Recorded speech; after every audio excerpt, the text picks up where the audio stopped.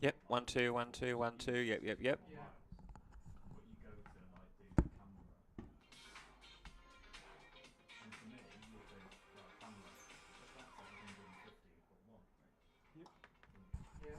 1 2 1 2 1 2. Yep, yep, yep.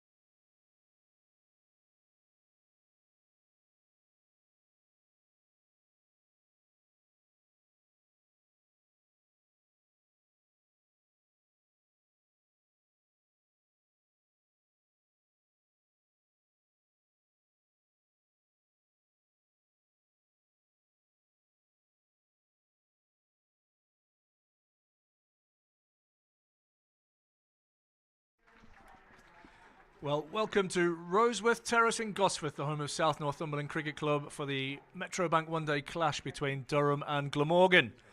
News from the toss is that Durham have won the toss and elected to bowl first. We'll go through the team news.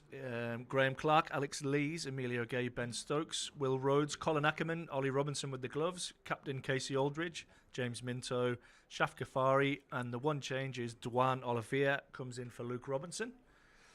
And for the visitors, Glamorgan, we've got Zain Ul Hassan, Eddie Byram. They'll both be opening the batting. We've got Callum Nichols, Henry Hurl, Will Smale, Jack Hope Bell, Dan Douthwaite, Alex Horton with the gloves, Andy Gorvin as the skipper, Conor O'Riordan, and Romana Franco.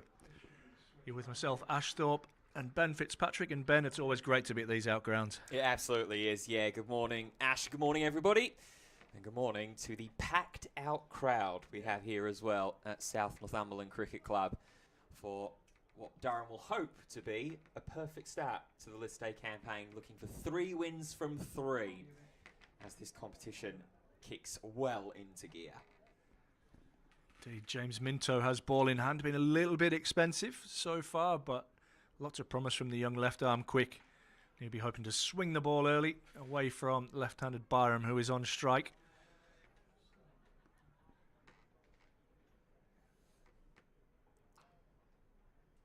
And a beautiful little crowd in here. 1,800 tickets sold out.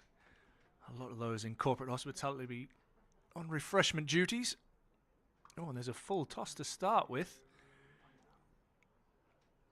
And Byram will be off the mark with a couple, as all eyes glance towards square leg, who seems to be happy about it. Sorry, it's Zain Ul Hassan on strike. Eddie Byram at the non-strikers end. My apologies. Yeah, Zain Ul Hassan returned to the squad as well for this game. Family just welcoming a newborn.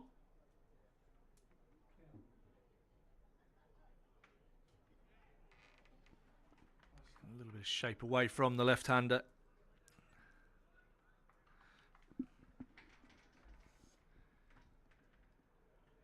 Lovely little atmosphere here.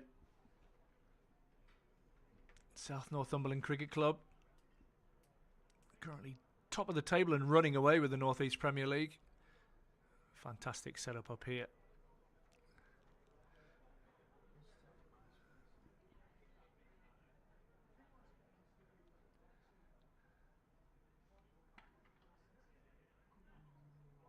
Driven into the covers even. Alex Lees, the man doing the fielding.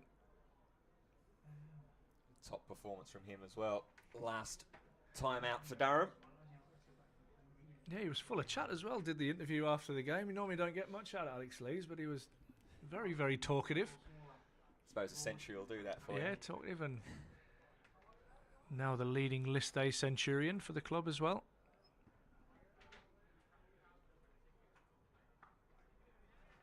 Good length there from Minto. Emilio Gay as well doing the fielding there. He came in and batted beautifully, as did most of the Durham batters last time out. Healthy 352. Yeah, pretty much everyone getting in and getting going for Durham with the bat. The only exceptions being Ollie Robinson and Will Rhodes, we saw very, very late on in that innings.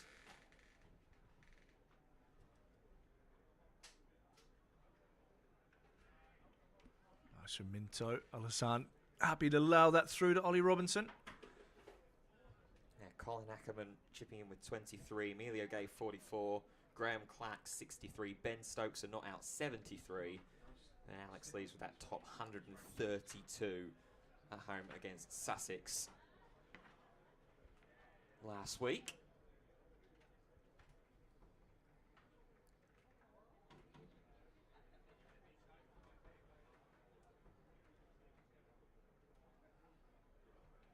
This one beats Ul Hassan through. The keeper ends the first over. Just the 2 off the first ball of the over.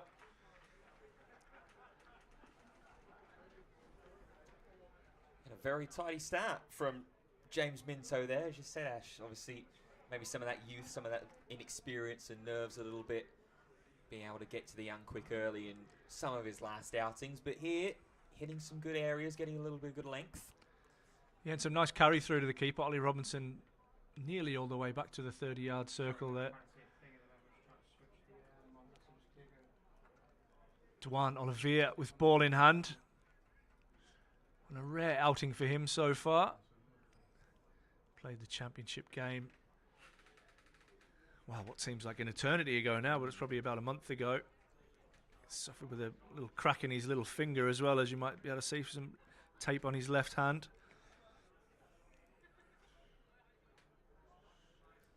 Yeah, combined with obviously the return to Durham colours for Ben Stokes.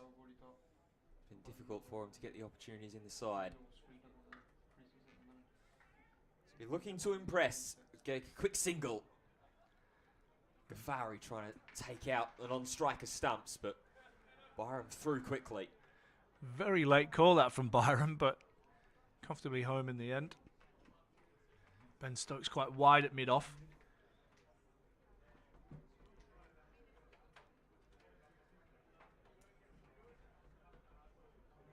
Just the one slip in for Olivier to start with. They had two slips, Durham, for the bowling of James Minto. It was Ackerman at first and Aldridge at second. To the young the young left-hander, to the right-hander. It's just Aldridge. Defending down to Ghaffari, who's camped out at mid-on.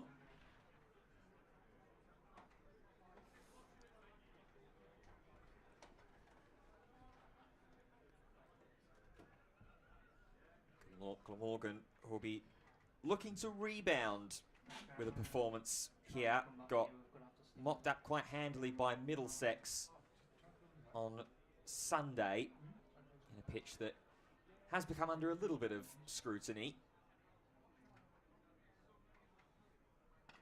So that one's driven on the up. It's a good diving stop at short mid-wicket. Colin Ackerman there doing the fielding. Yeah, that pitch being put under the match review by the referee as below average of a pitch rating after Glamorgan were bowled all out for 66. And Middlesex knocked that total off within 10 overs.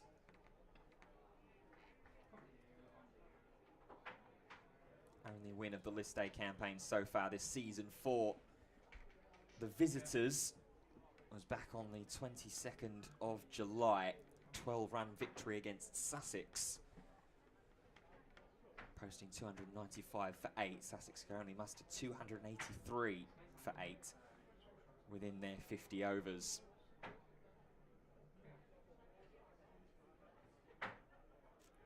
Ooh. A little bit of movement away there from the left-hander, Ul Hassan. It's a good start from Alifa so far. One more ball left in the over to come.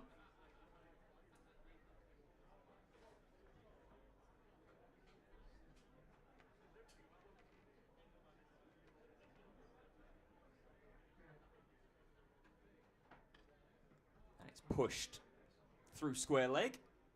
And it'll just be the single. So Ul Hassan will retain the strike ahead of the next over. It's another 2 runs from it. And Glamorgan are 4 without loss. Yeah, tidy start from Durham with the ball so far. And it's important to hit that hard length, I think, on this pitch. It's firm. There's plenty of even grass covering on it. So I think as a batter, you might just need to take your time, get yourself in, and then you can cash in on what's a really quick outfield. And not the biggest of grounds here either, especially with the boundary ropes being pulled in for this lovely little crowd that we've got here.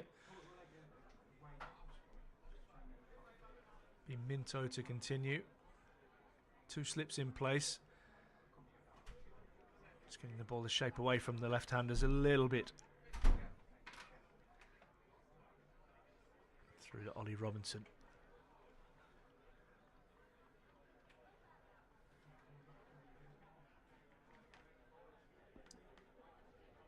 And a very good morning, of course, to everybody tuning in from wherever you might be watching.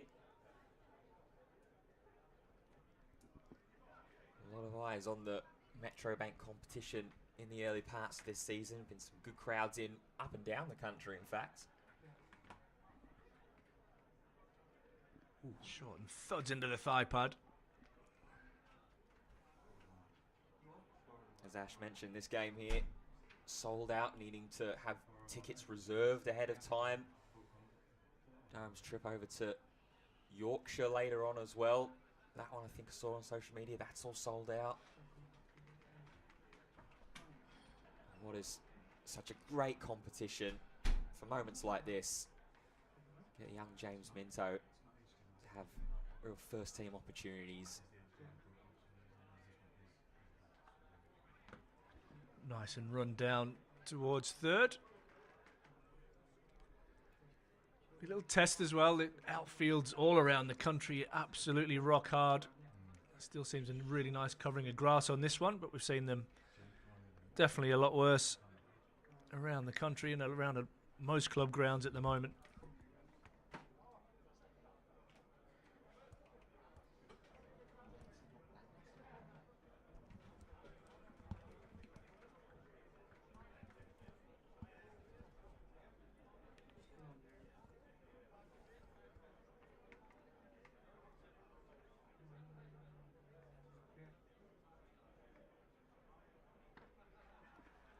Nice that from Al-Hassan, standing up tall and punching, but won't beat Stokes at mid-off. It's a good pitch here. Yeah, just trying to get up tall over the top of the ball. Drive it through the covers there, Byram. Just the one run for him so far. Al-Hassan with 4.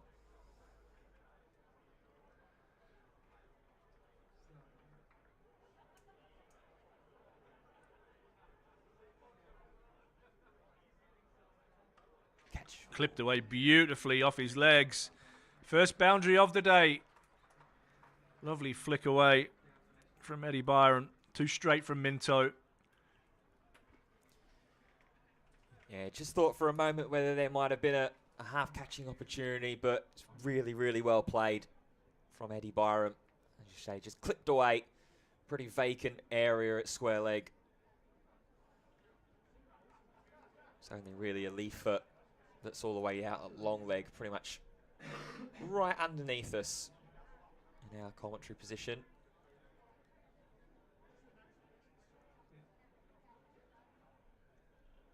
Short and punched away off the back foot. Beautiful shot. Eddie Byron up on top of the bounce. Punishes that one. Back-to-back boundaries. And a nice way for Glamorgan to finish the over 13 without loss. Yeah, really strong finish there for Eddie Byram. You saw what he was trying to do to some of those deliveries earlier on in the over, trying to get up and over the ball. This time hitting it square through the offside. There's not really much coverage out there. So early test once again, as it has been for James Minto. And now Olivier.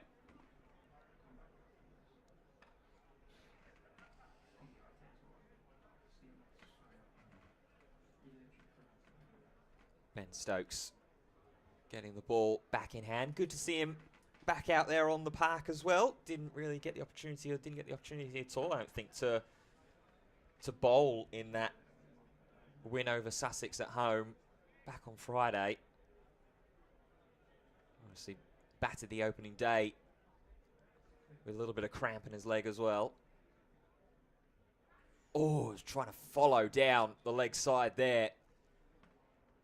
It's going to be marshalled inside the boundary rope. It's a leg bite.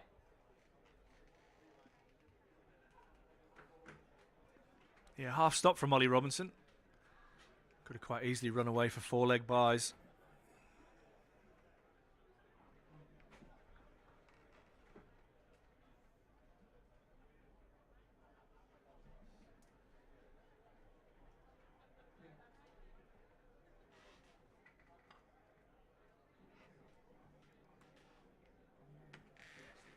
Just back in defence is Byram.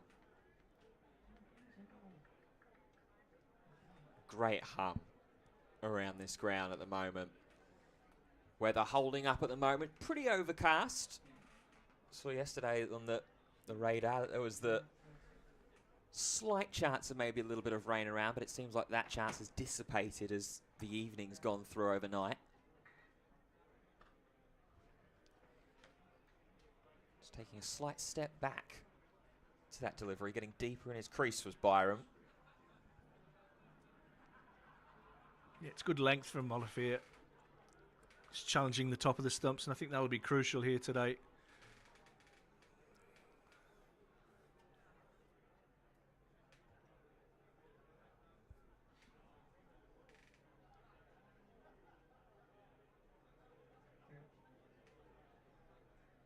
Oh, beats the outside of the bat. Casey Aldridge, unlike a certain cricketer over in Saltburn, decides to not echo out his West Side Story audition. The old clicky ponting was the incredible shout from that I saw overnight. Yeah. Clicky ponting. We've gone 15 minutes without mentioning.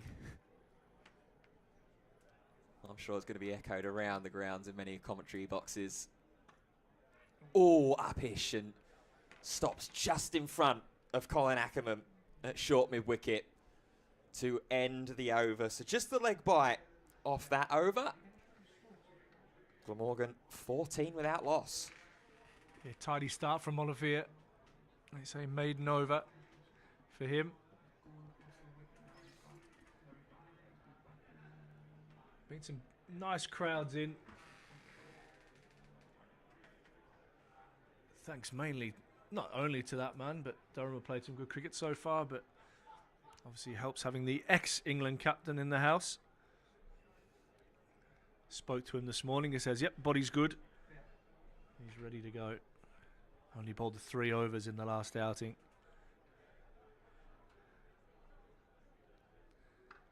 That's driven but not timed in the covers.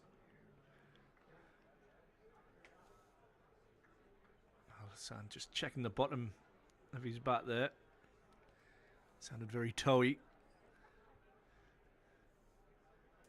Yeah, I think even with obviously all the excitement around Ben Stokes and him being back in the side, you've also obviously got Emilio Gay, who's in the squad after his maiden test series. Good bounce and carry through to Ollie Robinson. Beats the outside edge. So he's still riding that high. Durham soaring in the county championship as well, putting in a decent performance in the T20. So as you say, there's a lot to smile about around the Durham cricket camp at the moment. Obviously a blazing start in the List A competition.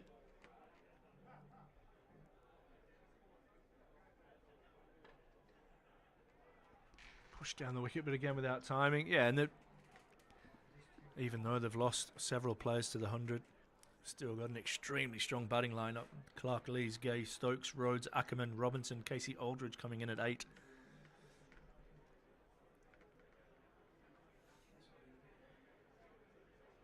Yeah, and even with quite a few of those players being bowlers as well. Rain, Potts, Souter. It brings in, gives the opportunities to players like James Minto, Ghaffari. Luke Robinson, of course, as well, who was a part of the game on Friday. Will Rhodes, who took himself a fifer.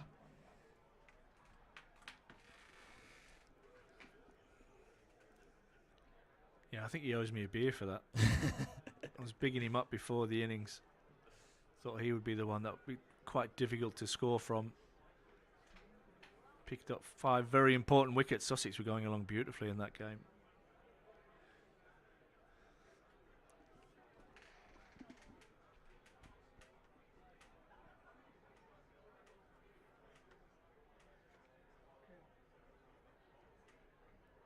And again, beats the outside edge. Really nice areas that from Minto. This will be a little confidence booster for him as well after the last couple of outings.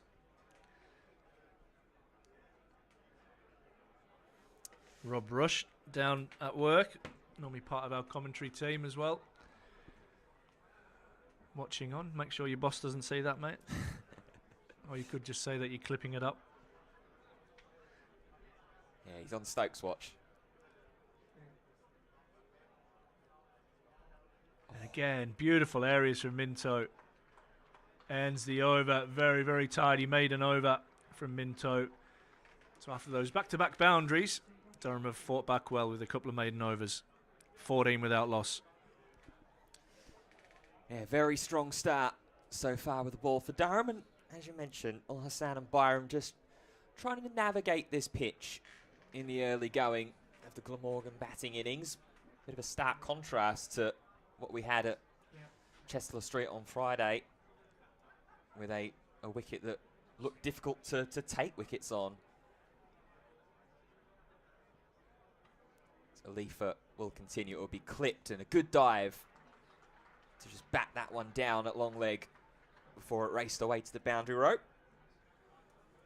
Yeah, good work from Minto. Olivier just a little bit straight there. Minto might have just saved him a couple of runs.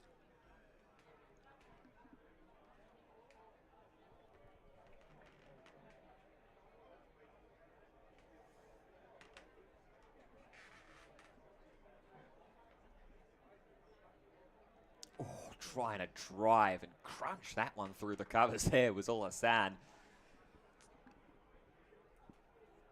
Beats the bat though.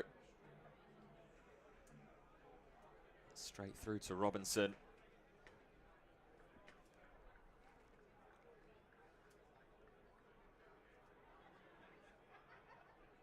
Still just persisting with the one slip for Olivier.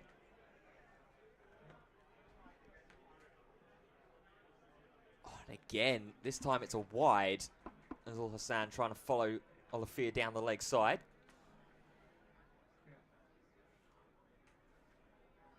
Good take from Robinson behind the stumps.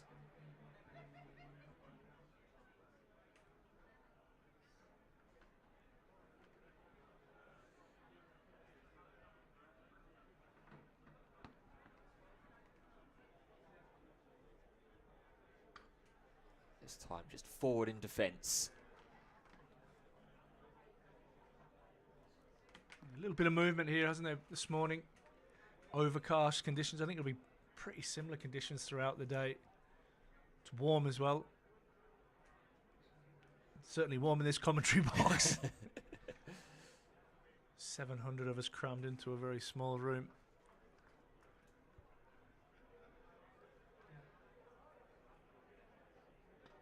That one's driven and through the gap and all the way to the boundary rope as well. Everyone on the offside square is inside the ring. So get past that man, Corden, and then he's going to run away. Yeah, I think that's the key to batting on this pitch is don't try and overhit the ball. I think once you get one in your area, all you need to do is time it and beat the infield and you're going to get full value. First boundary given up by Dwayne Alifa.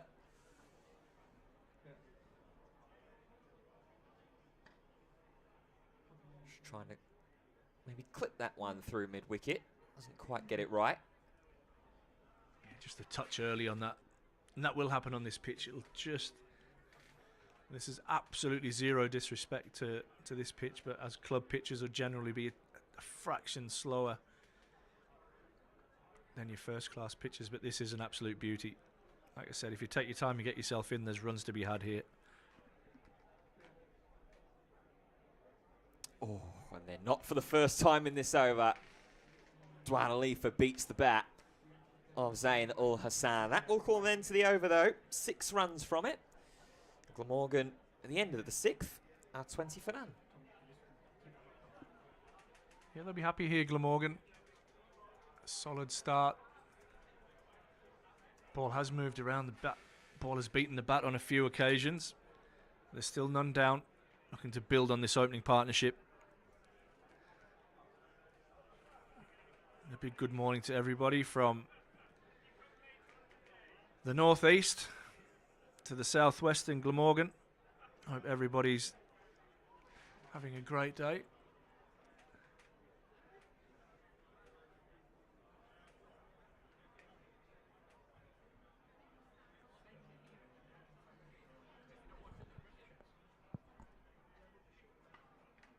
little bit of width, and Lees gets across and does the fielding. Almost looking for a pretty similar scoring shot that Zain Al Hassan scored that boundary off of Alifa in the last over. Just trying to get through that infield square on the offside. And then outside the circle, got Dwan Alifa all the way out at long leg.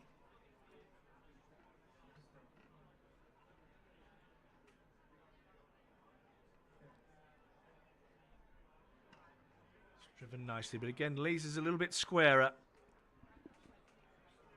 In a good position, extra cover wide open. Alex Lees in a huge gap around to Ben Stokes. He's fielding at a slightly wider mid-off.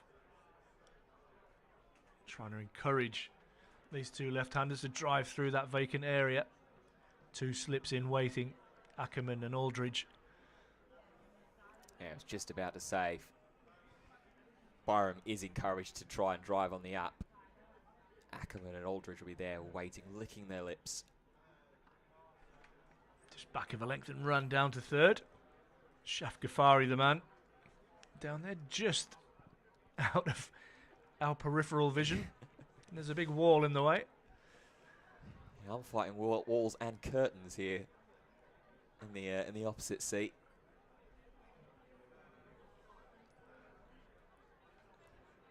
But the beauty of the outgrounds. Yeah, feel free to get in touch with us, streaming at durhamcricket.co.uk, or pop something in the live chat. Oh, a little bit of width offered. Al Hassan going hard at that. Again, maybe trying to overhit it. You only got to get some bat on that, and it's going to run away for 4. Yeah, held the pose there as well, Al Hassan. Really tried to lash at that shot to try and get it past Graham Clark, who's standing at point. But mistimed and all the way through to the keeper.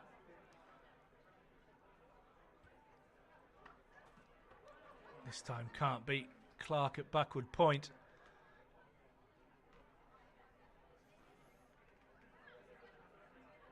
Couple of scoring opportunities there for Al Hassan. What you don't want to do is get frustrated. Just get out of the over now.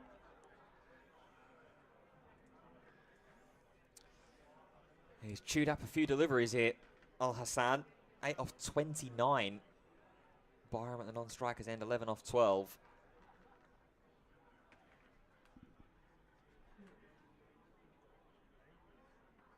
This one a little bit straighter. Forced into Emilio again. The leg side ends over number 7. 22 without loss. Let's have a quick little look around the grounds, as well as some of the other games in both Group B and Group A have kicked off today. We've got Essex against Sussex. Essex winning the toss and electing to bat at Arundel. Essex 29 for 1. In Birmingham, Warwickshire versus Surrey. The visitors winning the toss and sending Warwickshire in to bat first. They're 35 for 1. And over in York, Worcestershire versus Yorkshire. The White Rose winning the toss and electing to bowl first. Worcestershire 23 for 2. So at the moment, we're the only game in the Metro Bank that's underway that doesn't have a wicket in it. Come on, Durham, what are you doing? Morning, Alan. Great to have you with us today.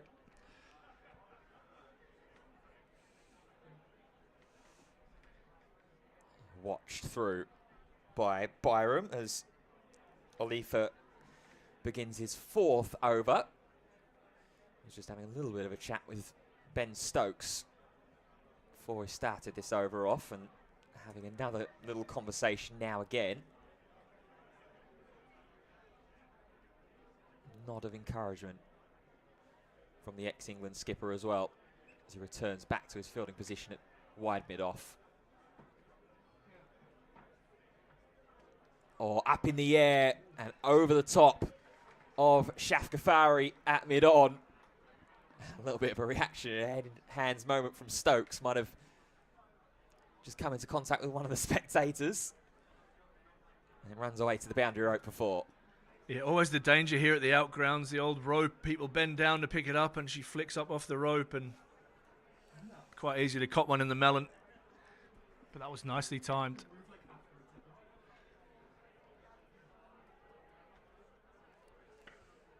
Oh yeah, it's popped up there.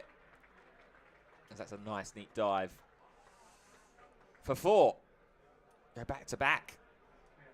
Yeah, second time for Eddie Byram. Back-to-back boundaries. One on the leg side, this one on the offside. You'll have to get Ben to keep following that ball into the boundary rope. It could be one of the most exciting parts of the day, watching the crowd trying to field these balls.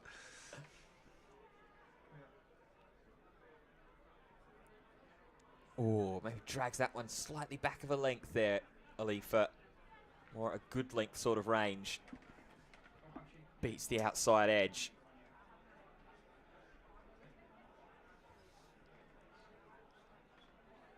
Byram has been the more active of the opening pair so far in the scoring. 19 off 16 for him. Well, Hassan at the other end, 8 off 30.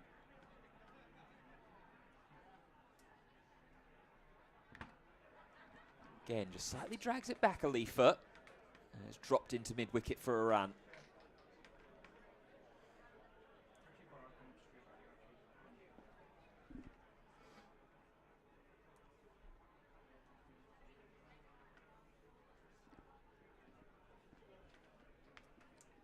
We'll give Dwan Alifa one ball to try and unsettle Zainul Hassan.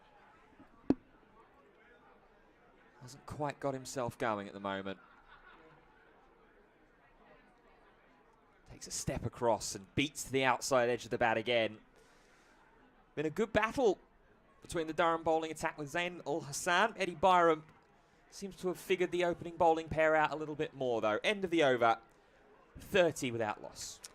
Yeah, 8 overs in, 30 without loss. Byram looking the more fluent. 20 off 17. Al Hassan, 8 from 31. But importantly, from a Glamorgan point of view, none down. And an opening partnership that's building. Yeah, which Glamorgan didn't have the opportunity to really do the last time out for them against Middlesex. It's one heck of a scoring and a batting card. Eddie Byram, 29. Callum Rees-Nichols, 0. Henry Hurl, 10. And then every other Glamorgan batter in single figures. Oh, and again, Al Hassan beaten.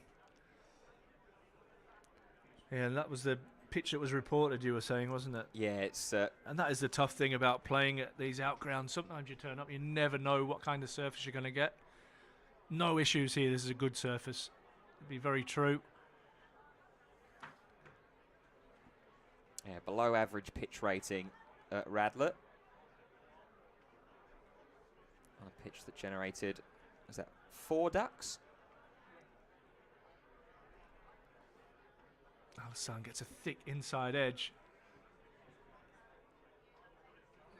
Sorry, I'm getting confused between the two left-handers. That's Byram.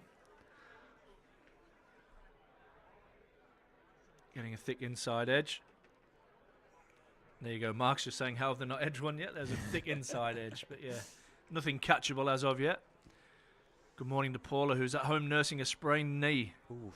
Gutted she couldn't make the trip today. Well, you'll have to put up with us for the day.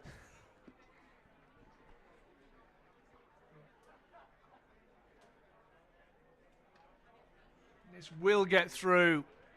And although it's not perfectly timed, it will run away. And will run away for 4. Al Hassan getting some reward for hanging in there. And the run rate just starting to climb for Glamorgan. Yeah, he's tried that shot a couple of times in his innings so far. Just a square drive through the offside. Hasn't quite been able to pick the gap. As you say, Ash, maybe not necessarily has timed it as well as he would have liked, but all it needs to do is get through the 2 men patrolling the offside, Graham Clark and Alex Lees. And it's going to run away. Ooh. Half shouts, nothing really interested there.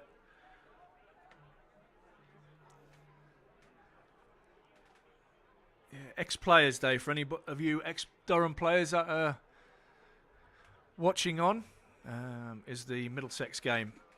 Be on the 7th. It's a day-night game, 1:30 start. So get yourself down. Andy Fothergill, former Durham wicketkeeper, is the man coordinating events, but pop in and catch up with some old teammates and some old club mates and maybe have a beer and something to eat and watch some cricket. What could be better?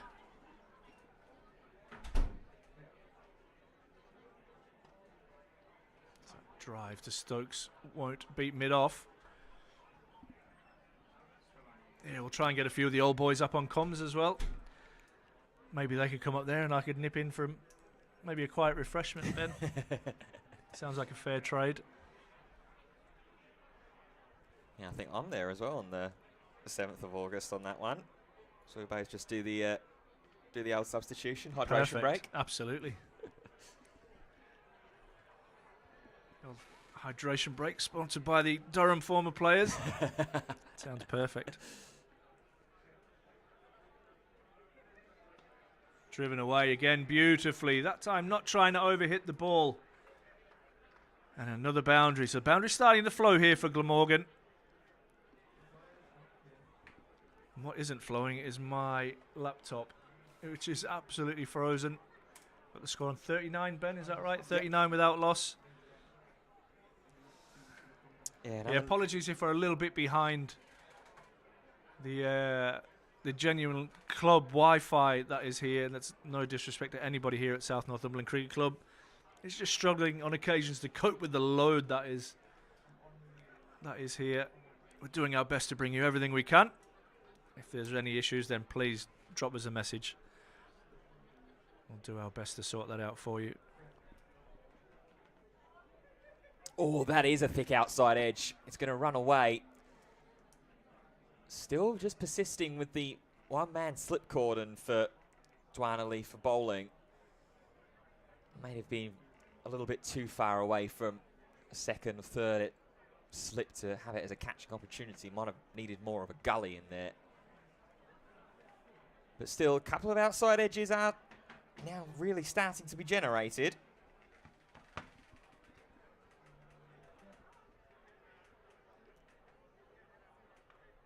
That one's just guidance from Zain Ul Hassan.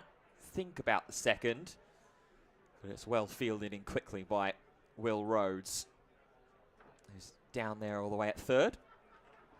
Yeah, it could be ones and fours, a lot of on this ground today. Twos will be hard to come by unless it's early or you might run off a misfield.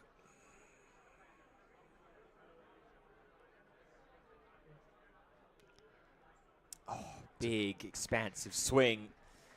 Somehow doesn't catch a top edge on the way through to Robinson. It's a big shot on this pitch. I think you can just sit and wait for that ball to be put away.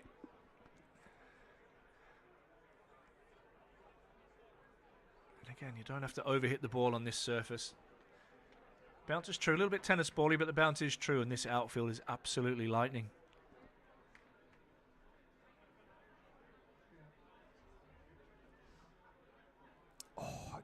Again, a little bit of a prod at that one. Thought for a second there that Byron was doing the walk back, but instead just takes a lap. His body language and the way his head just whipped around, I thought he might have nicked that one.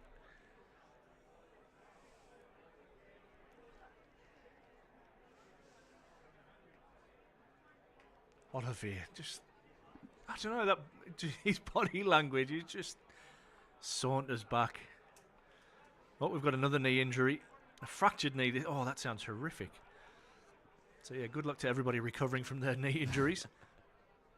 Oh, gives himself some room and a lovely drive. Stepped away and too far out in front of Graham Clark, who will judge in front of that Aztec colour print stand. It's a boundary.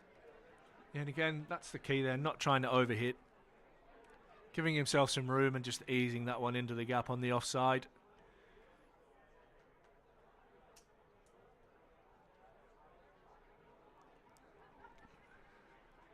Last ball of the over on its way then to conclude what will be the 10th and conclude the power play. And it's hoiked over the top of square leg. Oh my Oh, God. and a There's your misfield. wicked bounce. In front of, I think that's Emilio Gay that's out there on the deep, on the leg side. So it'll be another boundary to end the over. And it will be 10 runs to conclude the power play. That puts Glamorgan up to 49 without loss. Yeah, solid start for the visitors. They'll be feeling a lot better about things after their last innings. And I see a little bit of a change here, and Ben Stokes is going to come into the attack. So Stokes' watch is in operation.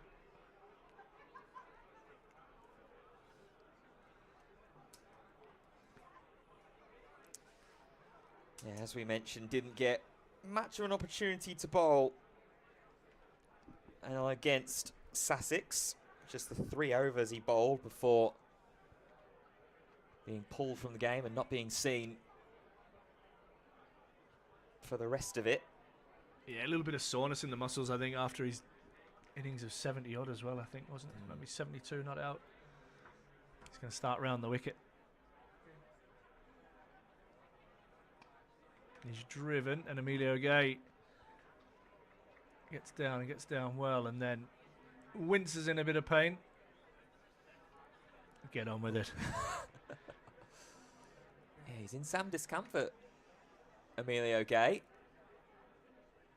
I don't know if it's his hand or his wrist that he's favouring. Might have just jammed a finger into the ground.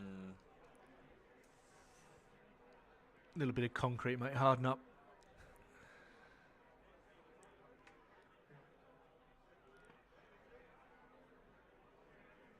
And that's exactly what will happen now. That ball's going to follow Emilio Gay around for the rest of the day. He's just had that awkward one in the deep, which was nearly a trip to the dentist. He's still holding his hand in pain there. Yeah, it's his left wrist, I think, that he's favouring. Now just to look down on his nails. So maybe it is, like you say, he's just jammed one of his fingers and maybe caught a nail in the ground. Gorgeous drive down the ground. Will Rhodes getting round there and doing the fielding.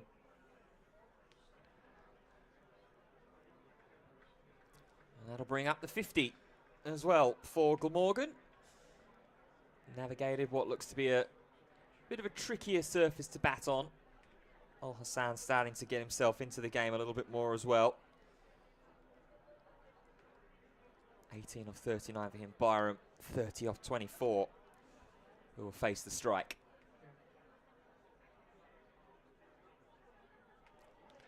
Another one past the outside edge. We've seen that edge beaten a number of occasions this morning.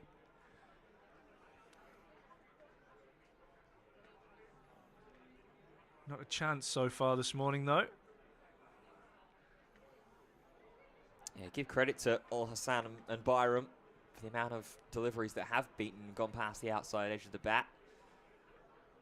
Taking their opportunities to score. Racked up so far 8 boundaries from my quick count.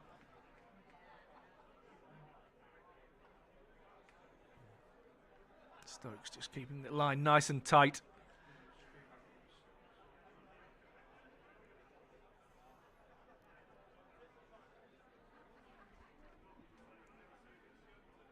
Again, trying to favour that point area square on the offside as a favourable scoring area for both of these batters. That one just rising up a bit too high.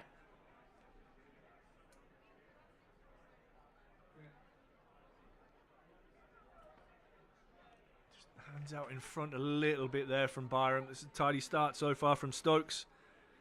Looks like he's bowling well within himself. That ends the over. 11 overs done, 50 without loss. Just the one from that Stokes over. Yeah, strong start from Stokes. And we're going to get ourselves a double change as well. Taking over at the park end. And it's going to be the skipper, Casey Aldridge, who's captained well so far in the early days of this campaign.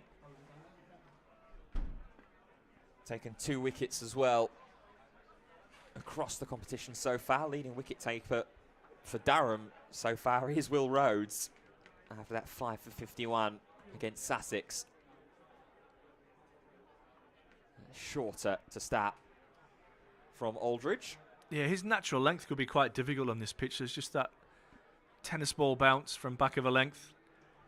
He's running up the hill as well, so that'll give him a little bit of extra bounce.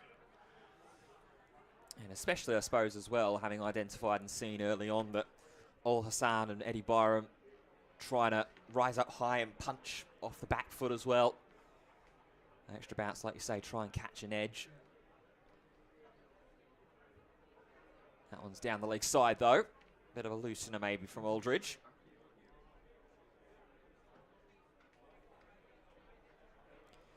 Skipper's not giving himself any slips either to start off with. Minto had 2 slips in place. Alifa and Stokes both have 1. And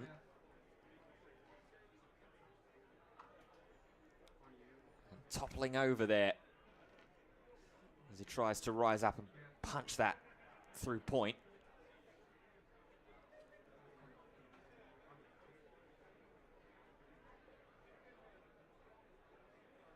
Might have even kept a fraction lower than Ul Hassan was expecting.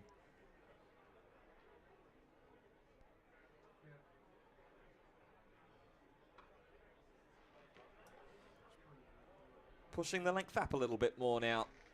Over those last 2 deliveries is Aldridge.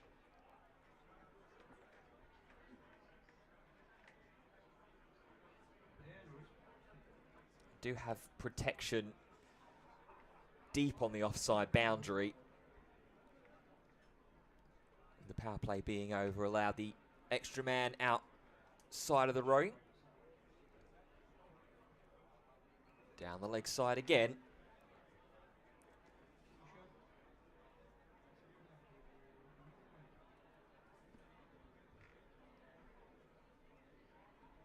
Is something as well to keep an eye on is the extras on offer.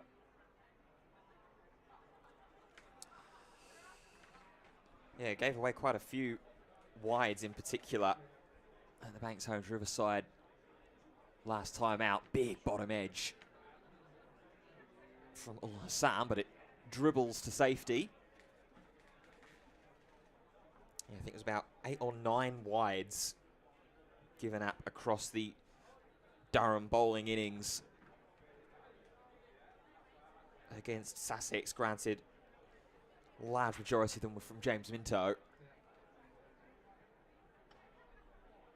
That one on the money there from Aldridge. Yeah, I should be mentioning, Asher, it looks like on this wicket and on this surface that it's going to be ones and boundaries that are going to be the scoring shots. The extra 1 or 2 runs that will be allowed to trickle through.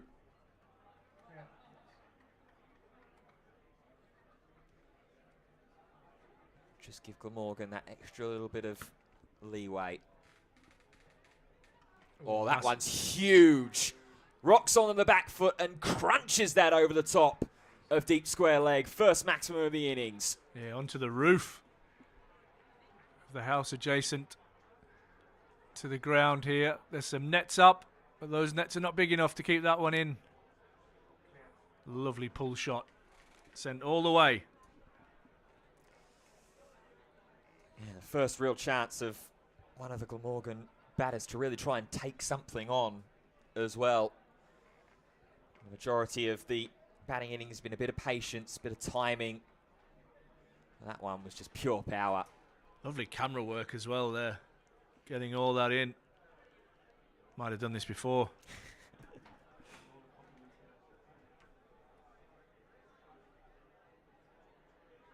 That length just sits up though. You attack the top of the stumps and the bounce becomes quite awkward, but you're any shorter than that and it will sit up on this pitch. Lovely shot from Zain Al Hassan. It's moved on to 24 now. I like the call from Nilman in the YouTube live stream comments there. Mind the window, Zain. Yeah. John reckons it could be a run fest here today.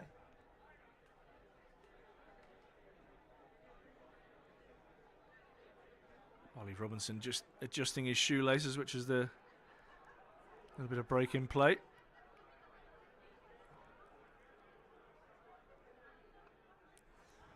Byram chips this one away into the leg side via an inside edge to think of two. But Will Rhodes is around quickly enough. Keeps it down to one.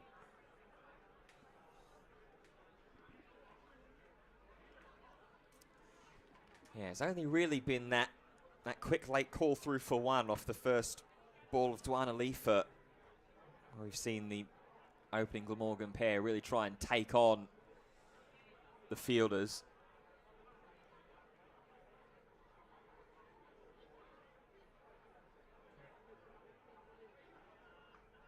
Nicely guided. Down to third, where Ghaffari does the fielding.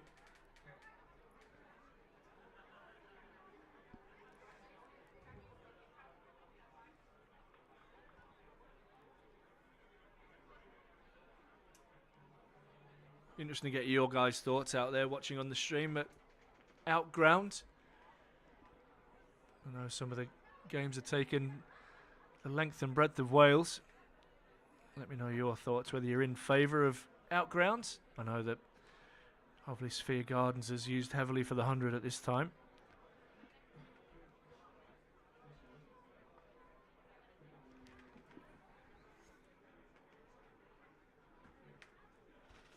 I think it's a great little initiative, personally. I mean, you get scenes like this, especially for some of these Northern Prem style clubs. A lot of exposure for them and opportunity as well to just see some more cricket in some different places.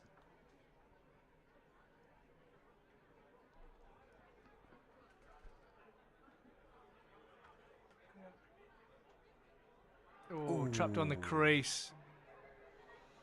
A little bit high. Yeah, Durham adding Stockton to the Outgrounds list for this season. So 2 of the Metro Bank games are on the road. The other one at the Bankshomes Riverside will be Middlesex. And as we mentioned, that's ex-Players' Day, so always good to get down and amongst that.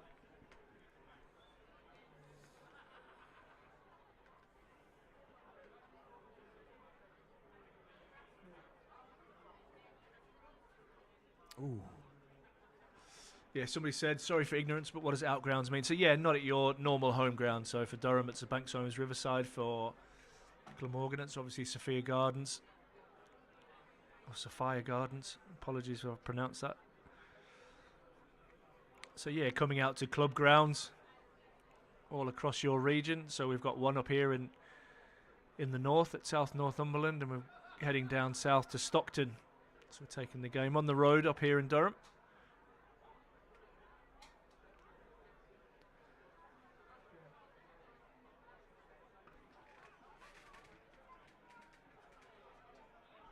Darlington, is it? My apologies. Yeah, Darlington. That's still down south. Close to St. Octon.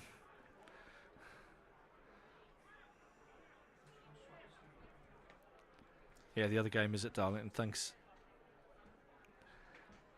I don't know if that's New York Giants, Dan. NYG might be throwing that one out. But yeah, Darlington, apologies. But yeah, former outgrounds for Durham include Stockton, Chesterley Street, Hartlepool. So plenty of really good club venues across the region to play at.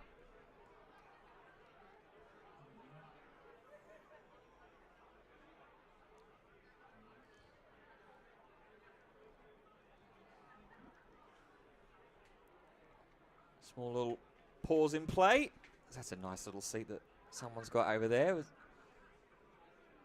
some of the houses opposite. Little veranda, little balcony. Casey Aldridge getting into his second over. Dab down, not quite far away enough from Ollie Robinson.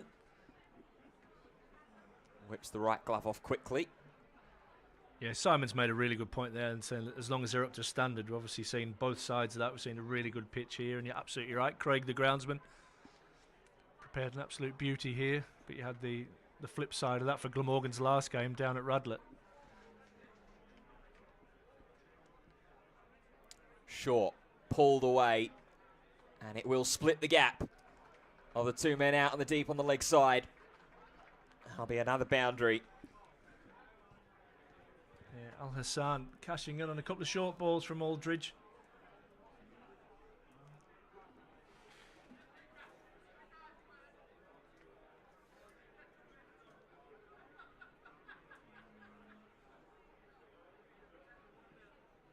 Short again, good sound off the bat. There is that protection in the form of Will Rhodes at deep point. So it'll just be the single from Al Hassan. Moves himself up to 30 off 49. So he's starting to pick up the scoring pace a little bit. Byram just under a runnable 31. And a swing and a miss as Byram tried to emulate Al Hassan and carve Casey Aldridge over deep square leg.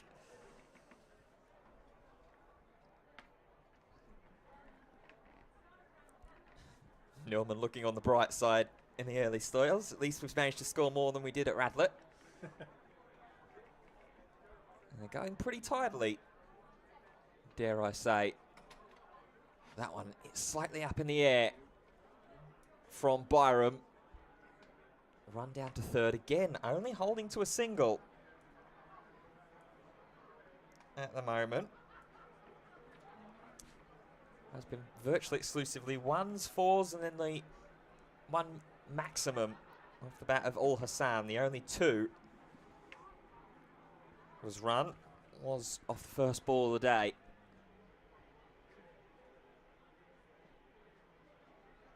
Oh, just drops short of Ollie Robinson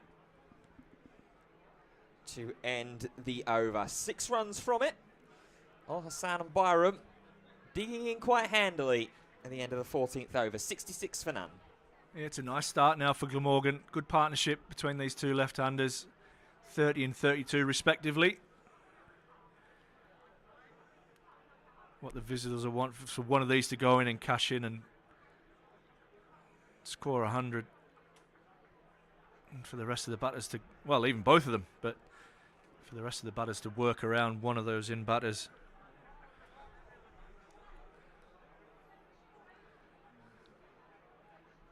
Eddie Byram comfortably in behind that one, and Olivier does well out in the deep.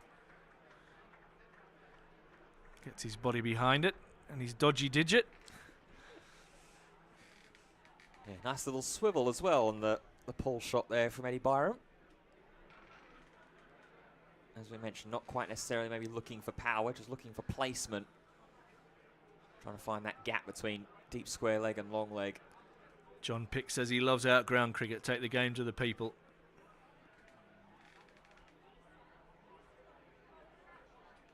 That's a gorgeous shot. Up tall, off the back foot. And will run away for 4. Beautiful timing from Al Hassan. Ghaffari, no chance. Yeah, he's really starting to find his rhythm a little bit here now, Zainul Hassan. After not featuring in the opening 2 games of the List Day campaign. Welcoming in a newborn into his family. Congrats. Welcome to the chaos.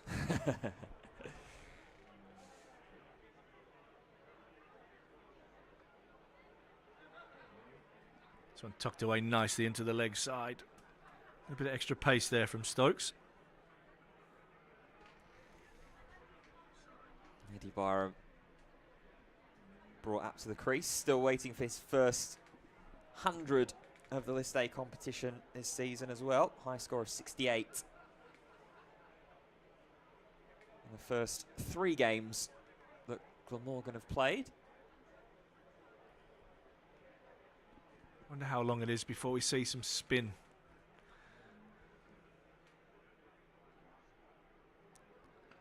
It's a gorgeous shot on the up and well fielded by the skipper in the covers, Casey Aldridge.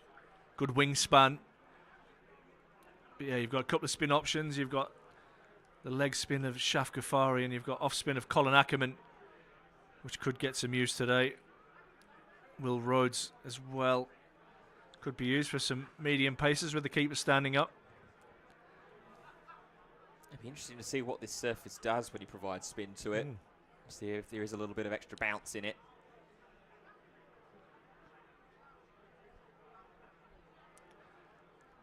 Thick inside edge down to fine leg. Olafia the man. This partnership coming along nicely now. 73 without loss. 35 to Al Hassan, 34 to Byram. A very familiar pose that we've been used to seeing in the international stages from Ben Stokes, as that one made contact with Byram's bat. It's a little arm out extension, follow through, and then into the ponder. Yeah, a scratch of the chin.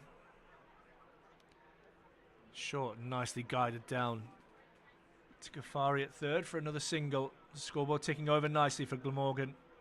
74 without loss after 15.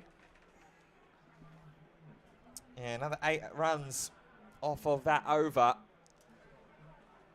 Scoring relatively handily at the moment. And it looks like that question about when we're going to see some spin is going to be answered now. Only the 2 overs of the first spell for Casey Aldridge. And it's going to go to Colin Ackerman. Yeah, interesting choice, but off spinner to the 2 left-handers, so you're looking at a matchup.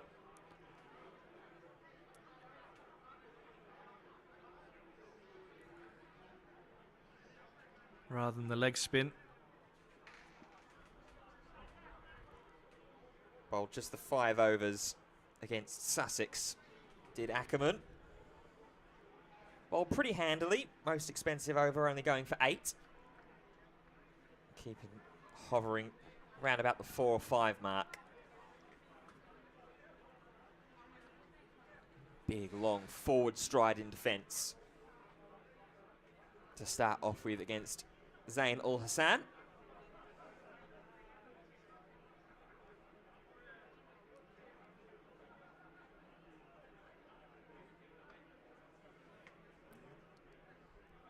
So we tick past 12 o'clock here at South Northumberland Cricket Club in Gosforth.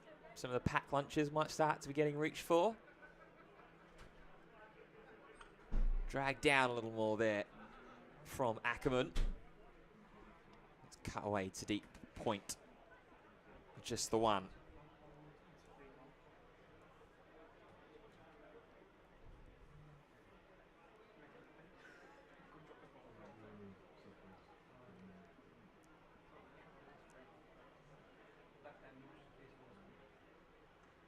Oh, slightly up in the air as that got through the covers. Just slightly defeated there, playing off the back foot to a fullish ball from Ackerman. A tidy start for the off spinner. Just the 2 singles so far, both through the offside. A little bit of a glance over the back of the shoulder there from Ul Hassan as that one jumped off the bat. It's just bounced and turned a little bit, that one from Ackerman. That one batted down to long off. And down to Ben Stokes. So that will end the first over of spin of the day. Glamorgan up to 77 without loss. Yeah, just the 3 off that Ackerman over as the 2 left-handers take a conservative view to that first over.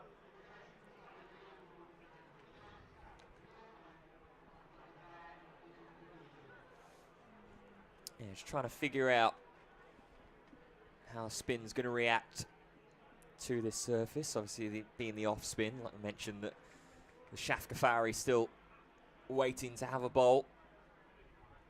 See how his leg spin may fare any different. Stokes with the ball back in hand. He'll be looking to make be a difference maker again. Aiming for the ribs there, and good bit of fielding from Ackerman, preventing a single. Byram sending him back immediately. Al Hassan was keen. Yeah, on his toes, Ackerman. Exactly what you want from your bowling partner at the other end. To help you out with some spry fielding.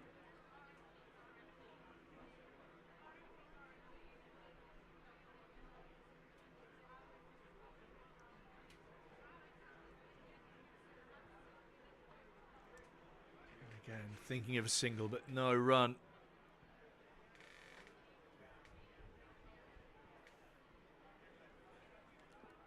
Tidy work so far from Stokes, just the 11 from his 3.2 overs so far.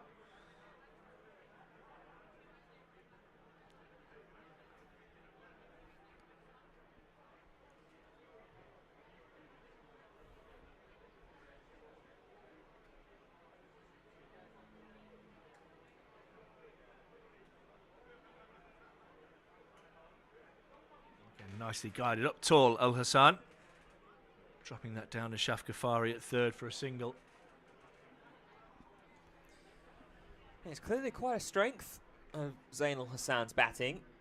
Being able to rise up high, play over the top of deliveries, a little bit of guidance there as well. He's done that a few times, just guiding down to third.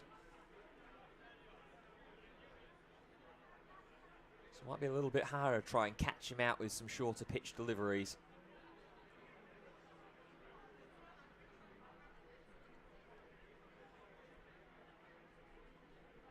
Tucked away fine.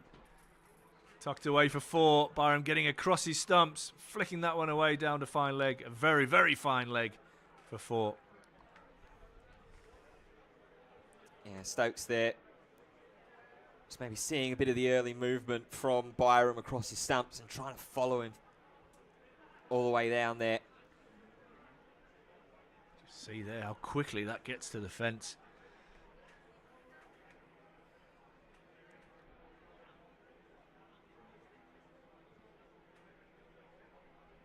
Short, hammered away in front of square. 1 bounce, 2 bounces and across the rope for 4. Byram loves working in back-to-back boundaries. Yeah, that's the 3rd time today he's done that so far. Yeah, I think so. That one had a really lovely sweet sound off the bat. No one outside the circle. Past that sort of mid-on cow corner region. Brilliant, isn't it, out there? Loads of deck chairs, blankets.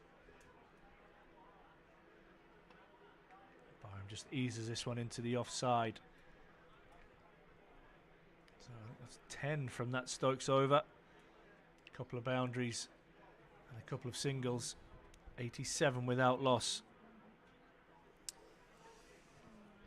Yeah, it's difficult to see where the wicket's going to come from at the moment to break open this opening partnership. There's not been many deliveries over the past couple of overs that have beaten the outside edge of the bat like they did in the early portion of this Durham bowling innings. As that ball gets a little older, a little softer. Going to try and demand a little bit extra from the Durham bowling attack.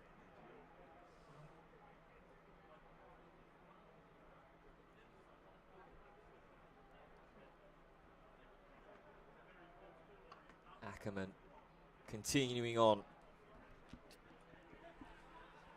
Yeah, why not? A few sitting out on the balconies watching as well. Might get a catch soon.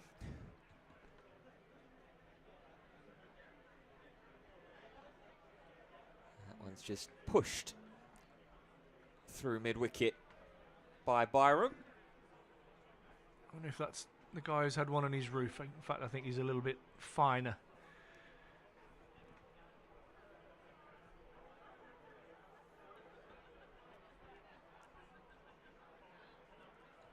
Ackerman just bringing point a little squarer. Instead, lively movement around the crease from Al Hassan. Only picks out the Durham skipper.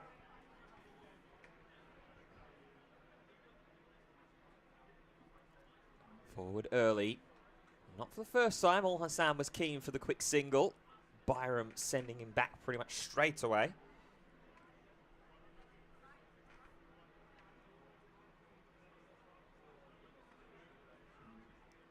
This time Byram was a little bit more interested.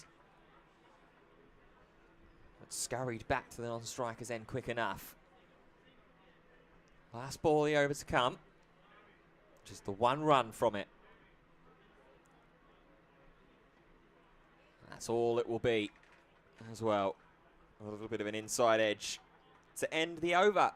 Glamorgan still battling strong. 88 for none. It's a really good start from Colin Ackerman. Very tidy, just the 4 from his first 2 overs. Tell you who else has had a tidy start. Those in corporate hospitality just down in front of us to our left.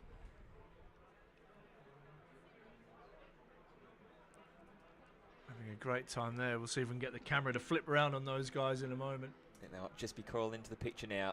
There they are. There we go. Hopefully we're not catching anybody out on a day off work. Yeah, you've got the indoor cricket centre just next to us here. That's hosting the corporate hospitality.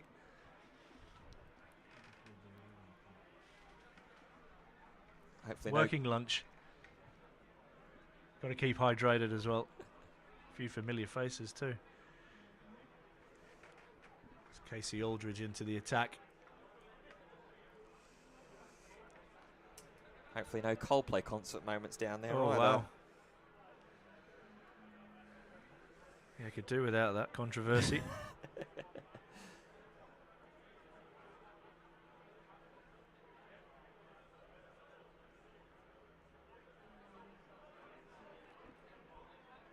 Flicked away, it'll be one bounce down to Olivier at fine leg.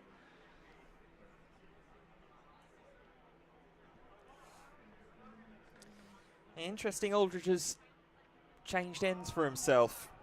Here, started off to bowl his first 2 overs from the park end. Now, having a first over from the Grove end.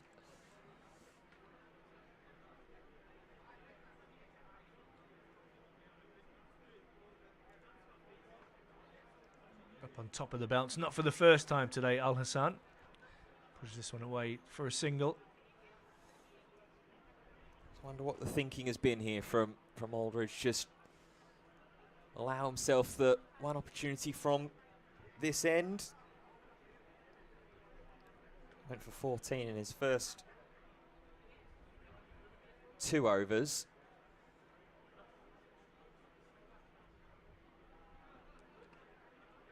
Nice drive, set off immediately for the single. Stokes does the fielding.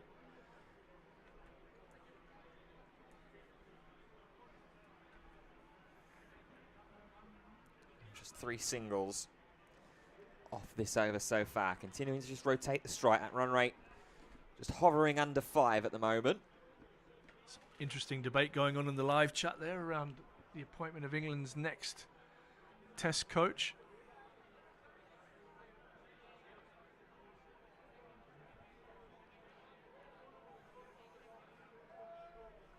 Yeah, saw about the conversation, the possibility of one Mr. Justin Langer being involved in that potential conversation. Yeah, someone I know very well.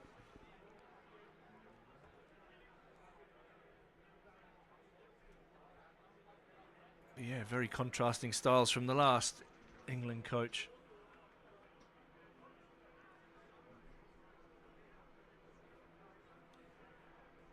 Tucked away for another single.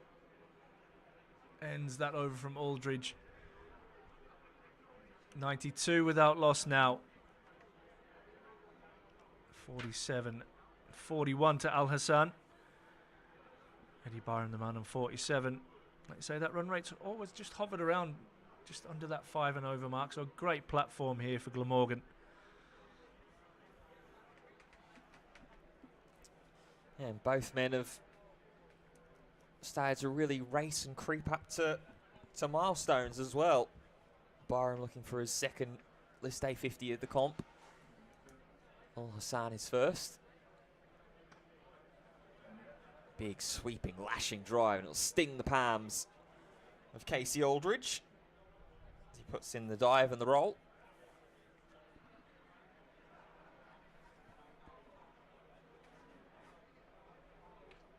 Ooh, stepping away.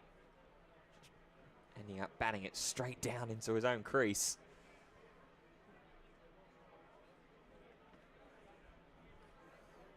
On another day, that maybe just rolls back onto the stumps and sends you on your way. Right in the back of the heel.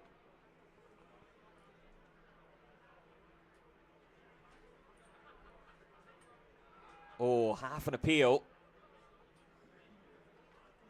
Ackerman not really interested in following Ollie Robinson, though.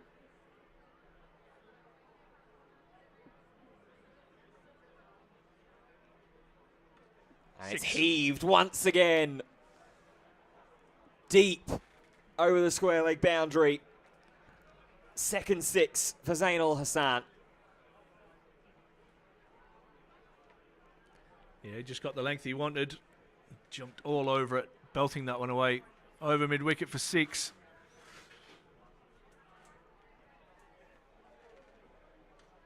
And now trying to lash and drive through point. I'll just get the single. I'll put him up to 48. And Byram on strike. 1 ball left in the over. Could rack up the Glamorgan 100. Which he won't. He'll just gently play that into short cover and end the over. So the 7 runs from it, but 6 coming from one very fell swoop from Zain Ul Hassan. 99 for none. Yeah, that one would have tidied everything up beautifully, wouldn't it? Would have brought up the 100 and then rounded everything round to 5 and over. Yeah, end of the 20th over would have been perfectly symmetrical. How very dare you, Eddie Byram. See the beautiful panorama view for a moment there from down on ground level. There you go, another outground being mentioned there, Jesmond.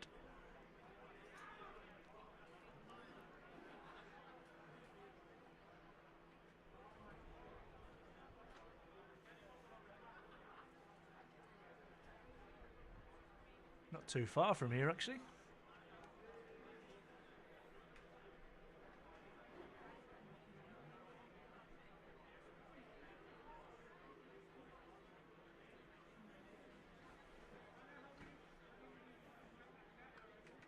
Up tall, off the back foot, and that will bring up the Glamorgan 100.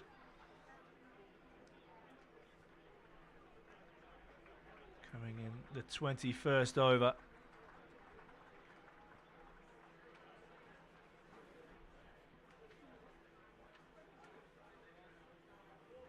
Yeah, very well batted. Got through that initial tricky half-hour period, didn't they? Byram and Ul Hassan. Now the run's starting to flow a little bit. Byram just guiding that one down to third. Ul Hassan on 49, Byram 48, and a really tidy start.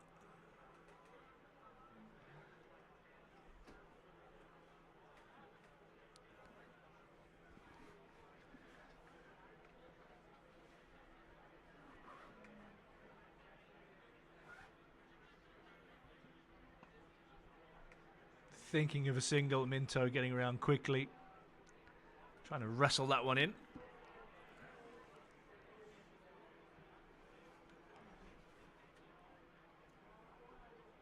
Yeah, not as keen to take as many risks with stealing the quick single now.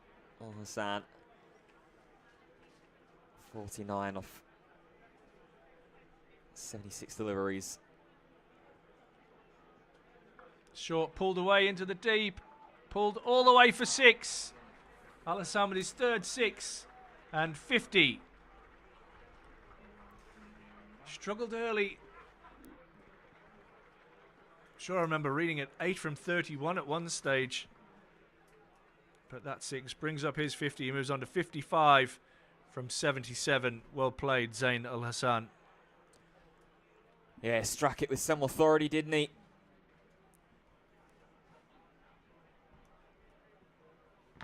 Ooh. Short again, but this one guided around the corner. Will Rhodes.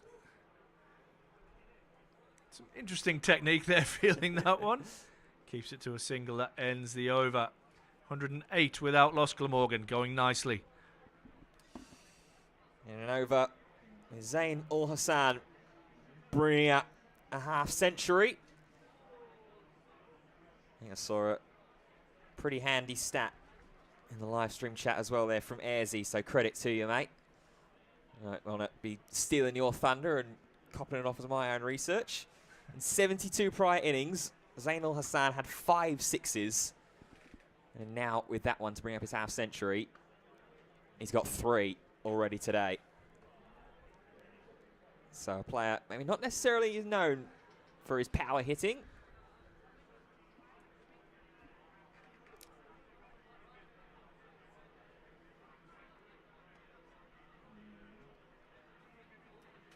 Squares away over to Clark at point.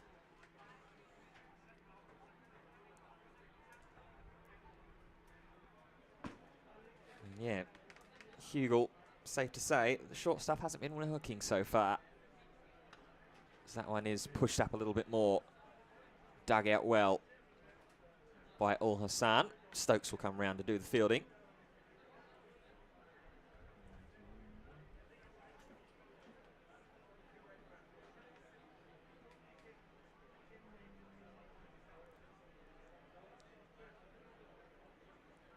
And will take the quick single this time for Byron.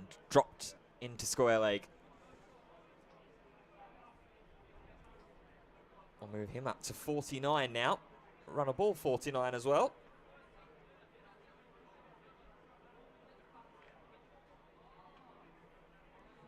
Another quick single.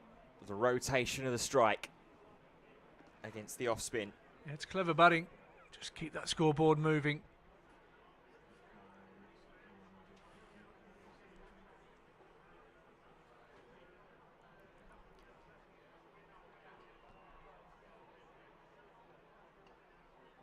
It's just driven back to Colin Ackerman to end the over. So Byron will have to wait another over to bring up his 50.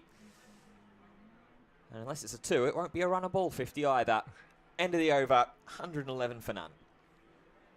Yeah, brilliant opening partnership from this pair.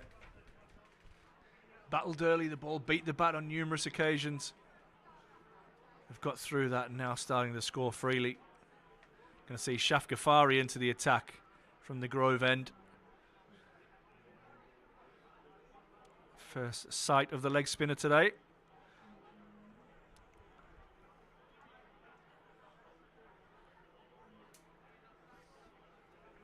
Yeah, it's been a tough test for the bowling unit so far, as this ball has softened up and as we're almost at the halfway stage of the innings.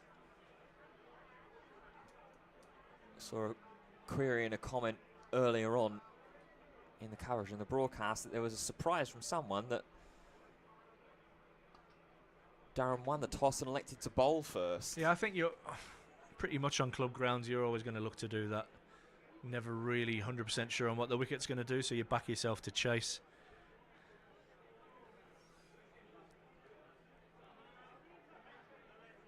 Short, pulled away and caught on the line and kept in. Very good work from Will Rhodes, saving 5 runs for his, well, nearly 5 runs for his team. That one getting all the way through to Graham Clark's thigh. Brilliant effort from Will Rhodes. Yeah, had no choice but to bat that one down, too close to the boundary rope in the end. To think that he was going to be able to take the snag at the second bite of the cherry. Nearly a 4th 6. Oh, Ghaffari just running that one across the left-hander. Yeah, that'd be some story for Zain Ul Hassan, wouldn't it? 72 innings, 5 6 across that, 1 innings, matched the entire career total. He struck it cleanly.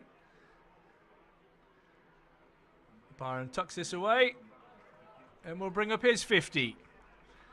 Nicely played.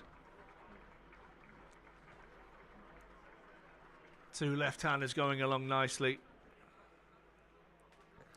Yeah, Byram, the more aggressive of the two when they first stepped down at 11 o'clock this morning, but since then, reined himself in a little bit more. Good wrists from Al Hassan. Just tucks this away into the leg side.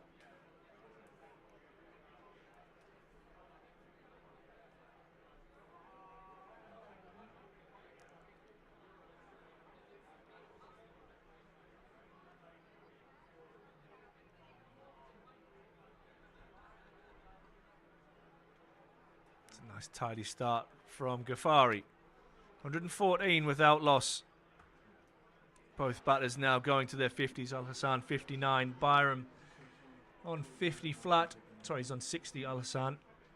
Byram's on 50.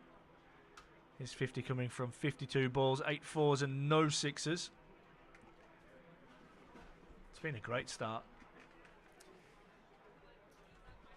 Yeah, really handy start from these two at the moment as they approach the halfway point of the innings.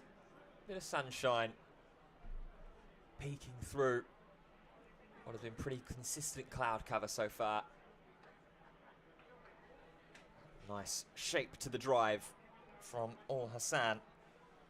Start Colin Ackerman's 5th over with the ball.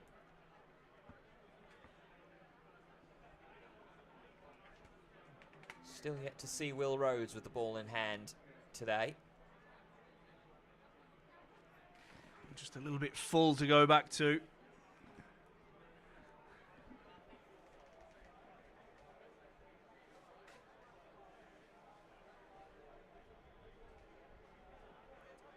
Tries to go back again.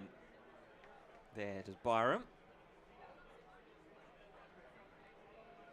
Just pushed to shorter third man.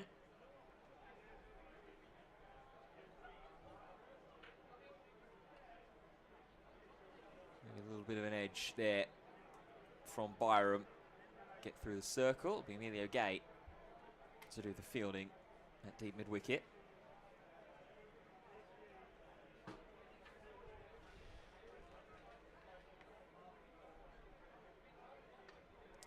Trying to give himself some room again. There is Al Hassan, picks out Casey Aldridge.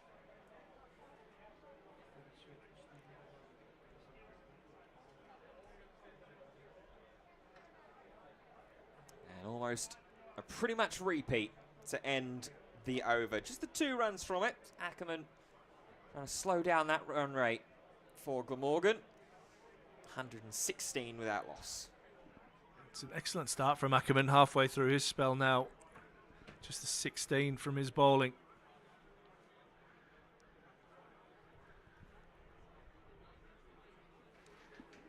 That'll be something no doubt that Glamorgan are taking note of.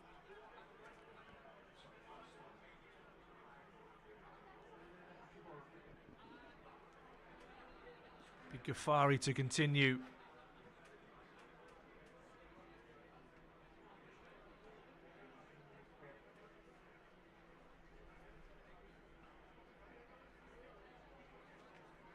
It's a good start to the over.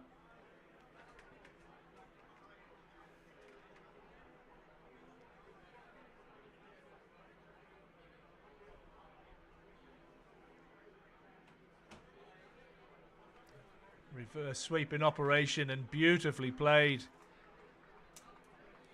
Races away for 4. Yeah, timed that really, really nicely. There's Eddie Byram there. The ice cream truck in view for just a moment there. Be getting a hammering today. Yeah. Mine's a 99 flake if you're taking orders, Sam. Repeat dose. Has that gone all the way for 6? I think it has. It has indeed. Beautiful strike that. Long, languid reverse sweep.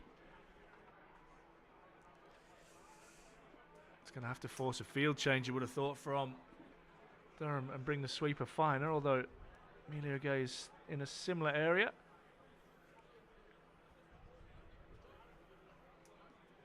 It's just being directed finer now by Ollie Robinson. Yeah, attacking the leg spin in this over. 10 runs off the over so far already. Flicked into the leg side. Casey Aldridge doing well. The skipper trying to create a bit of energy.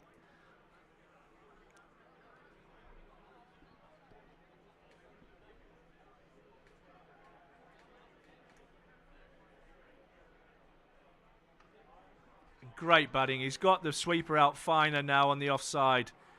And he opens up the gap and finds it. Yeah, Byram and Al Hassan both play really expressively at the moment now.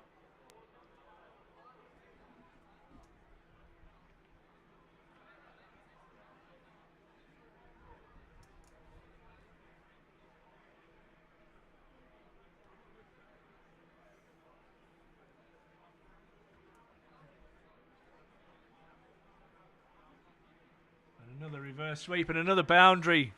He's putting on a clinic here, Eddie Byram. And will that force a bowling change? Now is it time to see some Will Rhodes from that Grove end? What we are going to see now is drinks. And Glamorgan go to drinks at 134 without loss. Yeah, very, very strong start here for Glamorgan. 134 without loss with the only game where a wicket hasn't fallen in yet. Essex 137 for 1 against Sussex after being the only team in the games in the Metrobank One Day Cup that are live today that elected to win the toss and bat first. Warwickshire was sent in by Surrey and Birmingham. Warwickshire 119 for 1. And York, Worcestershire versus Yorkshire, visitors 81 for 4 at the moment. So, as Ash alluded to earlier on, the theory to win the toss and bowl first on one of these outgrounds ringing true at the moment. Maybe not, except for the exception of Yorkshire, paying off. Yeah, no doubt they'll have thought with Glamorgan being knocked over quickly in their last game as well. There'll be a few scars there, but fair play to Zain Al Hassan and Eddie Byram. They've got Glamorgan off to a beautiful start. It was a little bit tricky early. There was some swing and there was some movement off the pitch, but they got through that difficult period and now cashing in. Eddie Byram in that last over. 3 beautiful reverse sweeps and a lovely punch off the back foot, picking up 18 off the over. Ryan Campbell just pacing in front of the pavilion to our right. Trying to walk in that opening wicket for the Durham bowlers, and he'll be hoping as well that one will bring 2 after the really dominant, strong start that Glamorgan have got themselves off to. And there could be the capacity for the collapse.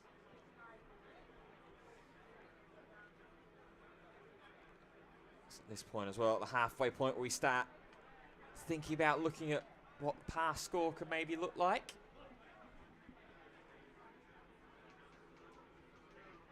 Yeah, minimum 300 is where you're looking right now.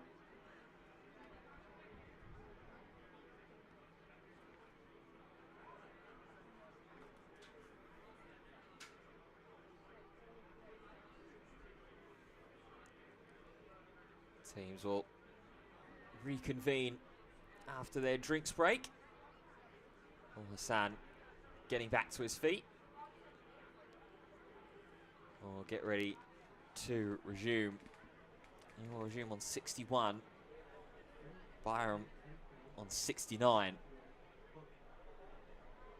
Will it be Colin Ackerman to continue into the 6th over of his spell from the park end? Or will we see a bowling change? Interesting discussions with umpire Neil Pratt, Graham Madison, one of the administrators here at Durham, and Ben Stokes. Ben didn't look very happy at all there, waving his arms around.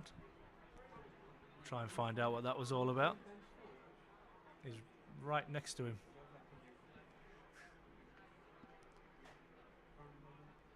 He's having a chat with Graham.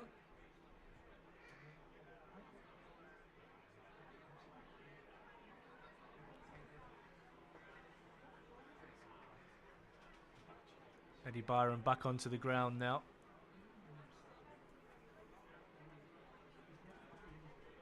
And it is going to be Colin Ackerman that's going to continue bowling from the park end.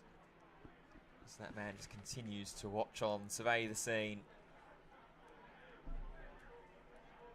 Still waiting for his first wicket back in the Metro Bank One Day Cup.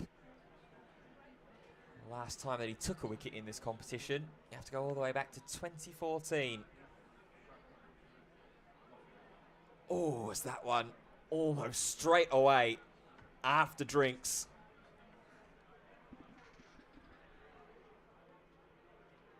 Brings Al Hassan to a knee.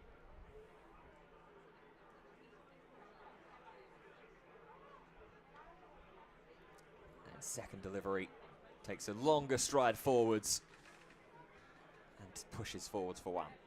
Simon with question of the day. Given it's a small hot commentary box, are there any bans on particular foods for lunch?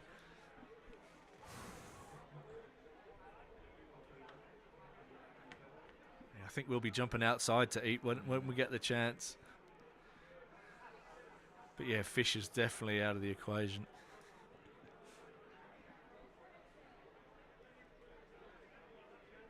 Or goes for the sweep, peels.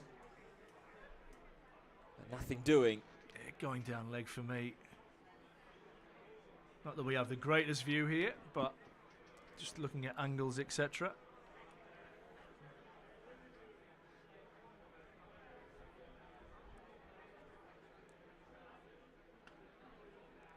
Can't get down. Stretch out enough there, can Ackerman, to prevent that from going down to Stokes at long off.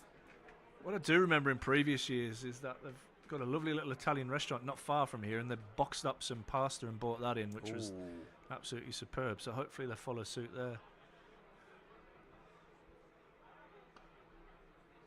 And off a step. Al Hassan pushing down to long on. A little bit of flair in that one, wasn't there? Yeah.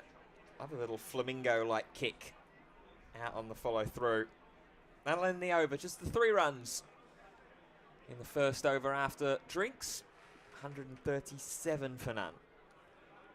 Yeah, tidy from Ackerman, 6 overs for 19. I'm going to stick with Ghaffari, who's going to try round the wicket this time. Al Hassan has the strike, so it won't be that challenge of Byram to start with, who hit him for 3 reverse sweeps. One went all the way for 6 in his last over.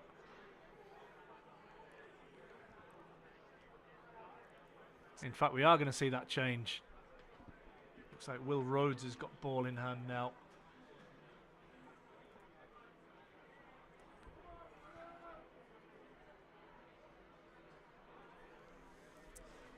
Yeah, late decision there from Aldridge, but I think a necessary one.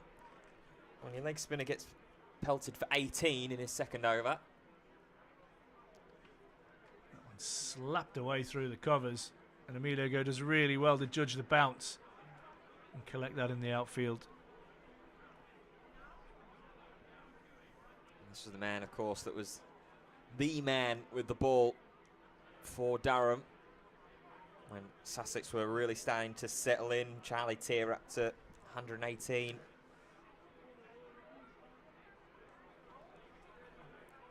And in came Will Rhodes with 5 for 51.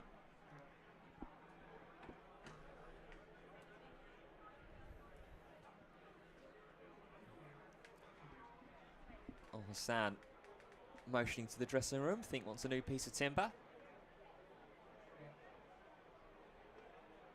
Driven down too long on for a single. Byram just keeping that score ticking over.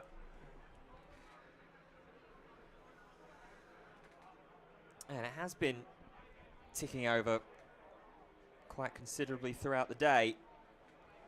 Run rate jumping up to over 5 now.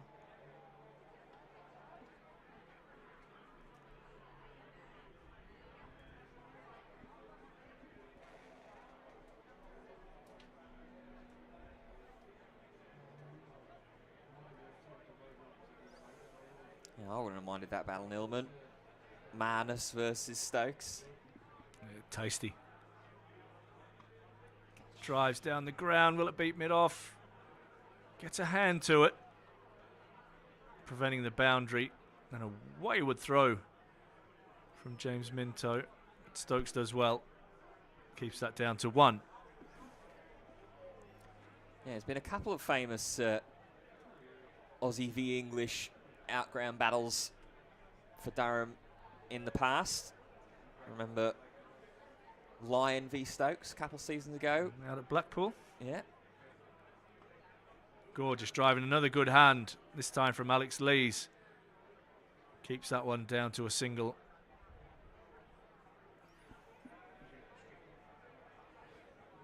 Ends the over, 141 without loss.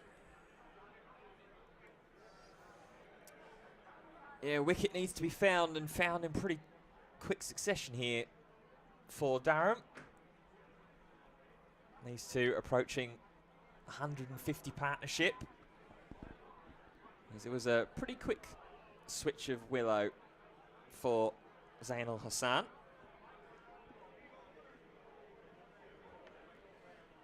Ackerman will continue again. He's going to go into his 7th over. Had a half shout or two in the last over that he bowled. One appeal for LBW and then one at the start that just sort of skittled Al Hassan. That won't trick Byram though. Let's cut away to deep point for just the one.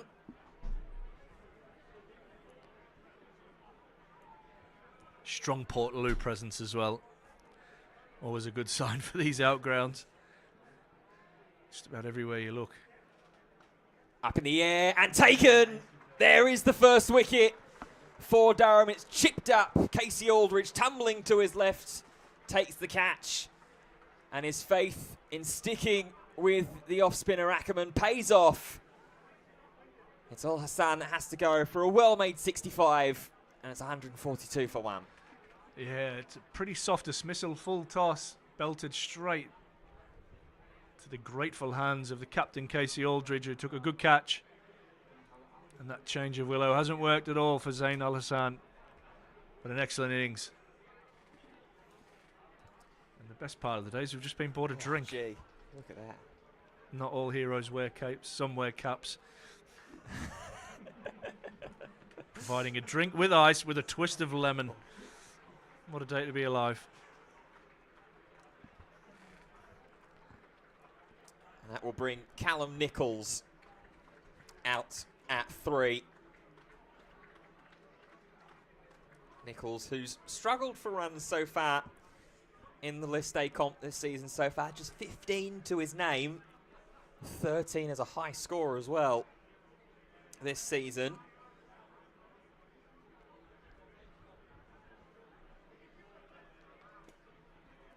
Was one of 4 players with a Glamorgan bat back on the 26th of July that went out for naught in their last outing against Middlesex. So Glamorgan will be wanting him to continue the momentum and the platform that has been set by a quite stellar 142 run opening partnership.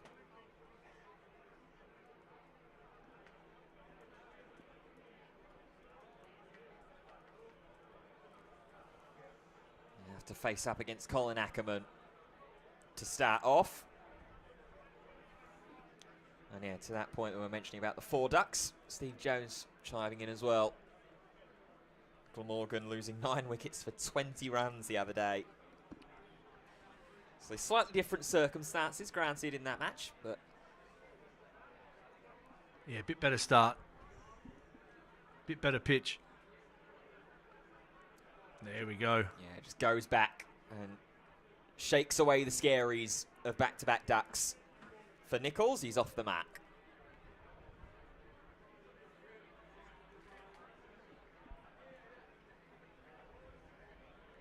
Noise from hospitality just starting to ramp up as refreshments start to take hold. Quick single taken from Byram's. Throw goes to the non-striker's end. Nichols was interested in trying to go for the overthrow. And it's marshalled in by Alex Lees. And that's Stokes just trying to pick up the energy in the field there. Making the batters work for every run. Goes back again to the spin. It's a bottom edge from Callum Nichols to end the over. An over which includes the first wicket for Durham. It's 144 for 1. Yeah, it's good reward. Colin Ackerman 1 for 22. It's been the pick of Durham's bowlers today. Asked questions of the left-handers, but also bowled with excellent economy.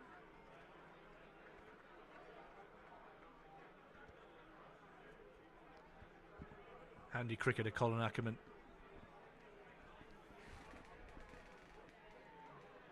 I'll tell you what, that was a handy delivery as well. The drink? Bit of the drink, yeah. Catch that. Ooh. Oh, nearly chipped to Casey Aldridge again. Will Rhodes, stump to stump. You know what you're going to get from Will Rhodes. It's going to make the batter do all the work. Yeah, it's a big 5-over spell this year from Durham as they approach that sort of 35-over mark. Need the wickets to start tumbling. Catch. Just tucked away off the hip for another single.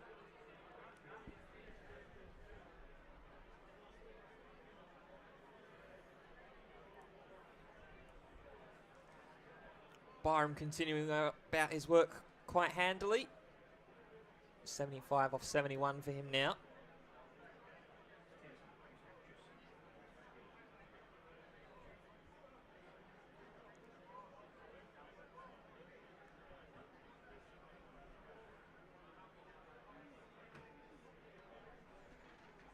Picked away beautifully off his toes, but we'll find Emilio Gay out in the deep. Just another single. Important for Nichols just to keep this scoreboard ticking over and help Byram along here. Build another partnership.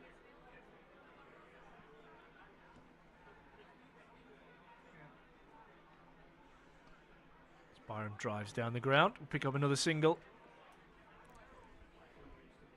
Just saw for a moment as well in the top of your picture, Graham Onions. Walking across from what is deep third to long leg. Just trying to help walk in an extra wicket or two. This one finds the gap at mid-wicket, but will just be a single.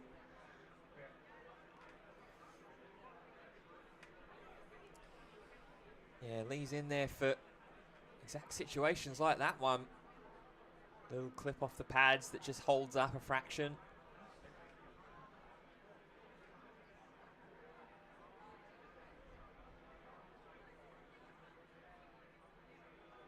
Oh, this one's catch leading that. edge. Will Rhodes gets back. And Durham get back-to-back wickets. And Will Rhodes is the man again. Taking wickets.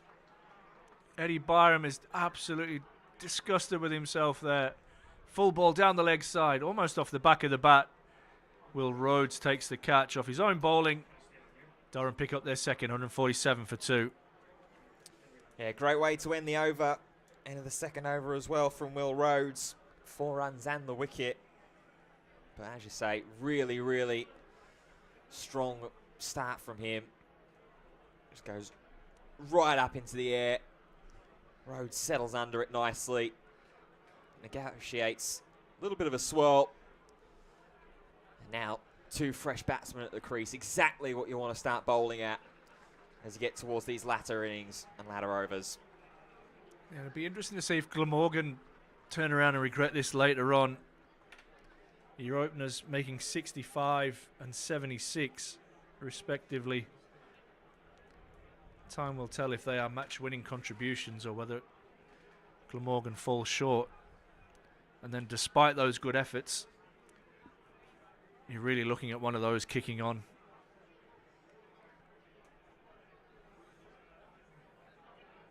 But good bowling change from Casey Aldridge. He's got his rewards. And that's going to bring Will Smale to the crease.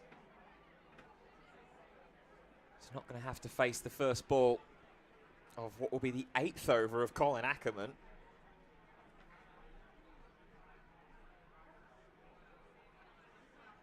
It's just guided. A little bit of a question mark asked there from Callum Nichols, who then gets on his horse and gets to the non-striker's end for a single. So that's a good sign on the comments. For once, Will just bat sort of properly, please. I'm looking forward to this now. Will Smale yet to face a ball. Does face a ball, takes a long Get on early with step it. forwards.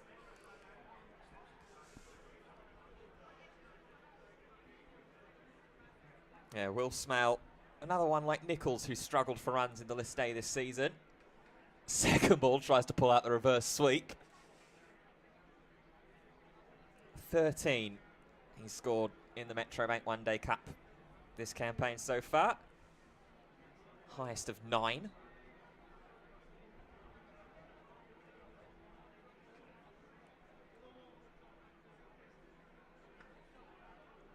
Back punched. What Smale does he has time, hasn't he? It's good platform set by the openers. Still 20 odd overs to bat.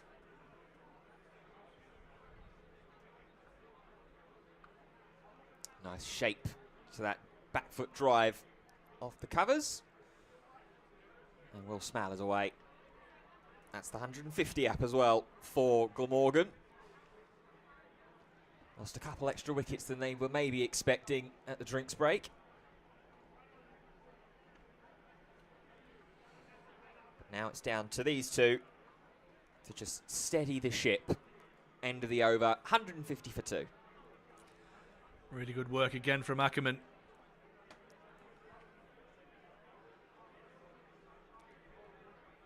Been the pick of the bowlers so far today. Picked up the first wicket and has bowled really tidily. But his spell not far from coming to an end. And with that in mind, Ben Stokes is back into the attack. I wonder if Will Rhodes will come on after Ackerman from this park end. Yeah, pretty aggressive move this from Aldridge. Bringing Stokes back into the attack. Whether it's a case of it's half Aldridge and half Stokes that's saying, toss me the ball, Skip, 2 fresh batsmen. I want to get at him.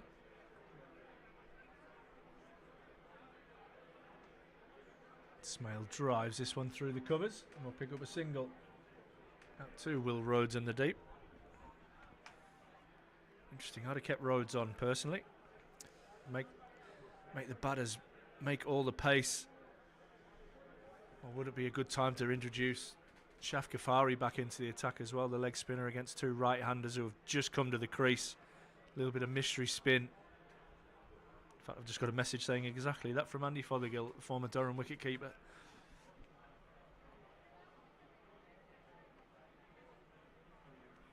Good work from Alex Lees, preventing a single there.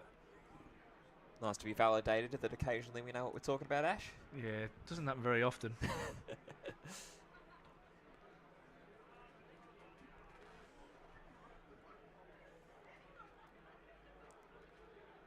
Alex Lees just getting in trouble there from umpire Pratt for throwing the ball one bounce to Casey Aldridge in the covers.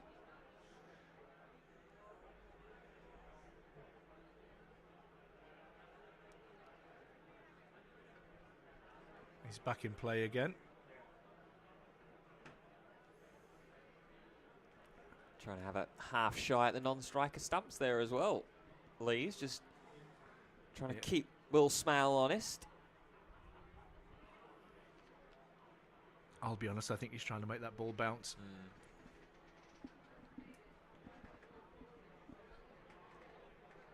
Mick Cricket says, so good to see Stokes back in Durham colours. Yeah, it's been a long time coming.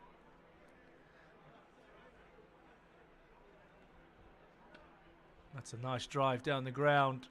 Minto dives over the top of that one and Stokes is not impressed as that runs away for 4. Yeah, I think, did we work out it was 2014, I think, up until his appearance last week.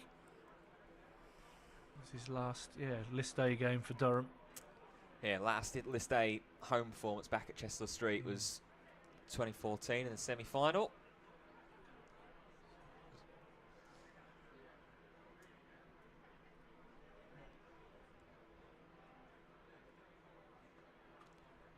Nicely tucked away off his hip. Ghaffari, the man who fires wildly at Ollie Robinson.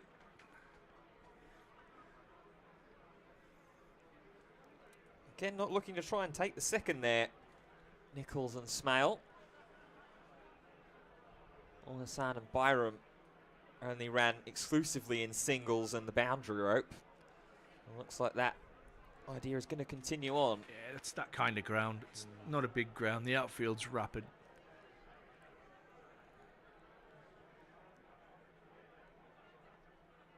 Smale thinks one. Alex Lee says no chance.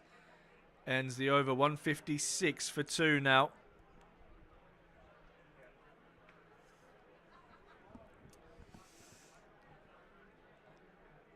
Yeah, Durham looking to try and continue to apply that pressure. As there's the picture in the sight from South Northumberland Cricket Club in Gosforth. Absolutely packed out. Deck chairs, cooler boxes everywhere, floppy hats plenty as well. And we do get our wish. Fothers. We've got Shaf Ghaffari into the attack from the park end. Which leaves a couple in the bank for Ackerman.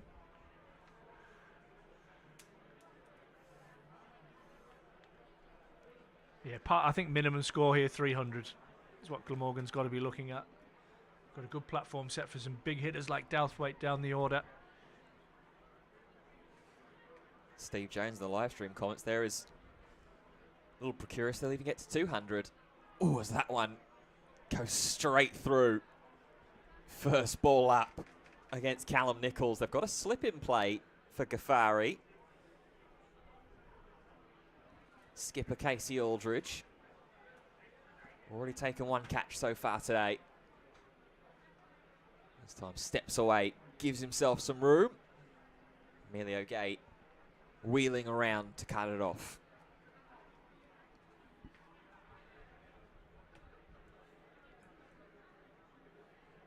You get the feeling Steve Jones has seen a lot of Glamorgan cricket.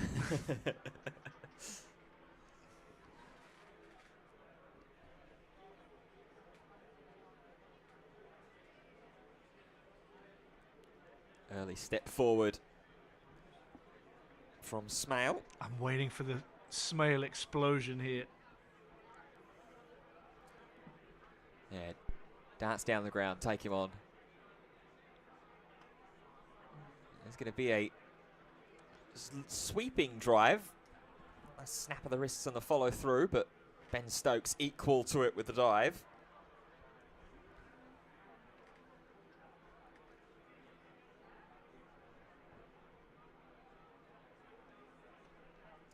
That one squirrels into mid-wicket.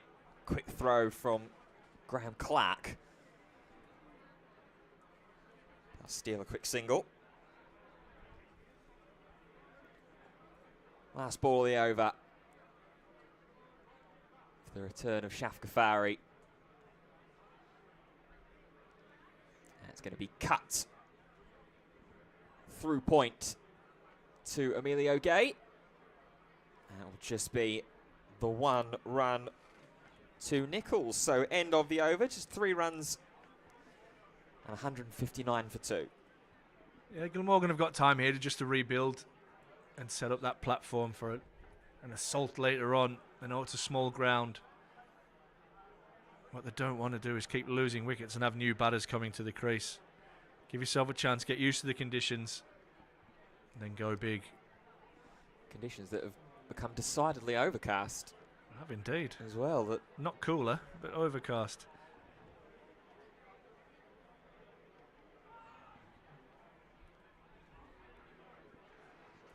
Nichols started off his footwork even. Looking positive. Lovely drive in the last over from Stokes down the ground for 4.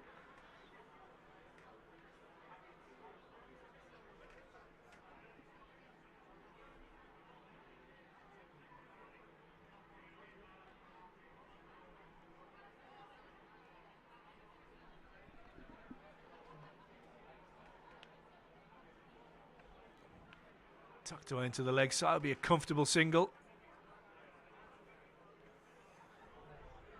Tell you what, that one hit the bat hard there from Stokes. Yeah, just every now and then there's just a little bit of extra effort from the former England skipper, who wasn't best pleased with one of the fielding efforts in the last over. Sets very, very high standards, especially when it's off his bowling as well.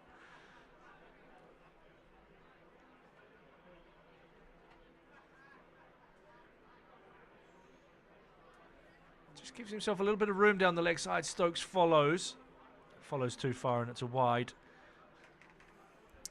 Yeah, threw his head back in disgust pretty much as soon as that passed the bat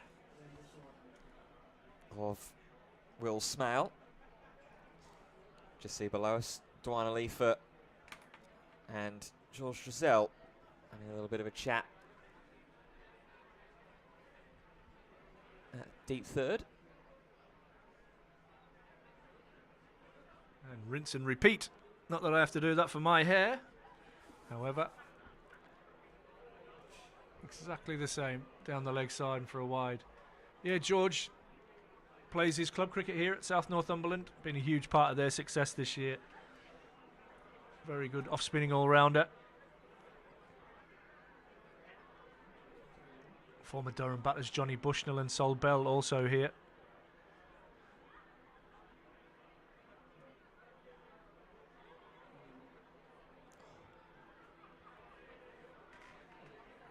Johnny Whiteman opens the bowling here. He's currently on England over 40s duty down in London, taking on Scotland, which has former Durham player Kyle Kurtzer in their side, captained by his brother Sean. So I'll have to check on how they're getting on. If I could get a signal on anything, it would be useful. The hamster is still running around as fast as he can on my laptop.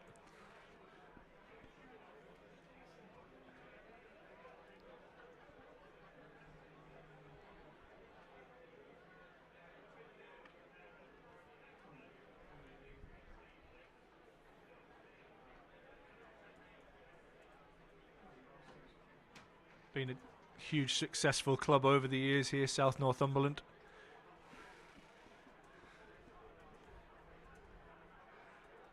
Former Durham off-spinner Nicky Phillips is head of cricket here at the moment.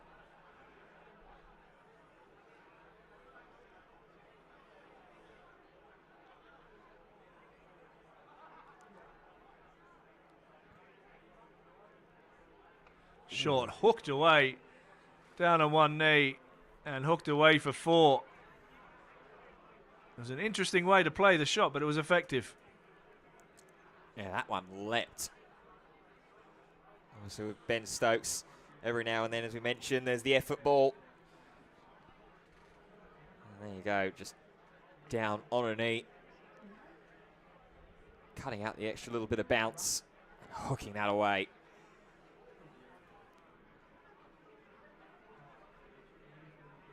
England over 40s game, by the way. England 188 for 5 at the end of the 26th over. Oof, get on with it.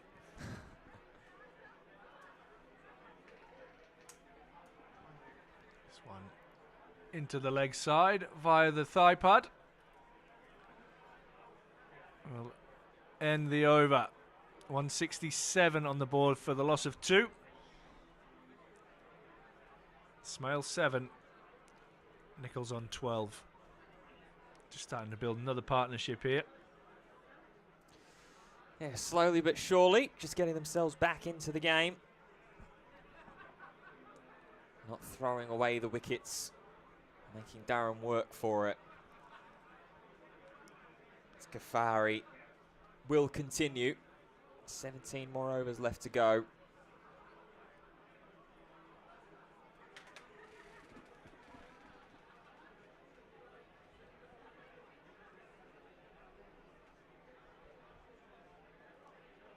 That one fuller, and it's going to go down as a wide. That must have been close to leg stump. From my view and my angle here in the comms box, which is right over long on, I was expecting the stumps to go there. Yeah. Unfortunately, the hamster isn't spinning fast enough for me to get a replay.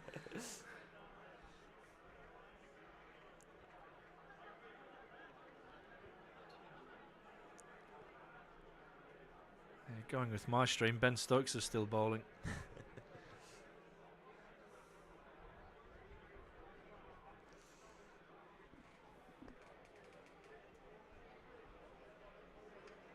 That one driven up in the air for a moment, but mid-off pushed back onto the boundary rope as long off.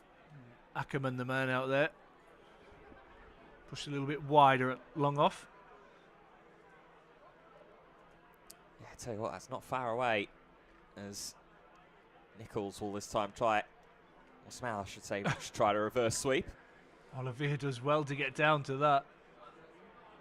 Shows how hard this outfield is.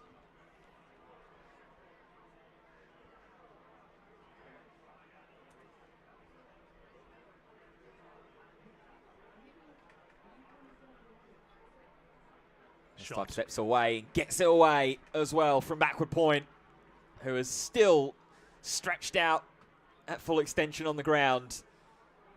But it's more runs for Will Smale. I like Smale's intent here. He's come out, hasn't got off to a fly by any stretch, but he's looked busy at the crease. Second boundary now to him. Steps away and batted to Graham Clark on a bounce.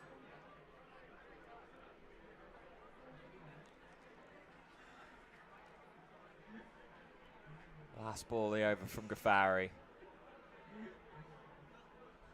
It's dragged down a little shorter from Ghaffari. Punch to Stokes to end the over. 7 runs from that one. 174 for 2.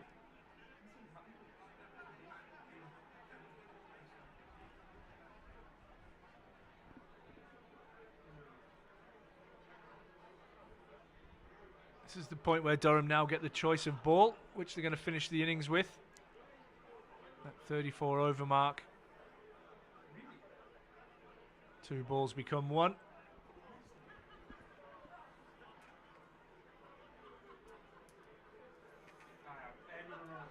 Looks like the Stokes 2 over blast is going to come to an end. Will Rhodes is going to come back into the attack after just a short 2 over spell, the second of which took the wicket of Eddie Byram, caught and bowled. Put one right up the chimney.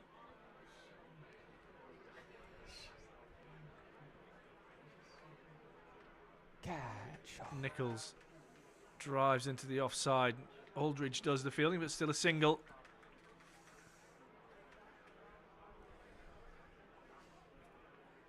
Yeah, but Rhodes straight back into the attack and getting the first one to get airborne off of the bat.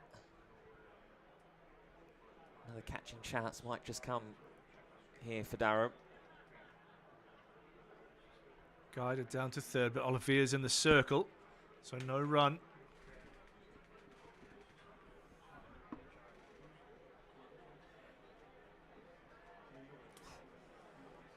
Hugo, at least you're honest about your cricket, mate.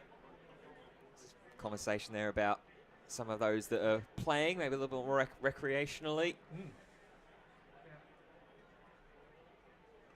Hugo chipping in saying that he plays occasionally and very badly. He was out for a golden duck on Sunday. It can happen to anybody, mate.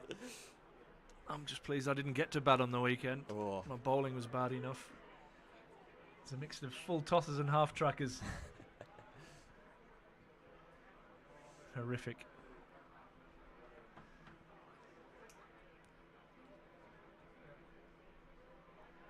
Oh, steps away, scoops up. 1 bounce. Beautifully. Away for 4. Nicely played. That's not a bad delivery by Rhodes, but Smale up to the challenge.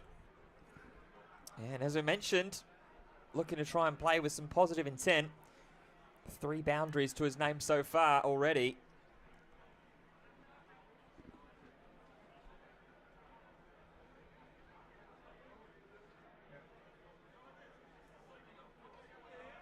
Good length. Just holding that, Will Rhodes. He's going to bring fine leg into the circle. Drop his mid-wicket. And Emilio Gay comes a little bit squarer. Goes from just in front of square to just behind. Out on the boundary. This one's pushed out to Graham Clark, sweeping on the offside. Ends the over. 181, is it? Come on, catch up. I think it's 181 for 2.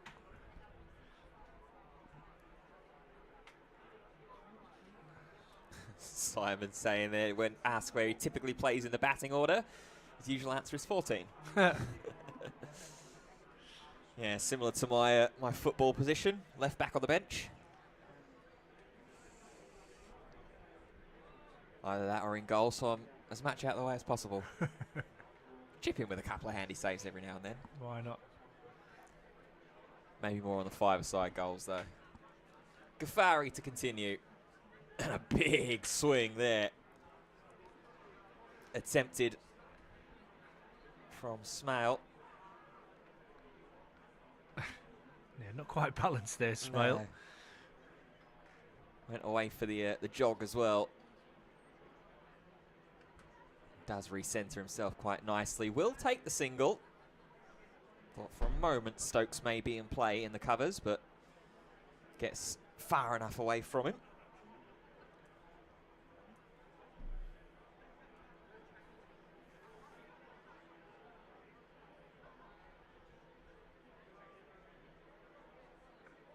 Oh, steps away, chops straight into the ground. It's good from Ghaffari. Likes to challenge the stumps. Will ball as many googlies as he does leg spinners.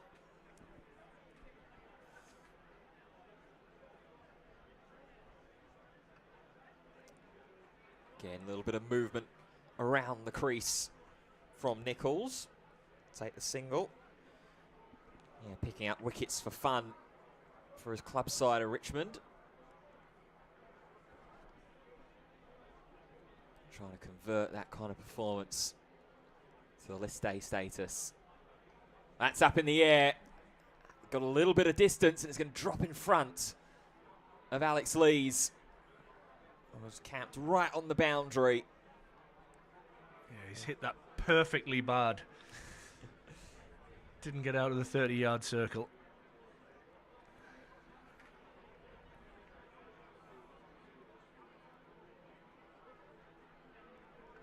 Last ball of the over. Again, cut square through the offside by Callum Nichols. It'll just be the single. That will end the over. Just the 4 runs off that one from Ghaffari. End of the 36th over. Glamorgan 184 for 2.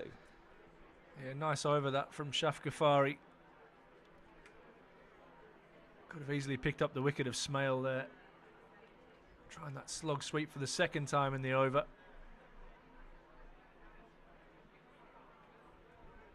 But fortunately for Glamorgan, landed safely.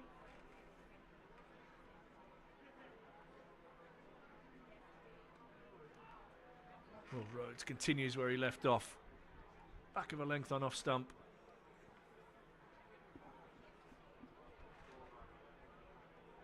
Rhodes going into his 4th over of the allotted 10.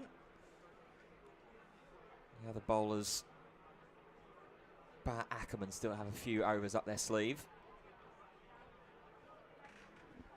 It's good, I like this. The Durham fielders in the circle, just squeezing, not allowing an easy single. Got Aldridge and Lees quite close.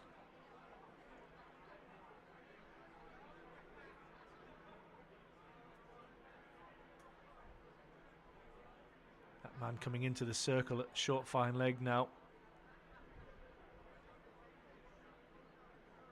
Plays across it, trying to hit it into the huge gap on the leg side. There's no fielder in the circle apart from Shaf Ghaffari at short 45. Long on, deep mid-wicket and deep backward square, all out on the boundary.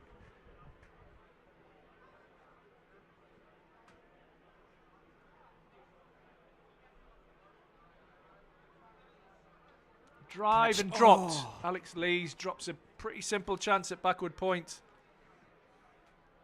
Just mentioned how close he was. Not sure that was even a factor there. Was hit in the air and should have been taken. Nichols picks up a couple. Yeah, hasn't had to move too far either to that one, Lees. It's just going down to his right-hand side. Oh, he hasn't quite picked it up, or the chances just haven't been coming. When they do come, though, got to take them. Oof. Another misfield, the second of the over. They'll get one.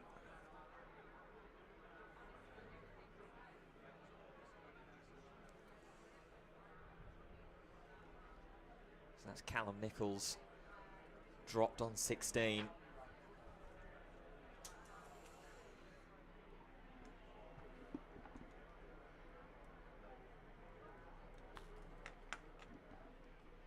This one's tucked away. Ghaffari very lucky that that's gone through his hands and hit his foot. A little bit sloppy here from Durham. And Will Rhodes unlucky not to pick up his second wicket. Ends the over 188 for 2. Gives us a quick chance to check back in with action elsewhere in the Metro Bank One Day Cup. Games across both Group B and Group A. Essex 190 for 2 against Sussex. They're in their 33rd over after being the only team to win the toss and elect to bat of the 4 games being played in the competition today. Warwickshire 197 for 2 against Surrey. And Worcestershire 136 for 5 against Yorkshire. There's a big sweeping drive. Kicks off the 38th over for Smale. Start of the 6th over for Shaf Ghaffari as well. That one swept up in the air. Immediate call was 6 from Ash Thorpe, and he's well correct. Into the park benches that are in front of the building down to our right-hand side. And that is the 5th 6th of the day from a Glamorgan bat. Made a beautiful sound off the bat from Nichols. Who's cashing in on his life in the last over. Looks like after that ball was given the treatment, there's going to be a little bit of an inspection of the condition of the ball as well. The umpires and skipper Casey Aldridge going to come together. There's a little bit of rough concrete there where that will have landed. The umpires are happy with it. So lads, get on with it. Ghaffari will attempt to do just that. Steps away, chopped into the ground just in front of the stumps. It's getting that length perfect, isn't it? To not be in that step hit and not bowling it too short. And that last ball was absolutely perfect from Ghaffari.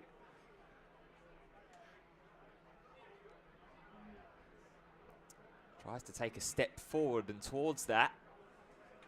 And just caught in 2 minds. Pulled out of the big shot. To go just back to Stokes.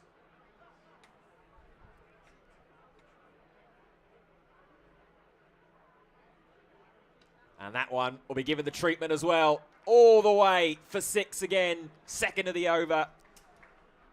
And 6th in total for Glamorgan. That brings up the 200 in style as well for the visitors. Yeah.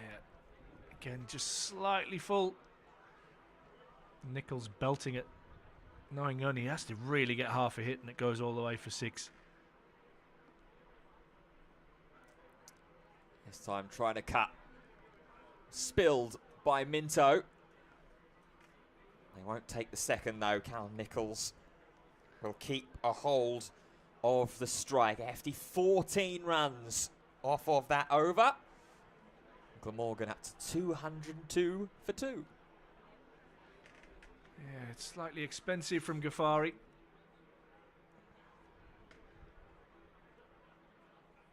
Just puts good questions from Glamorgan back onto Durham skipper Casey Aldridge. Where does he go now? Ghaffari just leaking.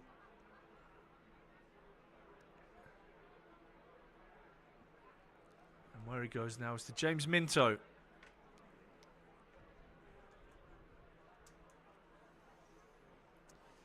Yeah, interesting. They've been pretty handy and pretty happy at Durham to chop and change with the pace options from the Grove end. We've had a couple of 2 over stints from Ben Stokes, Will Rhodes, Casey Aldridge as well. Had a little 2 over blast. And now it will go to the youngster. He's had a better performance today than he did with the ball in hand against Sussex. Done for 21 off of his 5 overs so far. That does include a maiden.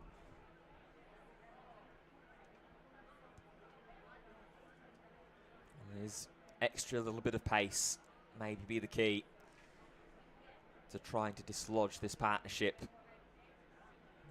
Mid on and mid off, up in the circle. Tucked away into the leg side. Can't get too full here, Minto.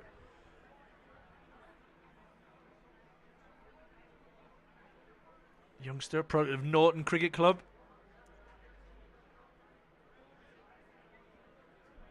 One of the clubs involved in old Clickgate scandal.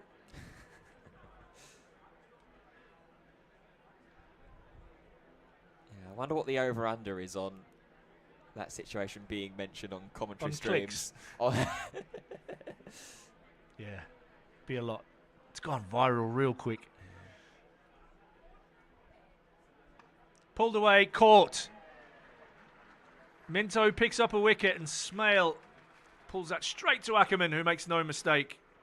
Durham pick up their 3rd wicket. Minto his first. Glamorgan 203 for 3. Yeah, really sharp take that from Colin Ackerman. It's the express pace, the extra pace that James Minto provides. Coming at him at a rate of knots. And Will Smale, handy little cameo. And that has come to an end for 20. Partnership of 55 there was just starting to build and put Glamorgan into an excellent position.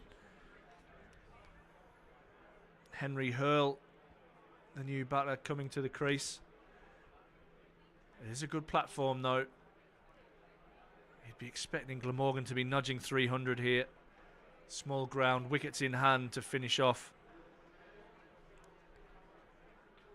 But a soft dismissal sees the end of Will Smale.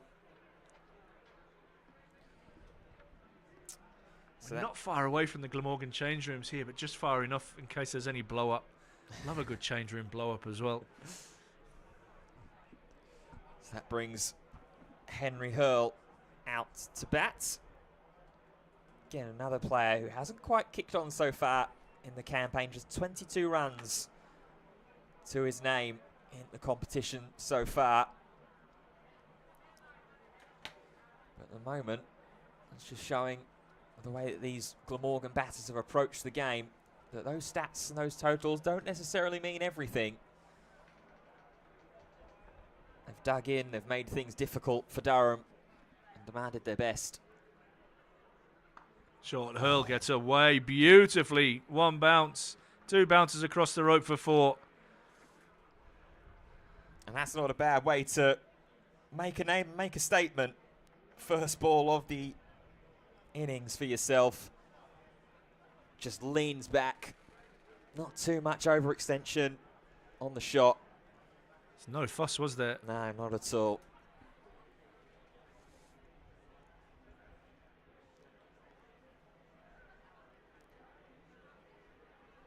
It's exactly what Smale should have done.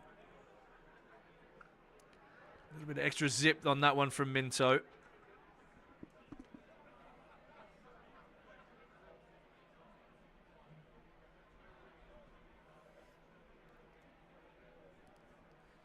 Two more balls left to go in this James Minto over. A change that has paid off and has been successful for Casey Aldridge.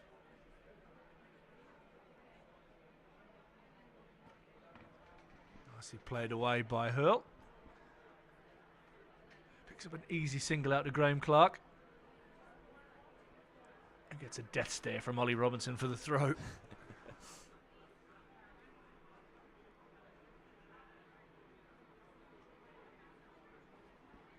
Real buzz and hum around the ground. Roseworth Terrace here in Gosforth, home of South Northumberland Cricket Club. Cut away. This will take some stopping from Olivier, who does well. Does very well to keep that down to 1, the big man.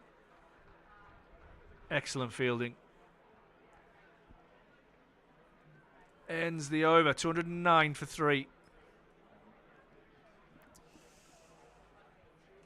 Yeah, game in a real interesting spot here at the moment. Glamorgan feel like they've got the upper hand as things stand. Still with 11 overs left to go. And it's going to be a change of ends for Will Rhodes. He's going to overtake Shafiq Ghaffari and come into the park end. He might have some work to do here at the death, Will Rhodes. Shout out to Derek Allen as well, saying it's brilliant that South Northumberland sold out. His daughter Ellie's returning to Australia, and he's absolutely smashing it in the Northumberland and Durham leagues. Nearly 1,000 runs and 55 wickets. And sister Rebecca has 25 wickets. Loving life. Handy little season, that. Handy Beautiful little campaign. season. I think I would have been happy with 5 wickets for a campaign.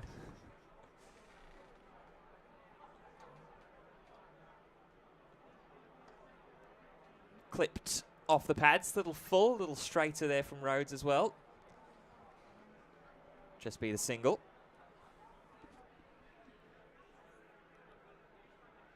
Clubmate of mine and good friend Quentin Hughes out in Mallorca watching with his family. His wife Christina from that neck of the woods. And Seb and Gabby will be watching on. Oh, gets past the bat. Gets all the way past the bat as well. It'll be 4 byes. I was expecting the stumps to shatter there. I think so was Ollie Robinson. But a handy 4 runs for Glamorgan. Yeah, I won't mind how they pile on, especially as we head towards these last 10 overs. We'll look to try and accelerate up towards that 300 plus mark. Rose just draws that back a length. Push through mid-wicket for 1. Yeah, Quentin's son, Sebastian Hughes Pinan, is a Spanish international cricketer. Ooh. Fantastic left-arm spinner.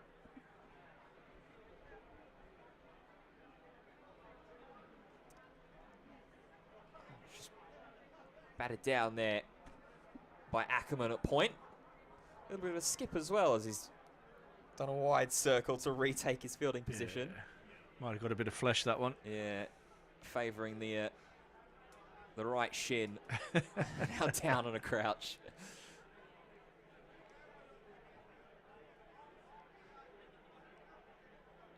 Nice little bit of guidance. Quick single taken sharply and smartly by Callum Nichols. Try and make sure that run rate does not continue to get bogged down. That'll end the over.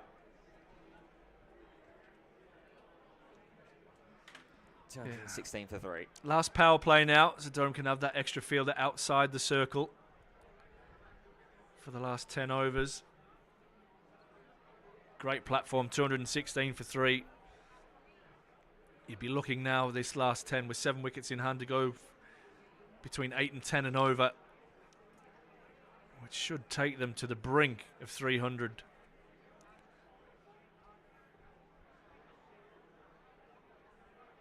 Alex Horton just There's walking a few down of the boys. us. Get everybody padded up. Yeah.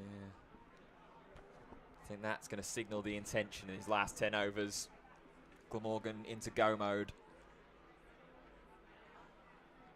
Start experimenting with a couple of these wickets here as Minto get a few extra words of encouragement and instructions.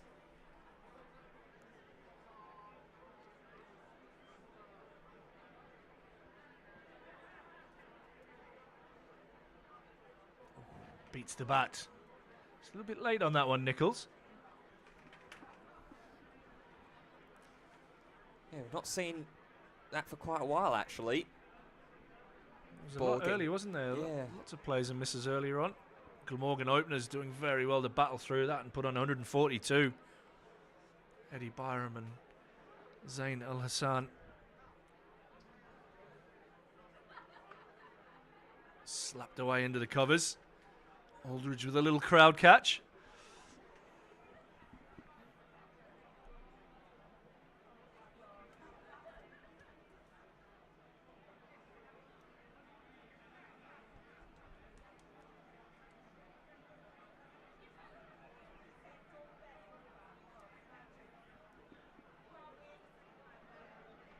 Ooh. Again, that rushes Nichols. He's got that away behind square and it'll just be a single. Nice pace being generated by Minto here. Yeah, hadn't bowled since the 9th over. This is the start of his second spell, so he's had plenty of time to recuperate.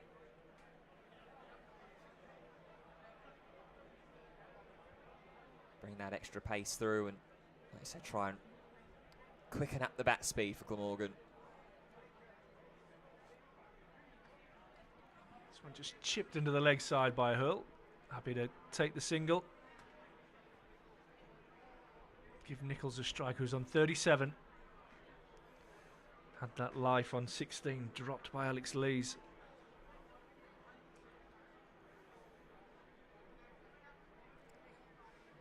Yeah, proving to be a pretty big lifeline as well. Continuing on to make 37 on 41 so far.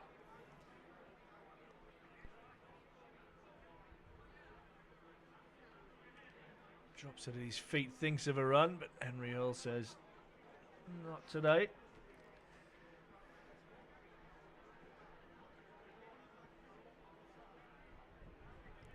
Jack Hope Bell now going and joining Yeah, Glamorgan batters that are padded up. Got the lot padded up.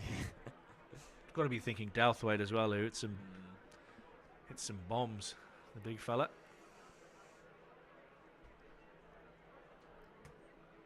Jack Hope Bell, second highest scorer for Glamorgan in this competition so far. Alex Horton leading it for Glamorgan with 152.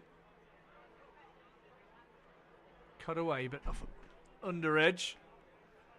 Out to Graham Clark, sweeping on the offside. Ends the over, a tidy one from Minto. 219 for 3 after 41. Just 9 more overs left to go. As we mentioned, with Alex Horton and Jack Hope Bell already outside and padded up for Glamorgan. Daniel Douthwaite undoubtedly be pretty keen to get in on the action as well in the dying stages of this batting innings. Plenty of opportunities to score here at South Northumberland Cricket Club in Gosforth. Will Rhodes going to continue on into his 6th over.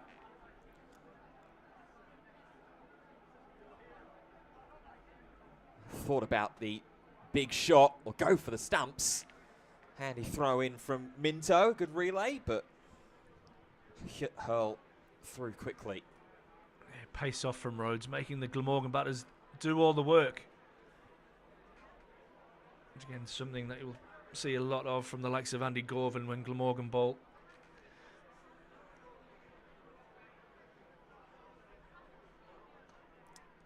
Again, bit of pace off, back of a length, think about 2. Yeah, wrong fielder. Not going to take it. Wrong fielder, wrong outfield.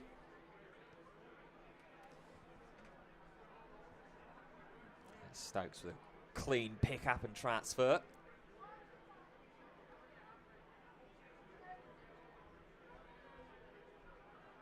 Oh, that one's up in the air. That's to us. And might go all the way as well. There's a cry of crowd And Lees will point up to the sky as it curves and clears the rope. 6 more to the total. That's not a massive hit. I was expecting the thud there, but it just, not sure if there's a bit of wind up there or what, but that only just made it over the boundary. It just died, didn't it? Thought it was going to be huge. It's big enough. Try and go again. Could be a wicket. Didn't catch all of that one, and it is caught. It's Ghaffari that comes up from long on to take the catch. And after a 6 that went far enough, that one didn't. For Callum Nichols, he has to depart for a handy 45. And it's 227 for 4. Important that in batter is out. Brings a new batter, Alex Horton, to the crease. You mentioned he's been having a good year so far.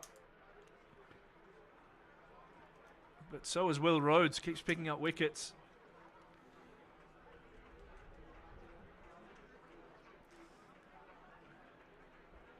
Yes. 45 for Nichols. So that drop catch costing 29.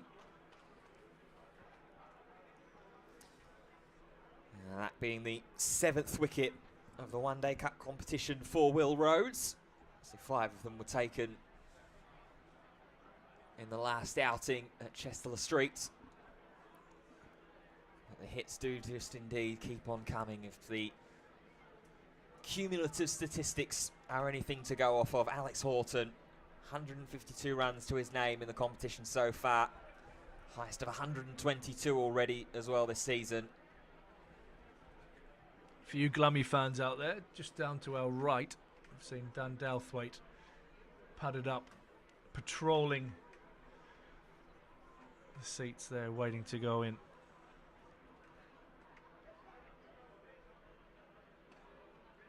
Driving off the mark straight away.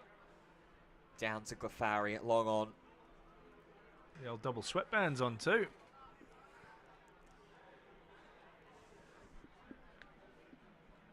Yeah, the sweatbands are rolled up pretty much right at his elbows as well. NBA style. Yeah. Last ball of this over.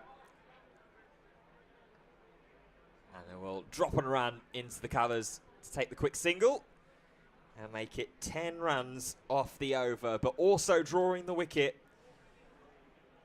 of Callum Nichols. Glamorgan 229 for 4. Yeah, 8 overs to go. Can they get to that 300 mark? Only time will tell whether that's enough. You're on a pretty good pitch here at South Northumberland Cricket Club, just outside the city centre of Newcastle. Beautiful ground to play cricket at.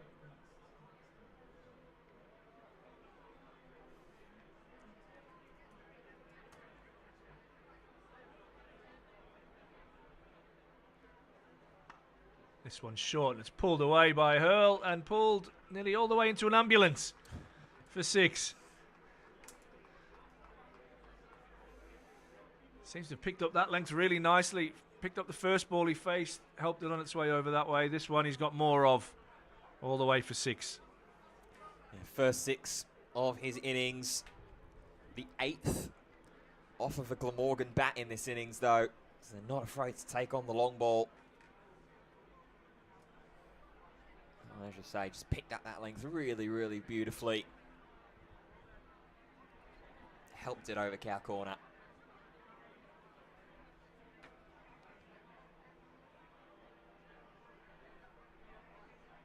This one's edged down to 3rd. And I tell you what, Olafier's done very well down in front of us and right down in front of Stevie, our cameraman. I'm sure went past him in a blur. Yeah, I had a slight fear for Stevie there for a moment. That one raced off the toe of the bat. He's on the money, Stevie. He knows what's going on. Not his first barbecue. Well, it might be, actually. He's a vegetarian. Unless he's got some halloumi and some corn on the cob on the go, which are great options on a barbie, by the way. Beats the outside edge. Horton on the wander.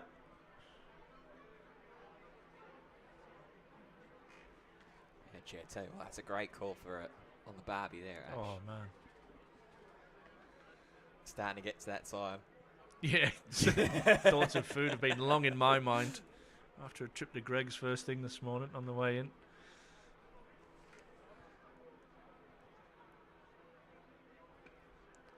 Horton down the wicket, plinks it to mid-on where Stokes collects.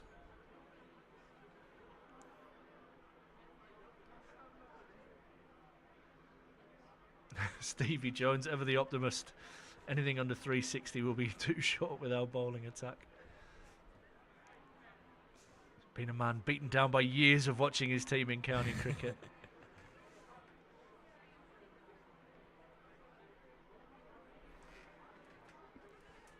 All fear is just going to be pulled up inside the ring.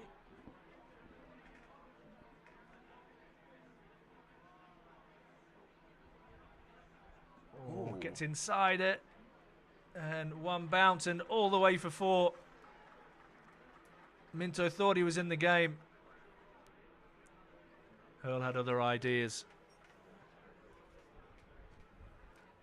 Yeah, a bit of inventiveness there from Henry Hurl. Full toss. Right on 5th stump. Trying to get a little bit of shape in the air. And Hurl just gives himself some room, says thank you very much, I'll help that over the top.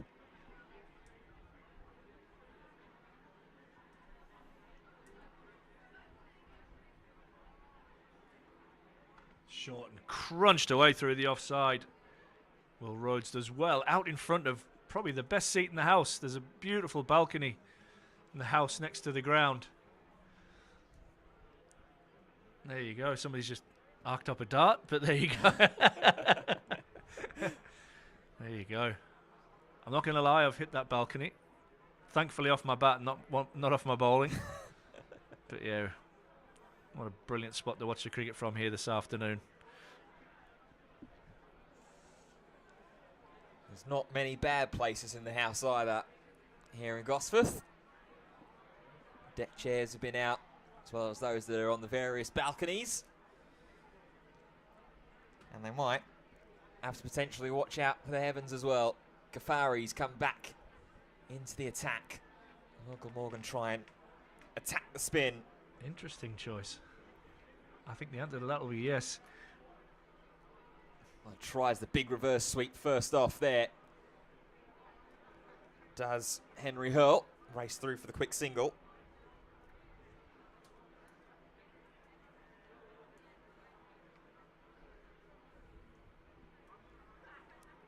Mimes the shot again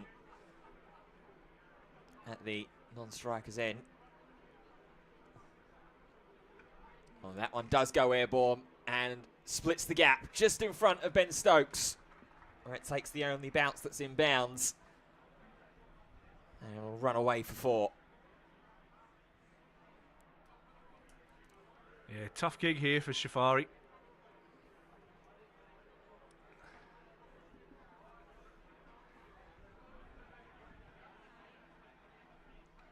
That one's gone over as well, over the top of the covers. Emilio Gay is out there patrolling though, so we'll just keep it to 1.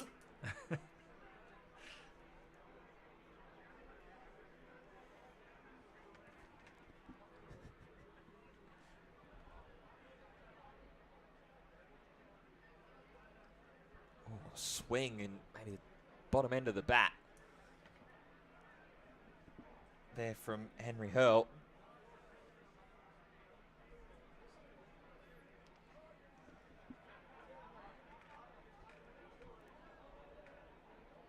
That one dragged down,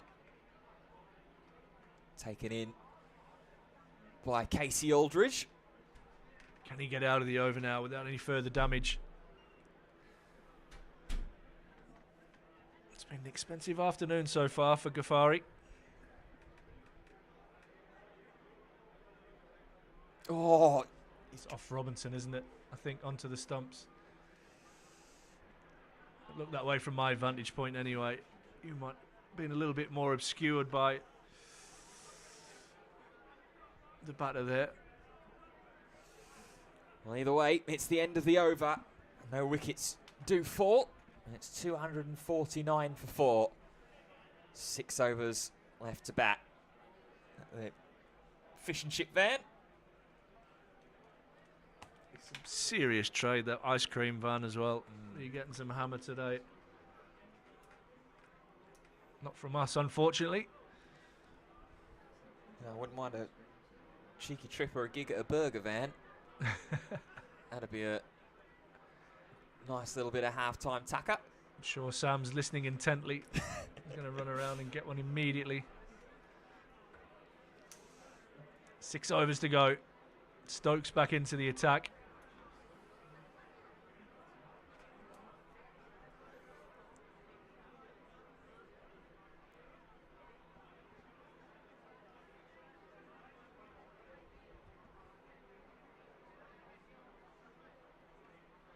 Pace off, mix up, there'll be a run out, absolute barbecue. Stokes casually wanders down and takes the bails off. Hurl stays put, and unfortunately Alex Horton has got to continue his walk off the ground. He's run out. Scores on 249, 5 down now. He's run out for 7.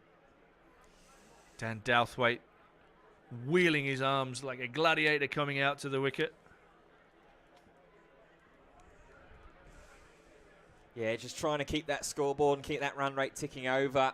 Wasn't he there, Horton?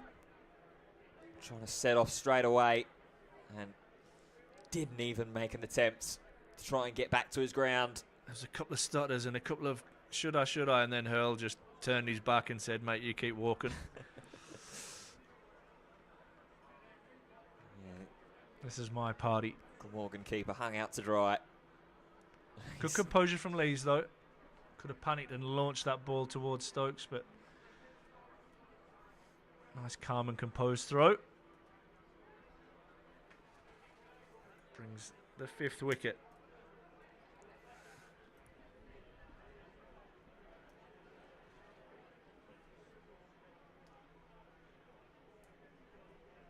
Oh, and he's gone first ball, Douthwaite.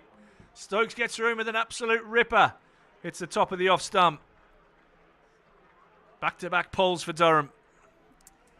And that's the momentum that Durham needed to start finding, and that is the first Ben Stokes wicket in the Metro Bank one-day competition since 2014. Been a long time coming for Stokes. They're starting to strike and slow down Glamorgan just when they could have been on the edge of really catapulting into the advance at the break. Apologies, that's obviously Hurl on strike there, which gets both in batters out in the space of 2 balls. Absolute beauty, that from Stokes.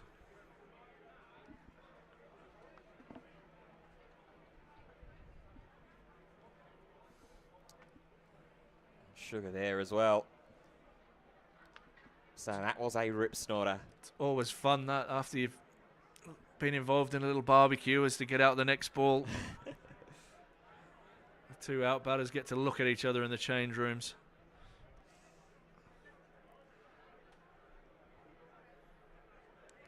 Thanks, Josh. Got it, mate.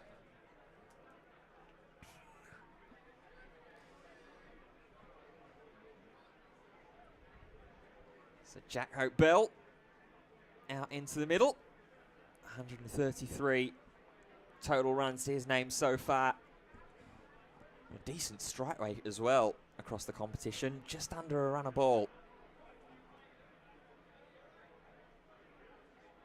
Short and pulled away. Out to Emilio again. The deep. That'll bring up the 250 for Glamorgan. They're 6 down. It's coming the 45th over.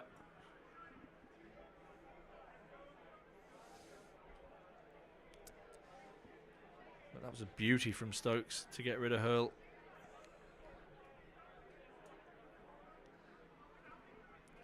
He was quite impressed with himself there. Just a little nod of appreciation.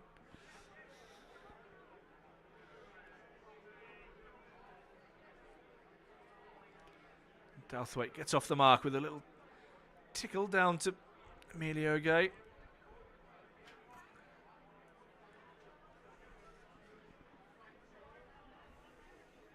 Run rate at the moment hovering just over 5.5. Yeah, they need to get that up to 6. They need to get to 300 here. Need to find 49 more runs to do it. Yeah, I've seen that. Get past that new ball, batting becomes pretty good.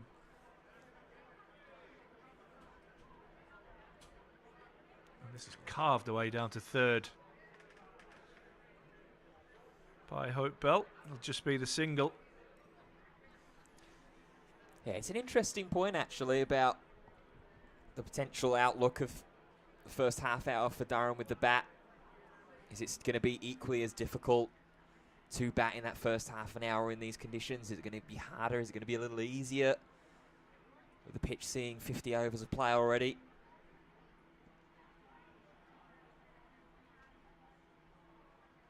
Oh, it's trapped in front. I wonder if there was a little inside edge, because that looked pretty good to me. Umpire Pratt says no thank you. And that ends the over. 252 for 6 now. 5 overs left. Yeah, 5 overs left to go. So it gives us probably last opportunity of this first innings to check in elsewhere in the Metro Bank One Day Cup competition. Essex 234 for 3 in their 41st over after winning the toss and electing to bat in Group B. The only game in Group A is Warwickshire and Surrey. The hosts 267 for 3 at the conclusion of the 42nd over. And Worcestershire, the lowest scoring side in the first innings so far today. They're 190 for 6 over in York. Shaf Ghaffari continuing on. A quick single taken by Jack Hope Bell. Moves on to 3. I feel this over could be the key. If Douthwaite can get a hold of Ghaffari here.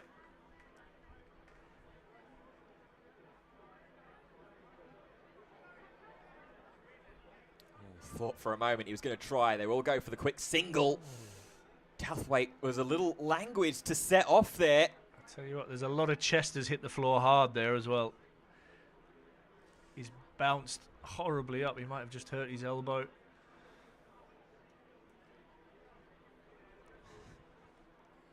Umpire just checking the condition of the turf. Yeah, I'm not sure if his back got stuck there a little bit. He's a big unit, Douthwaite. Fearing more for the safety of the wicket than the player in that situation. Oh, wave of the willow, and that's going to catch the top edge all the way back behind for 4. Yeah, useful runs.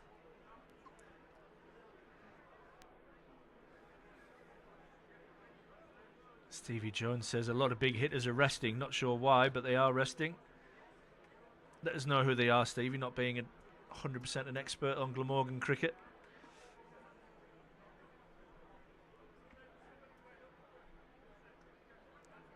Big bottom edge. Softly back to Ghaffari. Big couple of balls, these.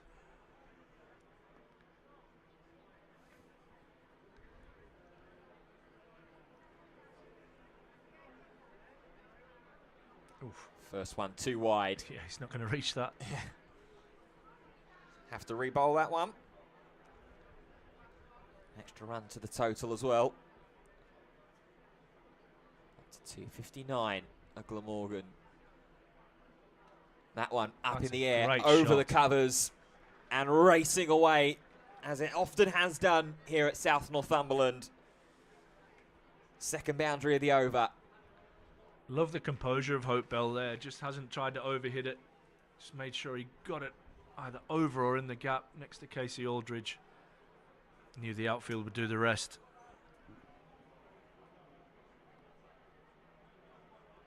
Last ball dragged down a little bit from Ghaffari. Will be cleaved to Stokes along the ground. So Hope Bell will retain the strike. And he'll end the over. 264 for 6. Yeah, starting to nudge up towards that 300 mark. Couple of boundaries in that over from Ghaffari. Unlucky with one of them, a thick outside edge, down to 3rd for 4.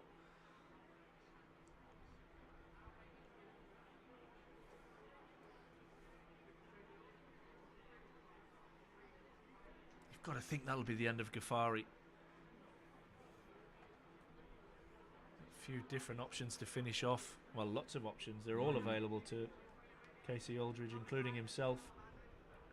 Olivier, Minto, Rhodes.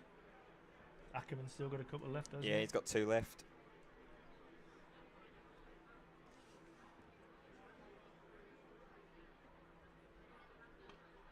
Driven nicely, but won't beat mid-off. In fact, Rhodes shies at the stumps. Sorry, it's Aldridge at mid-off. A direct hit would have brought a run out. Yeah, still plenty of action, still plenty of life in these last 4 overs. Stokes going to add a little bit of an extra twist and turn to the mix as well. Going to change his angle of attack. Interesting, he's come round the wicket to Ghaffari. Might be looking to bowl full outside off stump here by the look of this field. 3 fielders out on the boundary from point, deep backward point down to third. Will Douthwaite try and get across his stumps? In fact, he goes short. He clips it just over the head of mid-on and Minto, and it will go away for 4. Yeah, eyes must have lit up for a moment there for James Minto. And then all of a sudden it was sailing over the top of his head. He was having to put the chase in. And that's what Dan Douthwaite can do. That's what he's going to need to do. If Glamorgan are going to get up to 300 plus. Yeah, 269 on the board. Oof. Old helicopter out there from Douthwaite.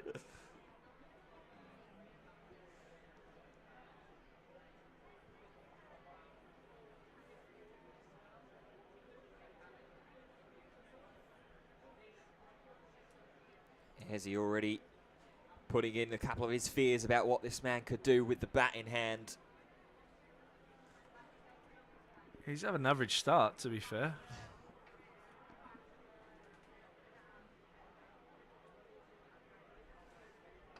Oh, gee. Oh, not sure he's got all of that, but he's got enough of it. So it heads away for 6 more. Length here is going the journey. Douthwaite getting across his stumps and getting that to the leg side. And all the way for 6. I'll tell you what, if that's the result of him not getting all of it, Yeah, the mind boggles. it'll go over the houses if he gets it.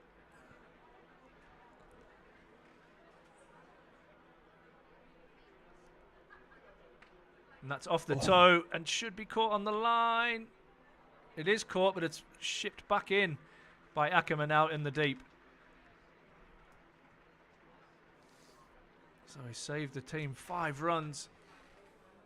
Douthwaite didn't get any of that. Still managed to carry all the way to the rope.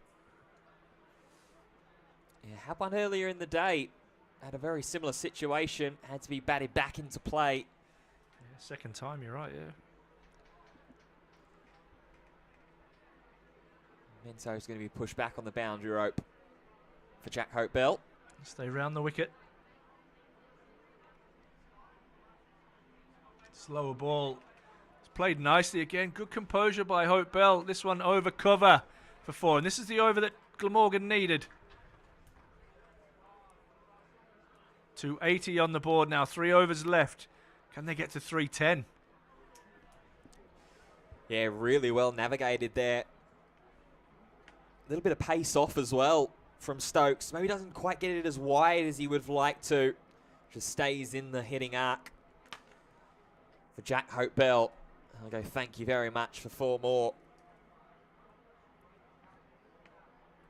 280 for 6. A handy 16-run over off the bowling of Ben Stokes. James Minto is going to get a look from the park end for the first time today.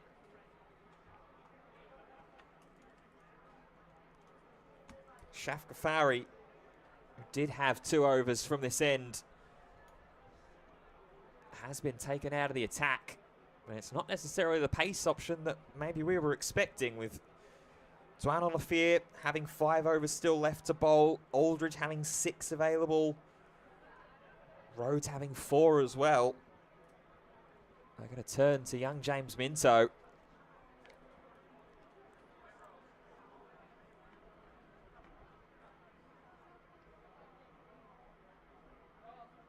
Pulls out of the shot.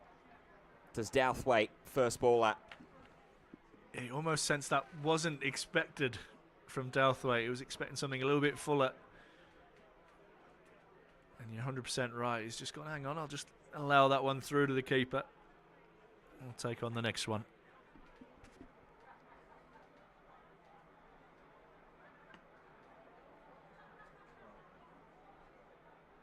Oh, does try to take it on. Doesn't get it right. In fact, it's a leg bye. That'll be signalled by the umpire. Can't quite clear the front foot.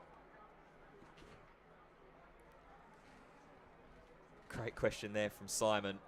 Given the big hits prompted to ponder, are home insurance premiums higher if you live within striking distance of a cricket ground? Probably, and hopefully you don't whinge about it if your house gets hit.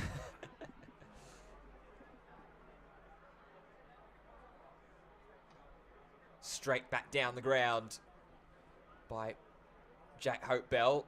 Look over the shoulder for the possibility of a second, but not for the first time today. They won't take it.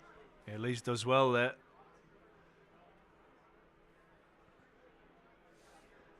Yeah, I reckon your friendly local window repair company are looking at properties like that in a ground like this and licking your lips, aren't they?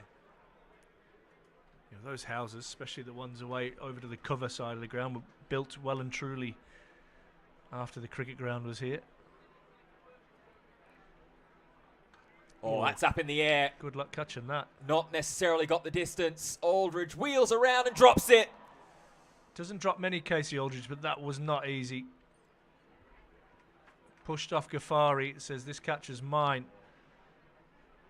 It's a second catch to go down in the innings.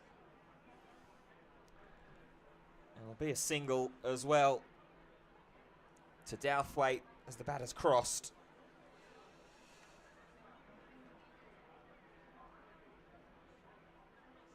Short and carved back down the ground.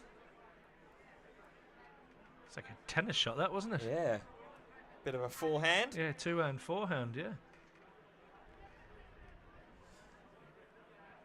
It's been a good over this from Minto. Can he get out of it? Yeah, just the 3 singles so far. One of them being the drop catch of Casey Aldridge.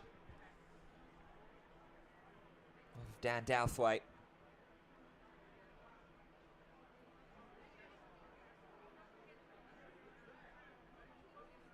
That's full. Ooh. Wide from the umpire. Double teapot from Minto as he'll kick the dirt and go back to his mark. He's not impressed with that one, young Minty.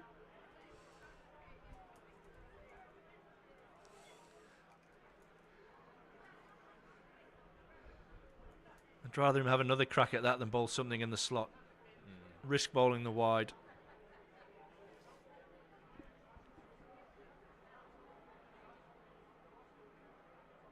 Short. And how's that for a forehand? Reaching for it, but goes all the way. 6 more to the total. Second 6 for Dan Douthwaite. Hey, talking about getting out of the over, that's not the length to bowl on this pitch. How many sixes is that, Ben? You're the guru with the pen. That's 10. 10 sixes. And that was just muscled from Douthwaite. 291, 2 overs left. Should see Glamorgan get to 310. What you feel is around par? Well, I guess we'll find out if it's par at the end of the game. But once the openers got through that new ball, their batters have made hay on a very, very good pitch here at South Northumberland Cricket Club. It's been cloudy for most of the day. You can see those clouds there are high. Stokes to bowl his last over.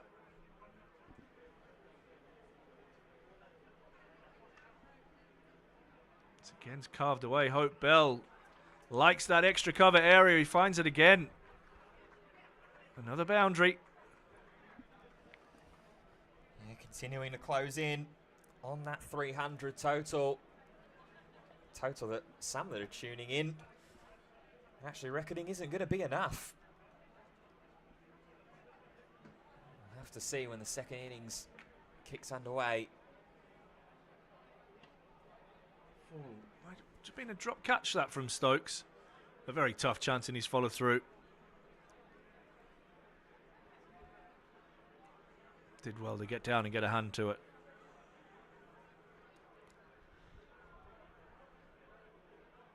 Yeah, it's definitely a drop. Like you say, it's very tough take for him to get. JHB, I like that. He's Yeah. got his own little. Yeah, good Yorker carved away. Good defensive bowling that from Stokes. There's a couple of big fans from Glamorgan there. JHB, so good through cover, plays proper shots, and that's what I like about him. And yeah, there's a lot to admire. Impressed me in his cameo out there so far. 24 not out. So I reckon that's 3 boundaries through the covers off the top of my head.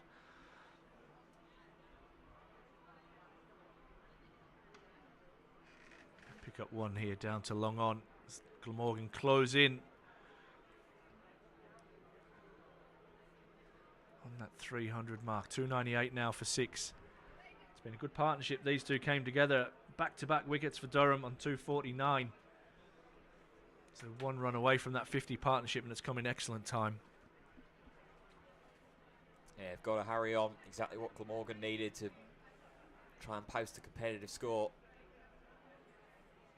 Slower ball from Stokes, and it's a wide. And Stokes is not best pleased with that. Umpire Neil Pratt.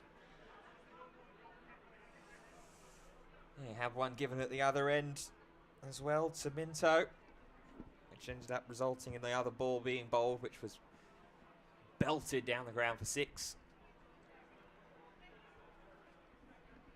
I'll be hoping that there's not a repeat performance from this delivery here. Oh, it's a full toss. All eyes on square leg. Who says no, that's fine. Well, that's a Glamorgan 300 up in the 49th over.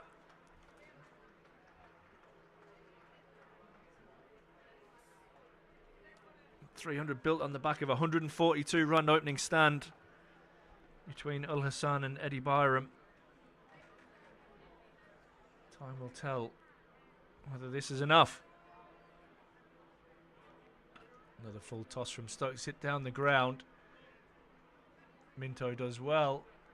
And I reckon that's probably the second or third 2 in the innings.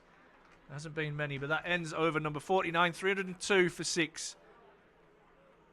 Just 6 balls left. Yeah, another 11 run over. And you're spot on multiple fronts, Ash. That's just the third 2 of the Glamorgan batting innings. And the cover area as well, being a very favourable scoring position for Jack Hope Bell. 3 4s hit through cover. A broken clock is right twice a day.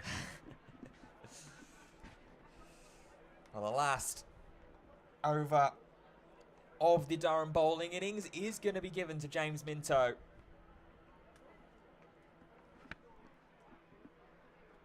There'll be about as much damage control and limitation as possible.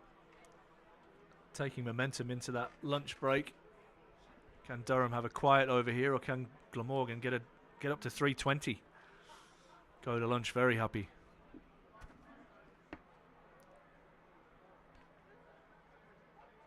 Oh, wow. Short helicopter belted all the way. And that's one way to start off the last over of the batting innings. Douthwaite goes deep. Yeah, you just can't bowl length here. I think you risk bowling wides, trying to hit that wide line on the full.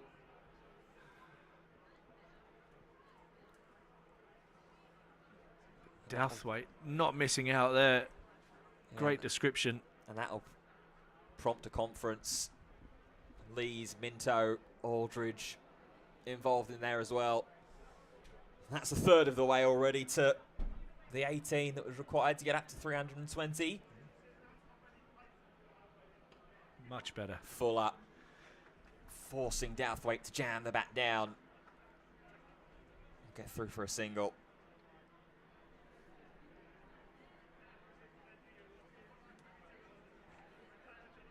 An excellent partnership here. 60 they've put on.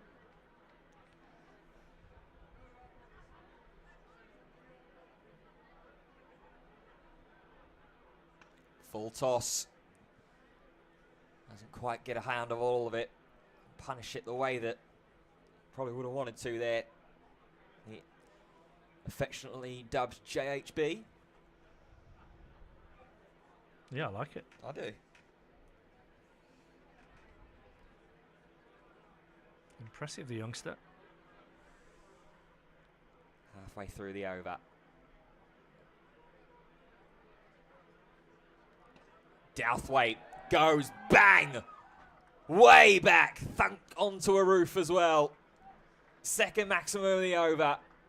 Yeah, right off the indoor school, right in the slot from Minto. There you go, 316. Just a boundary away now from that 320 mark. And Alex Lees is going to ask the hospitality crowd, please may we have our ball back. Hairsy should have gone into baseball, Douthwaite. Definitely got the size for it, got the frame for it. Almost a bit of sort of Aaron Judge about him for those that enjoy their modern baseball. Oh, tries to go again, off the toe, doesn't matter. It's going to go all the way for 4. It's a steep learning curve this for young James Minto. Thrown in at the deep end here, bowling at the death. And that is Glamorgan up to 320. So whatever comes off this last ball, maybe just a bonus.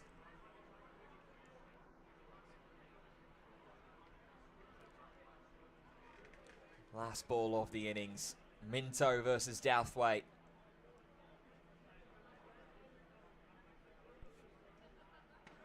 And just 6 clears more. the front leg. That's 6 more indeed. 6-4-6 to end the Glamorgan batting innings. They will go in at 326 for 6. A strong platform set by the opening pair of Zainul Hassan and Eddie Byram, both surpassing 50, up to 142. Some useful cameos in there as well. Callum Nichols with 45, Will Smale with 20, Henry Hurl with 23. But Dan Douthwaite and Jack Hope Bell together. Douthwaite 45 not out, Hope Bell 28. And it's going to be a very big ask for Durham to try and chase this one down, Ash. Yeah, they're going to have to bat very well. It was set up with an excellent platform between the two openers, putting on 142. And then some great hitting from this pair at the end, especially Douthwaite, 45 not out, scoring 110 off the last 10 overs. So Durham with some work to do. They'll need 327 for victory. They'll have to bat well. It's a good pitch on a small outfield. We'll be back in about half an hour with the run chase.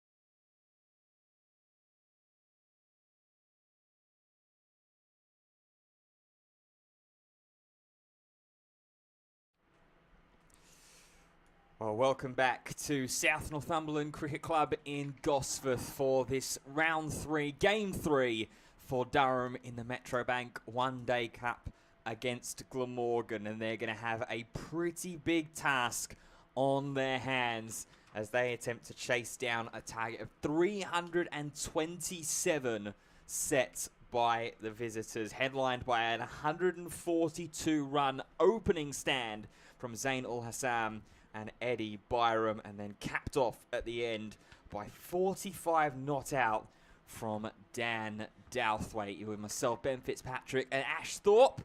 And Ash, is power play going to be critical for Durham? Yeah, I think the wickets more than the score at the end of the power play will determine kind of how this game plays out. We saw an excellent opening partnership, as you mentioned in your intro there, of 142. The ball beat the bat quite a lot in that early morning session. But at the end of the day, they got through that and set a really good platform, and you, again, hit the nail on the head. Douthwaite came in and belted it everywhere at the end to get them through to a score which I think is just over par. So, opening the batting and opening the bowling. Yeah, it's going to be Zain Ul Hassam that's got the ball in hand. Going to be going up against Graham Clark and Alex Lees. There was a couple of potential conversations that I saw in the live stream chat towards the end of the interval about whether Ben Stokes would be bumped up the order a little bit more. I suppose it depends on the state of the game as we are underway with a dot. Yeah, I think the beauty of Durham's batting lineup is it can be flexible. We've got Emilio Gay scheduled coming at 3, Stokes at 4, Rhodes 5, Ackerman 6, Robinson 7, Aldridge at 8. So the bat really deep. Key for Glamorgan is to pick up some early wickets. Yeah, it's something Durham obviously weren't able to do. As that's an outside edge, cry of catch. Won't run all the way to the boundary. Wider third man out there to keep that from going all the way over the rope. But first run on the board for Durham. A couple of things to keep your eye on, guys, throughout the innings. I think we mentioned there was 3 twos scored, but 12 sixes.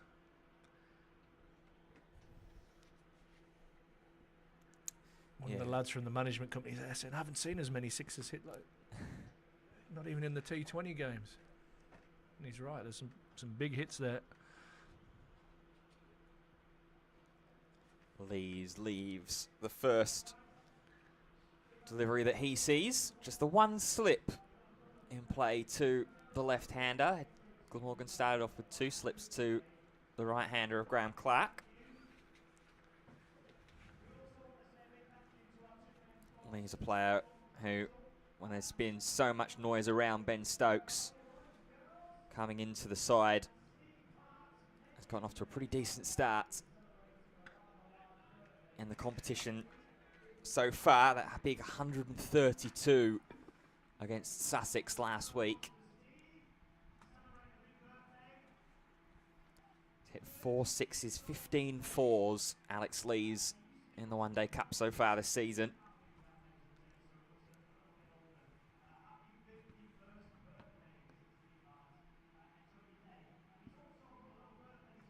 Oh, bit of a rib tickler for Lees with the 5th ball of the game, and the 5th ball of the batting innings. As we saw for Glamorgan, the first half hour a little bit harder to try and score from. But after that, when that ball started to get a little bit softer, the runs started to flow a little bit more. Last ball of the first over of the chase. It'll just be a push to mid-wicket, and there'll be no run there. So just the 1 run off of that over. Durham have gotten through it without losing either opener. Interesting from our Glamorgan viewers, just talking about the difference in the bowling attack and that almost lack of pace might be an advantage for Glamorgan here this afternoon in this run chase. I've seen Hussain open up. Looks like O'Riordan. Or O'Riordan, probably the way to pronounce it.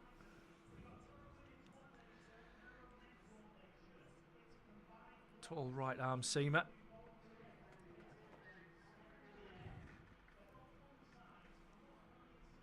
He's going to go up against a bowl to 2 slips as well for Clark. Skipper Andy Gorvin at first slip, and then Will Smale at second.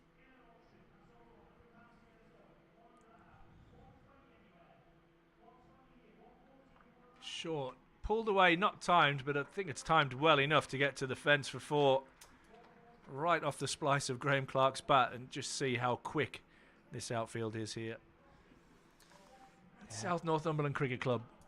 Yeah, absolutely. We saw it many times in the Glamorgan batting innings, didn't we? If you can beat that initial culmination, in fact, I think the free hit being signalled there by the umpire.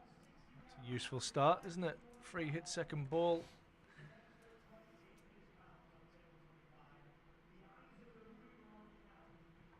All the fielders scattering back to the edge of the circle.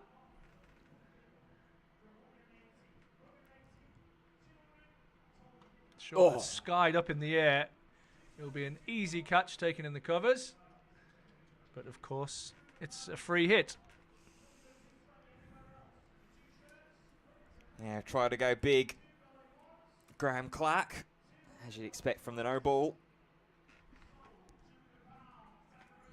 Big auction going on downstairs for the corporates.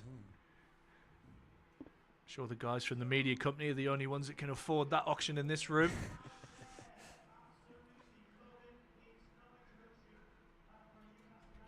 Tucked away fine from Lees. As Douthwaite has some work to do. And he does it well in front of the tent, I assume. Yeah, ripple of applause. Does very well, the big unit to get around. Geez, he hit him well at the end, didn't he? He did indeed, yeah. Peppered the indoor school here with a couple of straight 6s in the last over.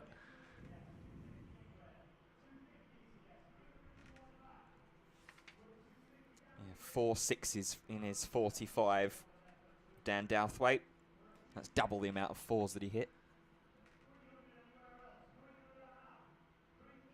Short and hammered. Not the place to bowl on this pitch. Not the place to bowl to Graham Clark. Interesting little chat just down in front of us. If we can get Ross, who's on our camera, just to swivel to his left. They're about to walk straight in front of him. But we've got Ryan Campbell and Casey Aldridge just in deep conversation, probably discussing how that bowling innings went. See if Ross can lip read. Right on him.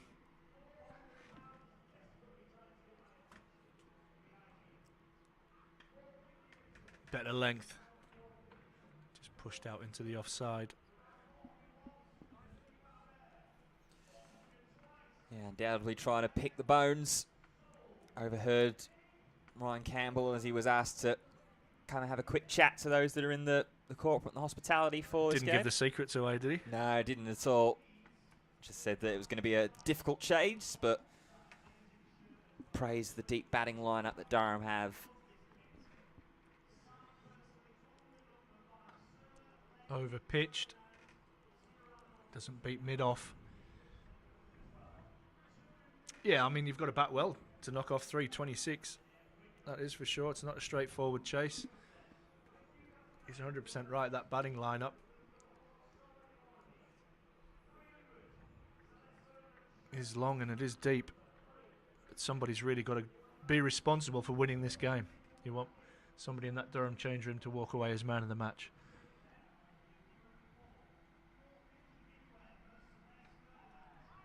It's good pace and good areas that to finish the over. 12 without loss after 2.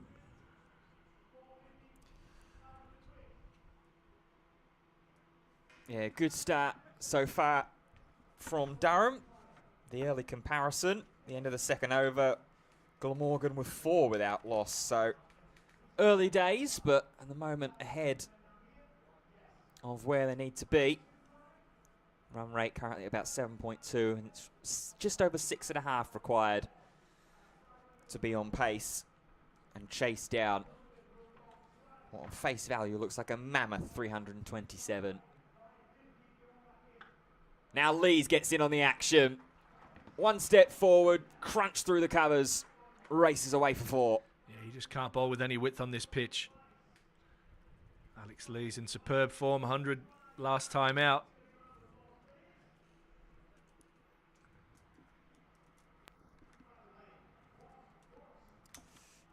Yeah, off the back of that 132. Looking to continue to score and score well. Goes huge early, all the way. I tell you what, that's a hell of a shot from Alex Lees. It was pitched up, and he nailed that over mid-on. Durham's first 6 of the innings. We said there, can Durham be watchful at the start of this run chase and maybe keep wickets in hand? Well, they're off to a flyer. Yeah, who needs to be watchful when you deposit the first 2 balls of the third over for 10? First one square through the offside, the next one right over the top along on. And that's going to prompt a few tweaks and alterations in the field. Yeah, removal of slip for one, I think. Yeah, Slip's making his way out. Andy Gorvin, the skipper, who's in mid-wicket, try to direct some traffic. He's going to reinforce the covers, taking Will Smale out of the slips. Stretching there is Lees. Trying to again guide and nurse that through the point region.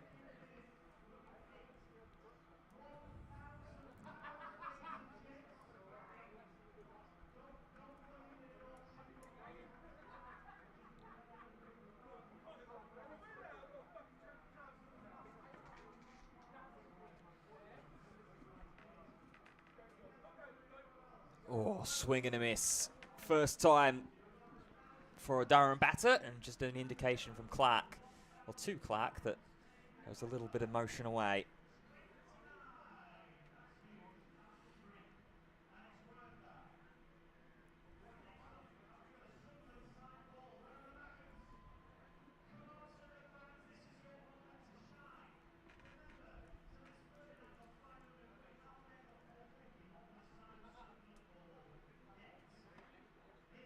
Now defending, going back into that watchful mindset that we maybe expected Durham to come out and bat with for the first half hour of the chase.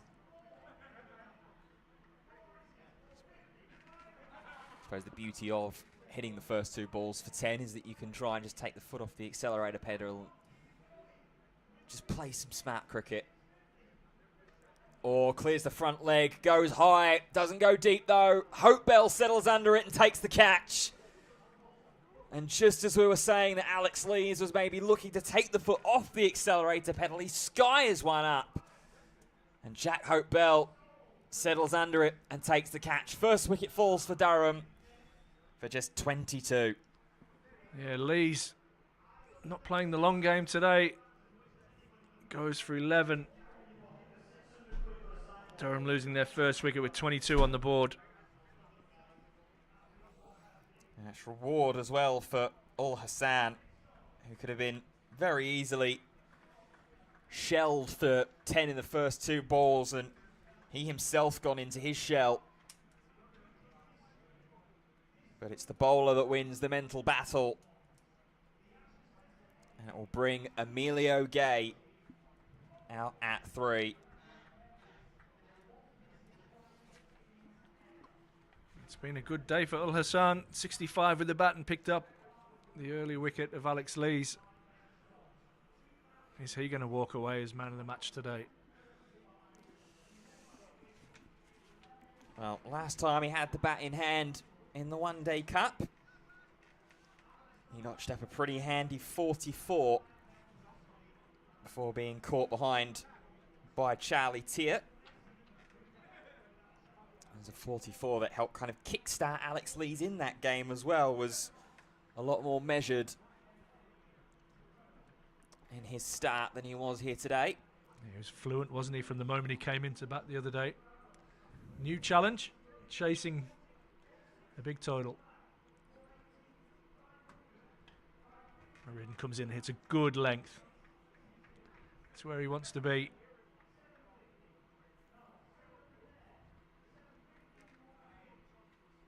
I'll glance to my right hand side and you can see on one of the chairs closest to the door.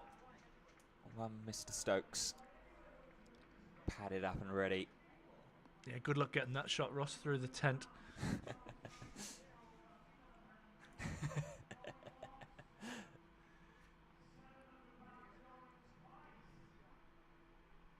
It's a full toss, but it won't beat mid-off. Needs to keep running in and hitting the pitch hard, but not too short. Going to be hitting the top of the stumps.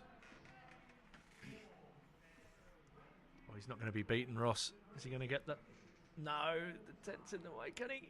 He's got him. Oh.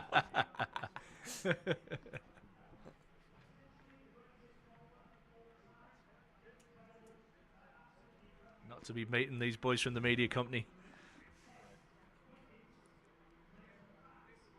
Sure, don't bowl there, young man. If you haven't learnt your lesson after the first two, you shouldn't be bowling there to Graham Clark on this pitch where if you bowl in the middle, it just sits up, begs to be hit. Yeah, real risk-free shot there from Graham Clark. Leg side pretty much completely vacant. Just easy enough to roll back, play the pull shot along the ground. Thank you very much. Yeah, good move from the skipper, Andy Gorvin. He comes out of slip, goes to mid-wicket, drops deep square back and brings fine leg into the circle. Hopefully that doesn't encourage the young man to keep banging it in, though. Well, he does, and that is smashed through the offside. It was almost a chance. Is it Byram in the covers? No, it's Nichols. Apologies. He threw a hand out, but it was past him in a flash. Yeah, leapt off the bat. And smart batting from Graham Clark there as well. Seeing the reinforcement in the leg side. Trying to encourage and to continue to play on the hook. Says, you know what? Fine, I'll go to the offside.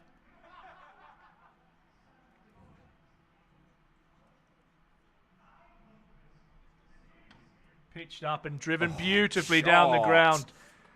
That's the best of the three for me. It says to the bowler, it doesn't matter where you bowl, I can hit you for 4. Back to back to back. Have hit the boundary from Graham Clark. 22 now for Clark, off to a flyer. He sprinted up there.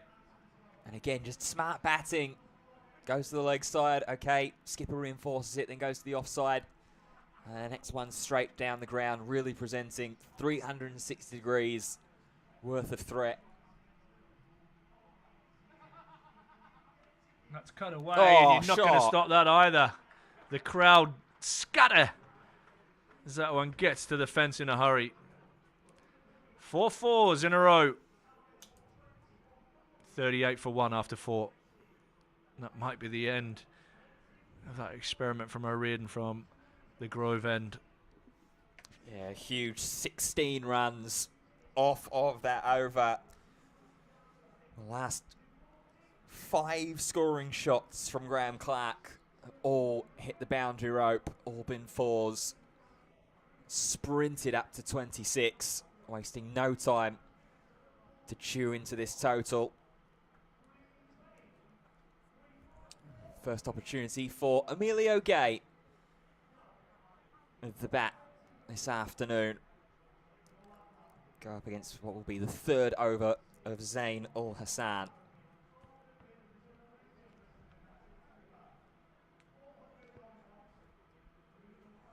Ooh, kept a little low. It sails through to Horton with the gloves. That'll be encouragement for Ul Hassan.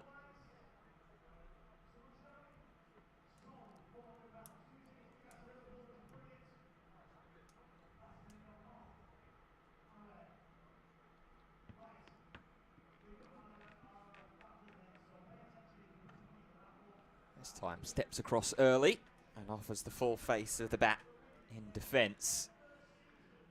Little update for those following clicky punting.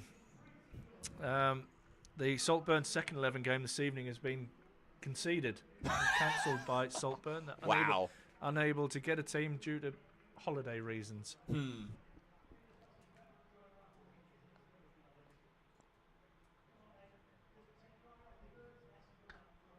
Driving by Emilio Gay. It's a good stop from Jack Hope Bell. As Emilio Gay gets off the mat with a drive. Yeah, you'd hate to be the teammates, especially in that second 11 team, to It's all right if you're on holiday. Yeah. To hear what the possibility of the chat's going to be for that would be, I think, one of the chirpiest wicket keepers. He'd be devastated. He took 8 catches or something the other day, didn't he? Yeah. Old Clicky at his right-hand side.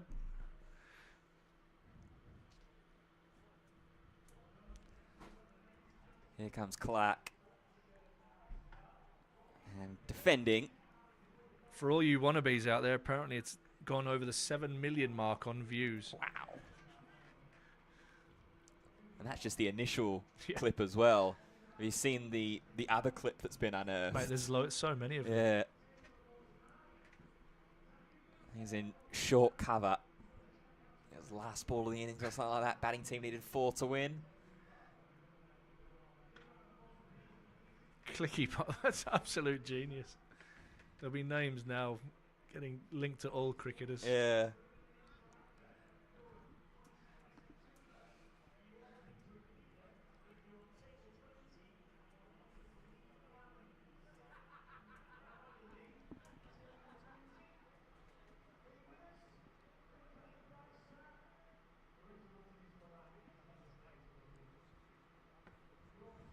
Last ball of this Ul Hassan over. It's been a tidy one so far. It will be smudged, however, with a wide. He can blame you for that. Yeah, for a Durham persuasion, the reverse commentator's curse. Ul Hassan will have to bowl that again.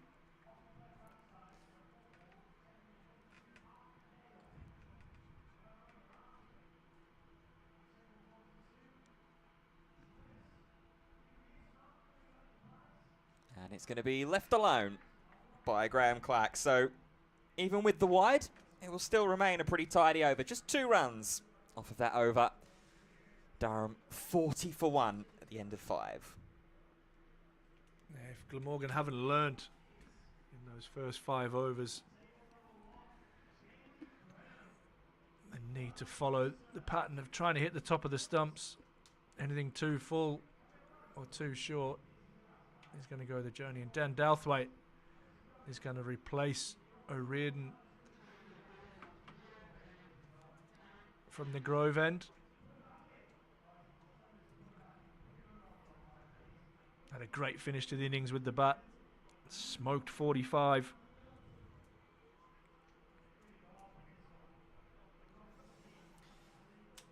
Yeah, necessary here from Andy Gorvin.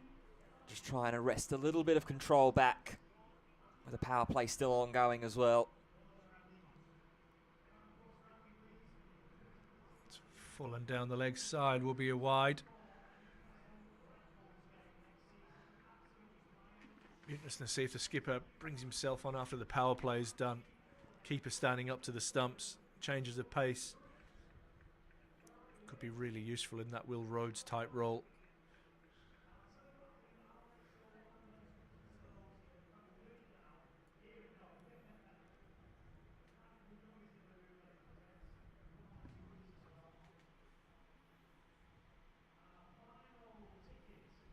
Oh, hold him! Knocked him over through the gate. Emilio Gay is gone. Douthwaite picks up the wicket. And Glamorgan have 2 in the power play. Durham are 41 for 2. Emilio Gay doesn't trouble. The score is very much gone for 1. Playing an expansive drive. And Glamorgan in the driving seat early. Yeah, just goes straight through him. As you said, Emilio Gay trying to look for the big drive. Not there. And just neatly clips the bails. Has to go for what will be a disappointing one. But this is where everyone really is going to start paying attention. Yep, Ben Stokes will be the new batter to the crease. Another lefty.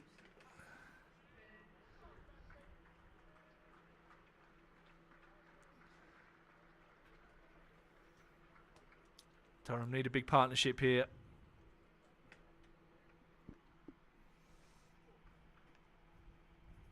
Yeah, so far, the Durham partnerships 22 and 17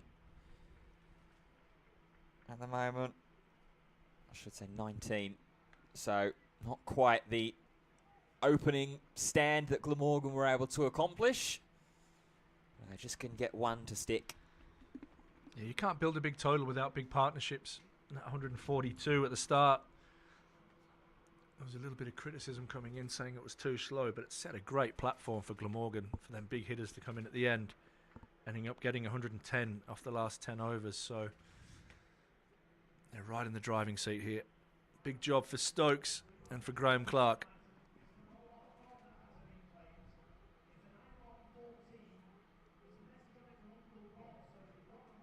Oh! And he's gone first ball. First ball knocked him over.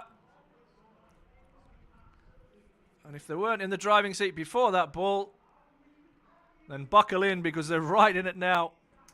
41 for 3. Stokes goes without scoring. Wow. And Douthwaite's on a hat-trick as well.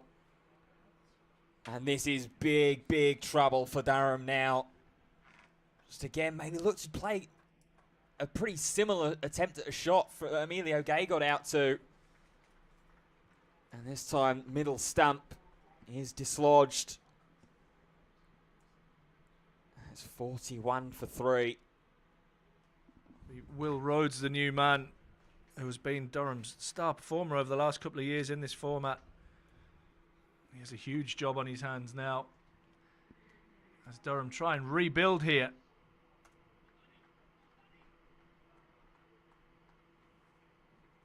Glamorgan on fire. 41 for 3, Durham.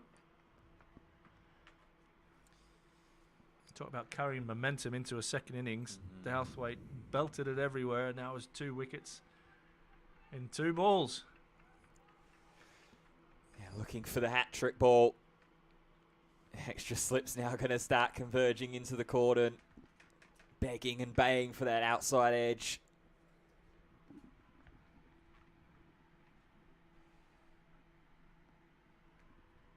Could almost hear the shouts from Wales come through there as Stokes was bowled. Douthwaite on a hat-trick.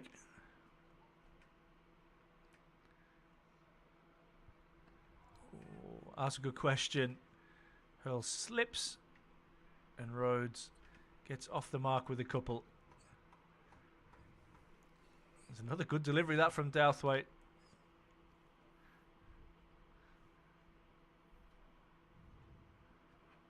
The Glammy fans are up and about on the chat. I love it.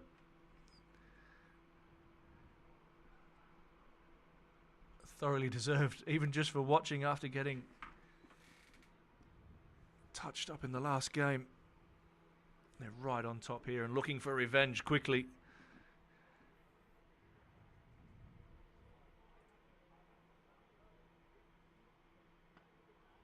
Rhodes solid in defence. Great start this from Douthwaite. Yeah, what a move this has been. Got to give a lot of credit to Andy Gorvin here. Not giving Connor O'Riordan a inch to move after giving up 27 in his first 2 overs. Changing over to Douthwaite.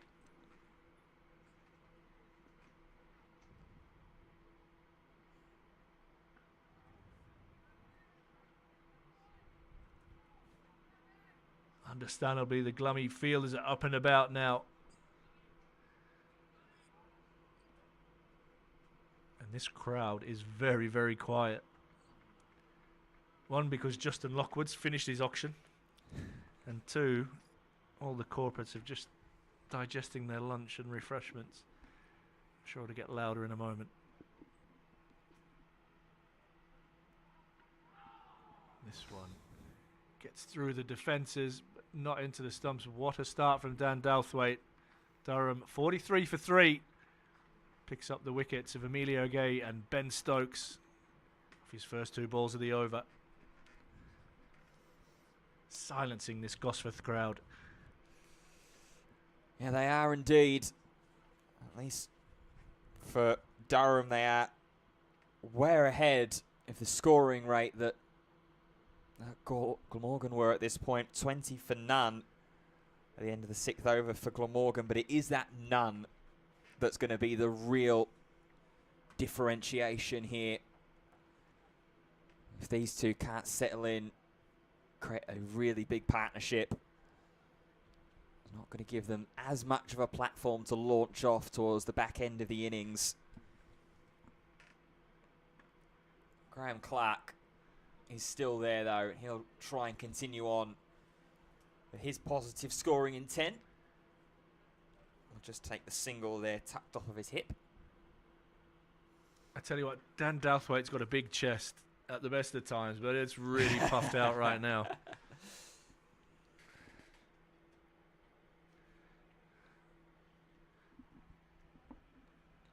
Yeah, I think, dare I say, he might be trying to fish for the match ball after this. The ball I removed current England Test batter Emilio Gay and former England Test captain Ben Stokes with. Oh, tapped off the hip, was up in the air for a moment, but gets away enough. And Will Rhodes finds the boundary rope for the first time.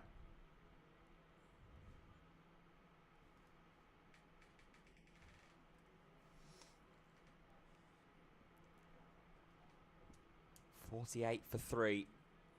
5 runs off the first 2 deliveries. Greg, at least it's a nice day. I wanted to see Minto get a bat. Looks like it will happen. There you go. Dreams do come true. Yeah, chance to really see the depth of this Durham batting lineup.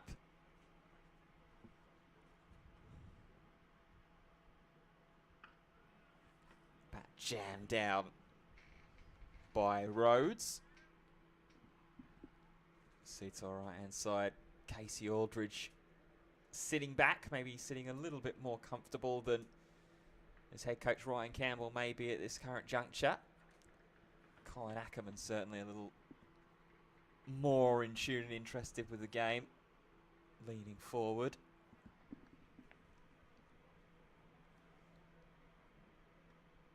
Dumped through square leg. And just the single taken by Rhodes.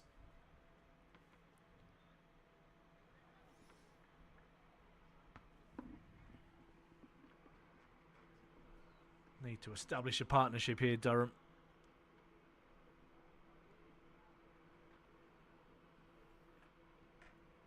Captain obvious.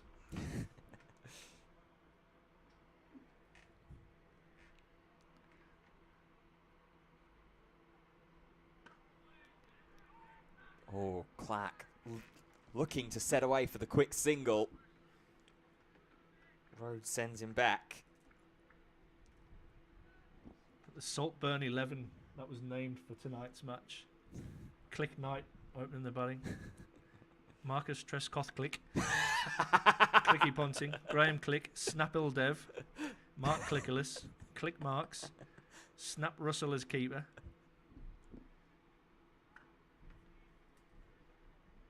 Blair Clickner. Martin Clicknell. And La Click My Finger. There you go. I love the Matt Trescoth click. That's brilliant. Just trying to deflect from Durham's poor start here. Yeah, 49 for 3 here at South Northumberland. Yeah, I had the thinking back on my mind. Michael Click. The Clarkie. Yeah, Simon, you're dead right. You'd like to see this pair batting from a Durham point of view in an hour's time. Dan Goat Douthwaite. Oof. He's the goat of today, that is for sure.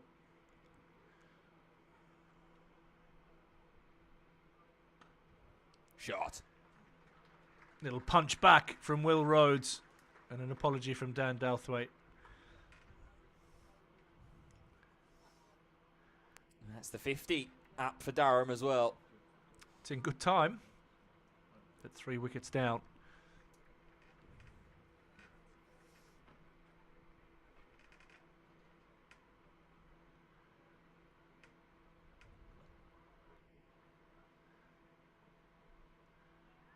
Back to a good line and length from Douthwaite. So Ben Stokes will be fuming. He's just come back out of the change rooms, sat on his own. I think the Durham boys will know not to. Just give him a little bit of time. But to be honest, it's the first time he has been dismissed in the competition this year. He's got 100 not out and a 70-odd not out. And he's done well because he's hiding behind the tent and even out the way of Ross's brilliant camera work.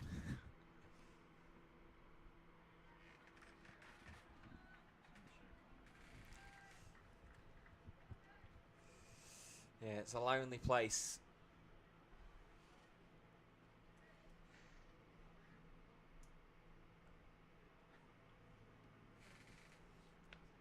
There he is, Rossi.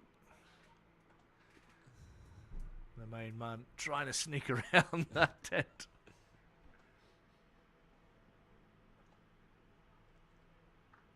Guided away Shot. down to third. Nicely timed. Thinks of a second, but decides against it. Yeah, the guys from the media company doing all the behind the scenes work on the cameras and on the mixing desk, sitting on my lap. There he is. Avoid that man right now.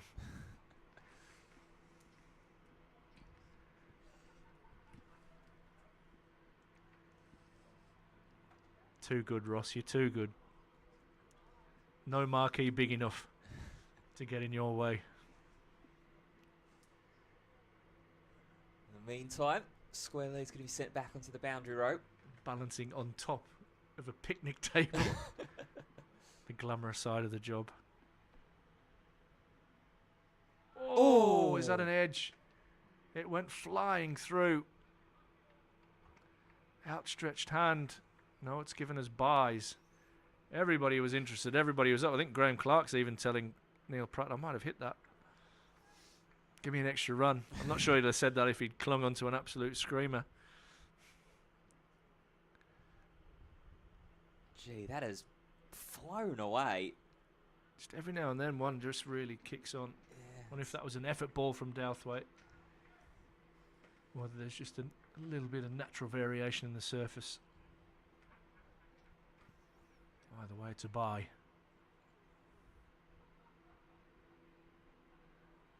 Douthwaite just pulling up short in his follow through there. Something to keep an eye on. Ends the over. 55 for 3 Durham. Rhodes and Clark trying to establish a partnership. Rhodes on 12, Clark 27. Yeah, partnership at the moment worth 14 between Clark and Rhodes. He's the fresher man that so far has been doing the heavier lifting of this pair. Clark on 27 off 21. Rhodes the runner ball 12. It'll be Zainul Hassan who will continue with 2 overs left of the batting power play.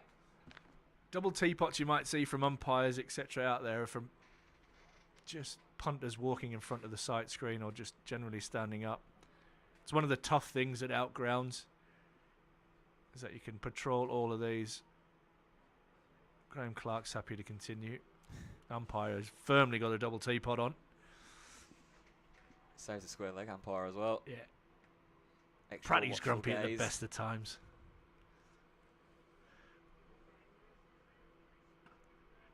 Extra time won't dissuade Graham Clark too much. Let's full face of the bat on that ball. Sugar's calling for the return of O'Riordan back for every Durham supporter. Oh, there's a poor guy walking with a crutch and everything. Oh. He's probably just slowed down proceedings with the sight screen to the ire of the 2 umpires.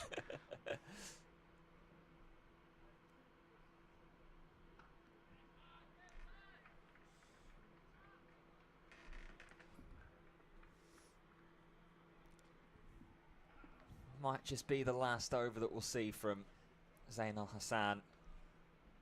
until maybe towards the death, if it indeed does get to that far.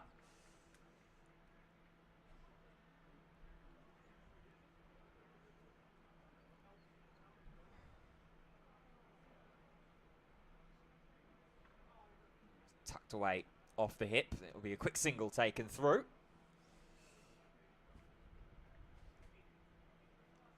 Yeah, close of the 5th over might give us an opportunity to see Romano Franco, maybe even Andy Gorvin bring himself on. That's a brilliant name, that. One sounds more familiar with the recent Football World Cup, but I'm very curious. See what Romano's got for us. Not Fabrizio Romano, I'm sick of him.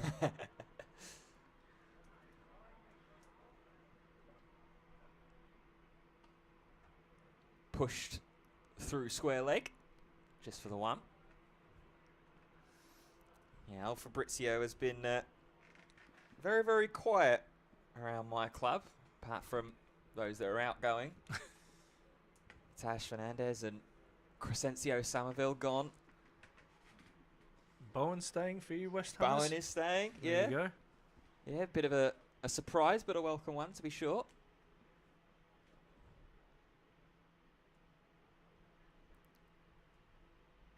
Gone! Got him! Straight through again, not for the first time. A Durham batter trying to play an expansive drive. This time it's Zainal Hassan that catches the top of the off stump. And the 4th wicket falls. It's Graham Clark for 28. And the Durham woes continue. It's such a good length from Al Hassan. Clark trying to drive on the up, goes for 28. And Glamorgan all over this right now.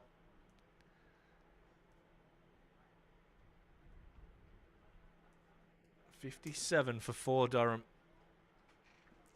I've seen Lees go for 11, Gay for 1, Stokes first ball for 0, now Clark for 28. Colin Ackerman is the new man to the crease.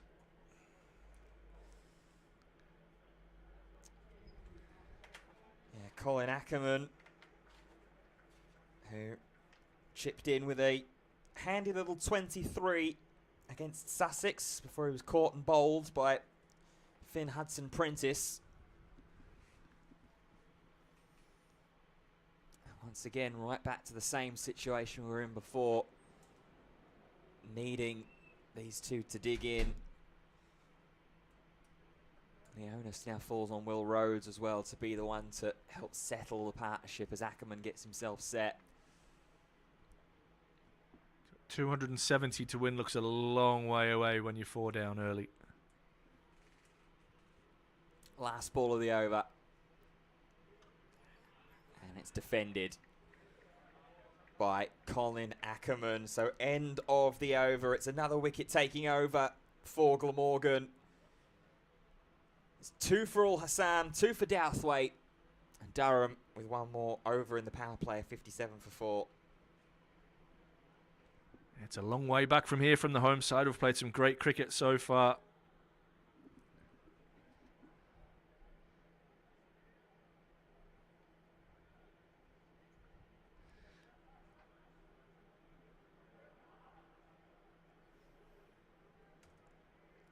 Big final over this power play with Douthwaite, who will be charging in.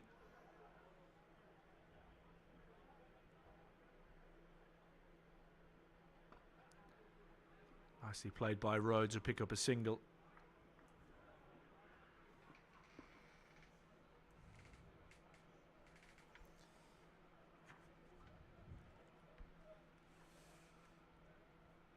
Chance though for Douthwaite to have a look at Colin Ackerman. 51 runs in the competition so far this season. Last season chipped in with 176. So very, very capable with the bat in this competition. Durham are going to need him to be though.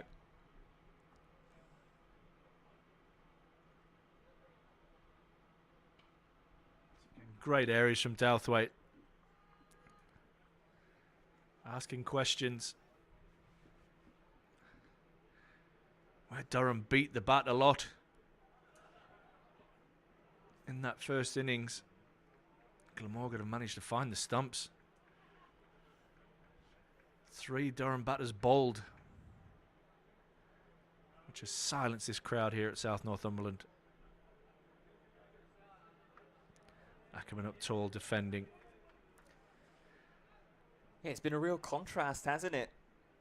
With Durham trying to find the outside edge of the Glamorgan bat and not working. Here, Glamorgan just happy to attack the stumps, and whether it's a case of if the Durham bowlers would have tried to attack the stumps early with the ball, they would have gotten similar results. Short Ackerman in defence again. I'm sure if they weren't fall down, they might have been playing a pull shot at that.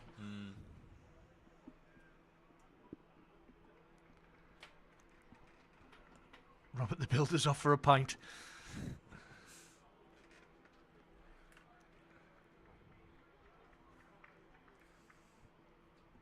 Glamorgan fans up and about.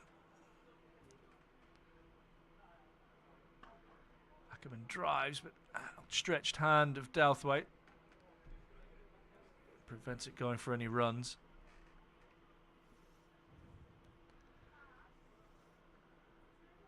And then there's the usual chat from overseas. Anything that doesn't grow to script's a fix. There you go.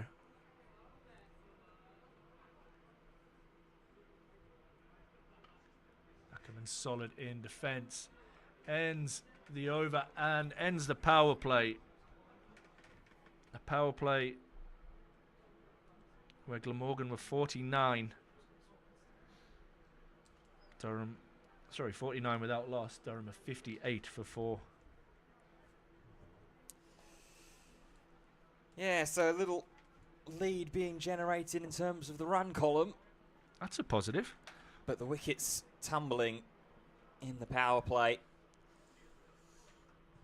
We saw what Glamorgan were able to do with that platform without losing any wickets. Colin Clackerman. Nearly there, nearly there. It's going to be Ul Hassan to continue after the power play. I wonder whether there would have been the temptation to take him out and save him for towards the later stages of the bowling innings, but Andy Gorvin and the Glamorgan staff may be thinking this isn't going to go the distance with the way that the visitors have started off with the ball.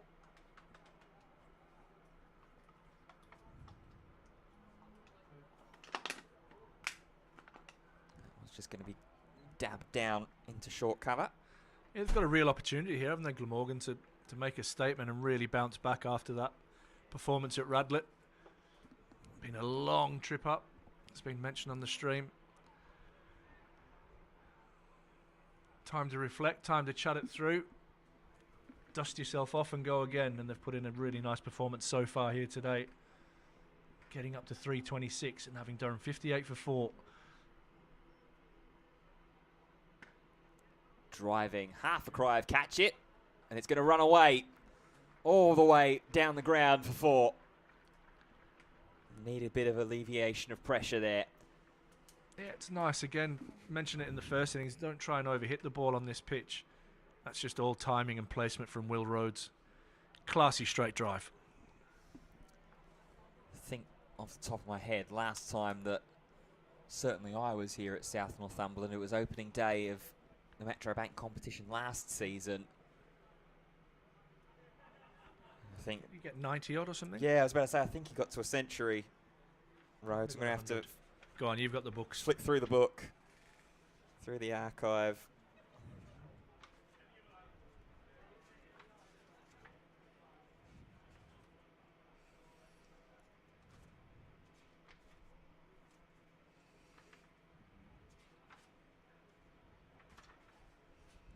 '96, spot on. Yeah, Ollie Robinson was the one to make 100. against Sussex.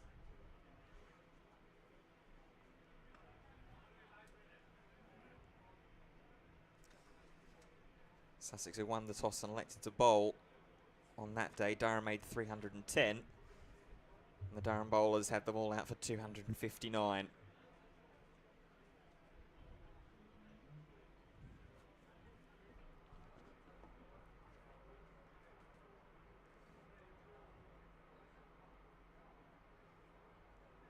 Change of angle from Al-Hassan. Ooh, and almost finds the outside edge. Not a bad way to end the over. Just that straight drive, the only scoring shot. Durham 62 for 4.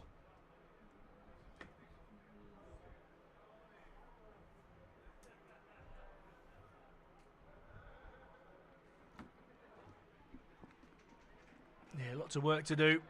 62 on the board, 265 still needed.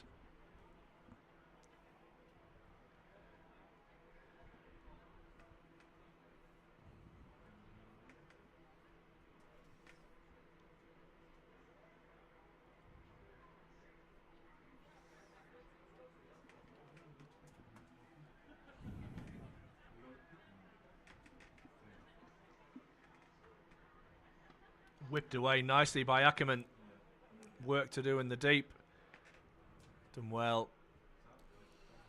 Nichols, the man.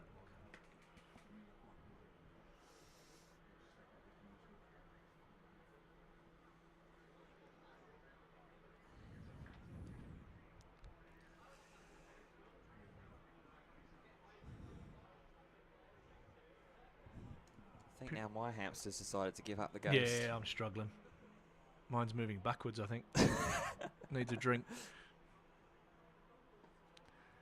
Well, Rhodes hits this to mid-on and sets off immediately and does well to pick up a quick single. Much quicker than my hamster. Neither of our hamsters at the moment. Even the backup hamster's struggling.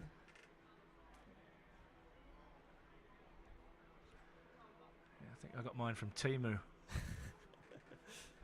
Not having a good day.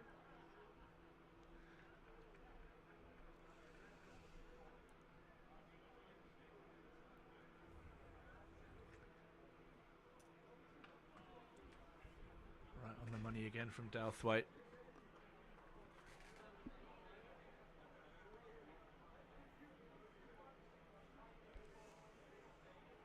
Yeah, this has been an unbelievable all-round performance from Dan Douthwaite here today. Contributing in and contributing very quick succession with the bat. And stepping in with the ball and going bang, bang. And backing that up with himself as well. He's not had that one blazing over and then allowed things to get a little bit out of control or straight off his line or length at all. He's been really, really consistent. It's just building unbelievable pressure for Durham at the moment, who still have to chase 263 more runs.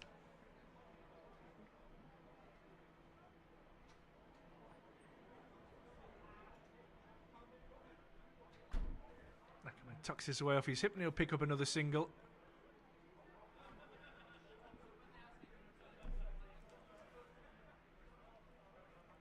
I suppose what it does do here for Durham, with them having the early lead on the runs column front, is just to have a few overs like this to try and soak up some of that pressure. Try and navigate through an awkward half an hour. Rhodes guides this one away but won't beat Hurl. Ends the over 65 for 4. 12 done. Will we see another from Al-Hassan, or will we see the skipper himself come into the attack here?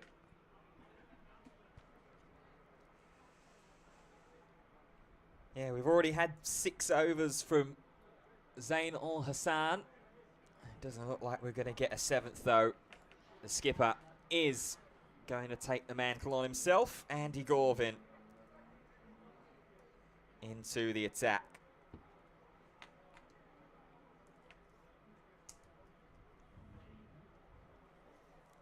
So a successful stint from Al Hussein. Going to bring Gorvin in. 3 wickets in the competition so far. 134 runs he's given up though. Most expensive economy-wise of the Glamorgan bowlers used so far in this campaign.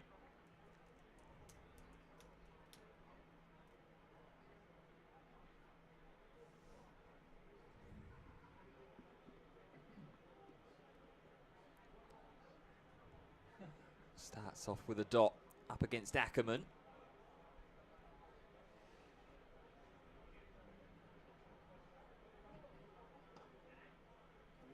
Tries driving down towards mid-on. That's where Al Hassan is.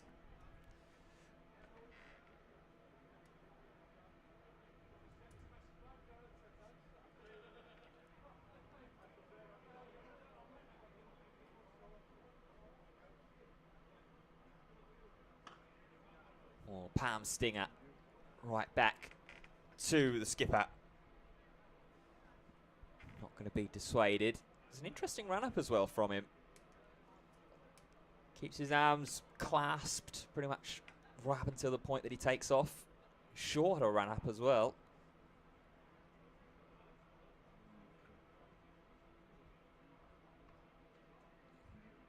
Quick single taken, and taken well by Ackerman just to get off strike.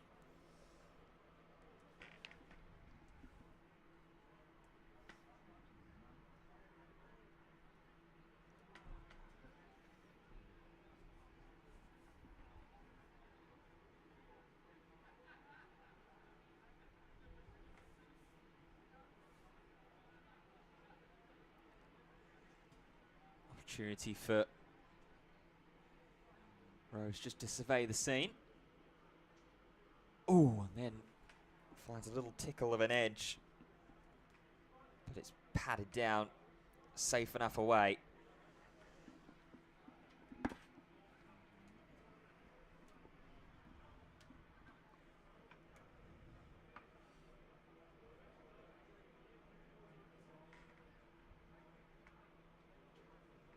Tucked away.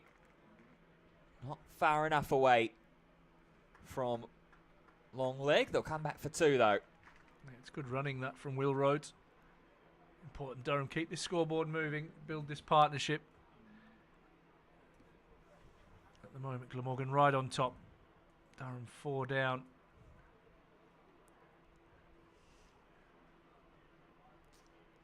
Good news is that the backup hamster has worked just about enough so that I can bring you an update from around the grounds as the run chases begin up and down the country in the Metrobank One Day Cup. Sussex are 33 without loss, need 284 more runs to get to the 317 run target set by Essex. Surrey have lost their first wicket, they're 59 for 1, need 283 to chase down 342 set by Warwickshire. And Worcestershire, bit of a batting collapse in the back end of their innings. They were all out for 230. Yorkshire starting their reply 62 without loss. Short and hammered away. Bit of change of bowling. Your mate, JHB.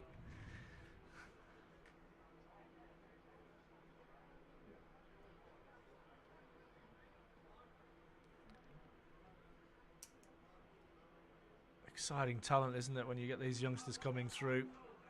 Look very composed with the bat, very strong, classical through the offside. Throwing a bit of spin into the mix.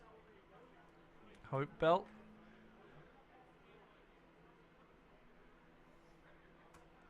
Yeah, looked bright, didn't he? Looked a pretty handy cricketer. Don't mind it if you can help and chip in with a little bit of spin every now and then. Rhodes will pick up a comfortable single.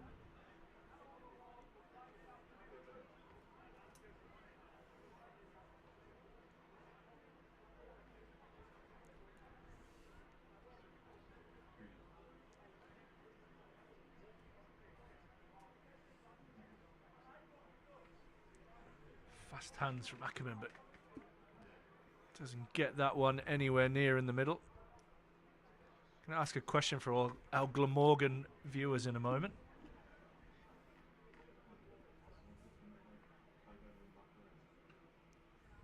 Punch down to long on.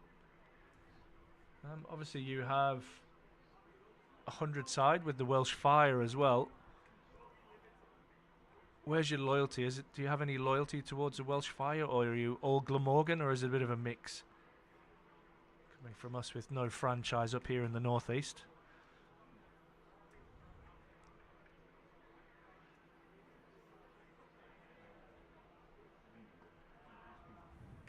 Well, Rhodes pushes this one into the covers. It's a tidy start for Hope Belt. Durham is 71 for 4. Yeah, the 100's been I mean, I think it always really has been a bit of an interesting point of discussion. Obviously this season as well, the early parts of the competition, it seems like the attendances haven't quite been where they have been in the opening seasons of the contest. So you've got a boatload of talent that are taking part in that competition.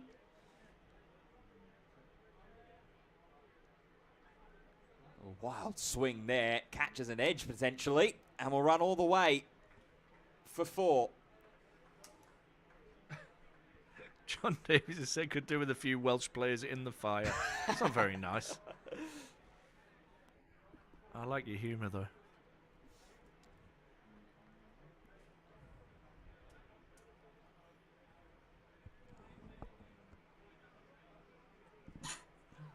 Oh, that's popped up, and it's going to be taken. Well, after a less than convincing shot to find the boundary rope for Colin Ackerman, the next one, maybe a little bit of indecision, is going to send him on his way. Just the 9 he managed to put on, and it's now 75 for 5. Well, I guess if the wheels are going to fall off, you want to do it in spectacular style. Glamorgan have bounced back very, very nicely from a big defeat down at Middlesex. Durham at the moment heading for something similar. 75 for 5 in pursuit of 226. Still need 252 to win. And half their wickets are back in the shed. It's going to bring Ollie Robinson out at number 7, who we mentioned just a few moments ago. Last time, certainly I was here calling the action on the opening day of the 2025 Metro Bank campaign. It was these two that are now going to be at the crease that were the standouts with the bat. Ollie Robinson with 100. Will Rhodes with 96 here at South Northumberland on opening day against Sussex in the 2025 Metro Bank competition. Realistically, if Durham are going to have any hope or thought about finding the remaining 252 runs needed, both of these two are going to have to hit triple figures. First one is not a bad start. Rising up high and driving for 1. Callum Nichols, the man who put the dive in. A little slower to get up, but now is back on his feet and sprinting away.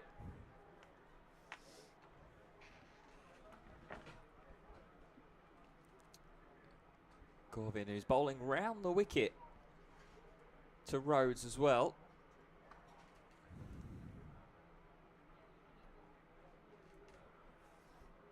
Dot ball from that one. Smale, who took the catch with a few claps.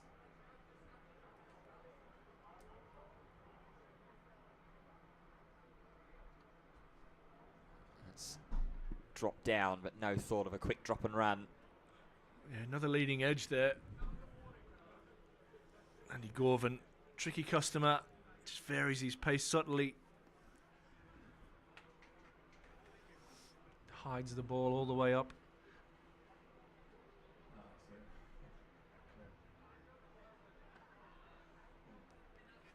Similar position to end the over.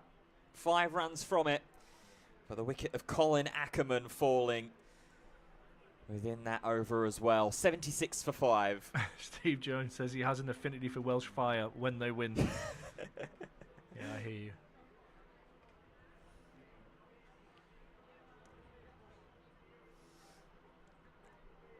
At the moment, it's at least set up for Glamorgan to win here. It's going to ask a lot out of Durham to chase the remaining 251 runs in 35 overs. Going to need to go about 7.5 and over with wickets running low.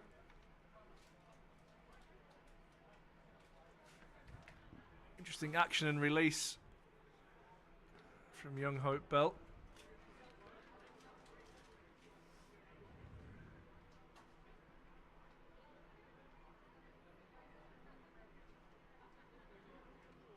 It's nicely played away by Ollie Robinson. Picks up his second run. Seems you've replied, Steve Jones. Would you prefer, if you could choose one, a Glamorgan win today or a Welsh Fire win today? Ooh.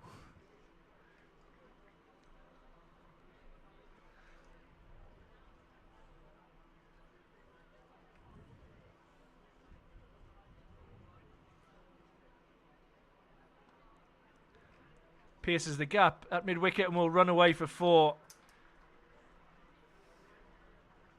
I hope that one's okay for you, Shamsul Islam. Very upset with the Durham batting. I'm not sure why. Yeah, there's a nice bit of timing there from Will Rhodes, which, as we mentioned multiple times, has been sort of the key to batting success on this surface, at least in the early part of the innings.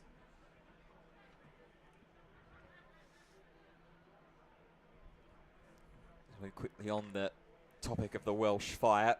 The men's side at Cardiff are 73 for 5 against the Trent Rockets. Make that 74 for 5.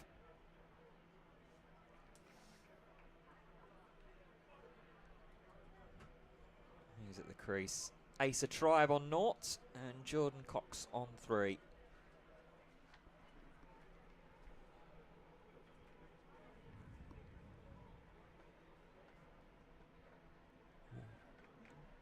Runaway fine. Douthwaite on fire today. Gets down low, picks it up.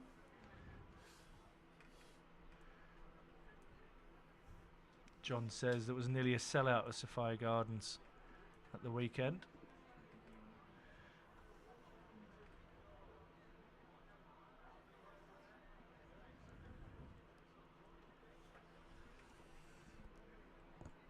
It's interesting that actually then. I suppose maybe it's just sort of some of the more northern grounds that are having a I bit must of admit, issue. I watched the Sunrisers played last night at Leeds. and Yeah. I've seen some big crowds at Headingley, and it wasn't a big crowd last night. Lots of empty seats. For the Orange Army. Yeah, I think the Manchester Supergiants were having a bit of trouble as well with crowd numbers at Old Trafford. But maybe it's more of a case of circumstance than a wider problem.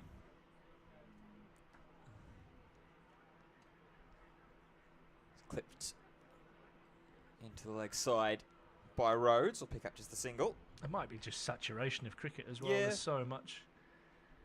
There was that one-day series leading into it, and India in town, and now you've got the 100 going on, the Metro Bank going on at the same time. Right in the middle of the summer holidays. School holidays just started.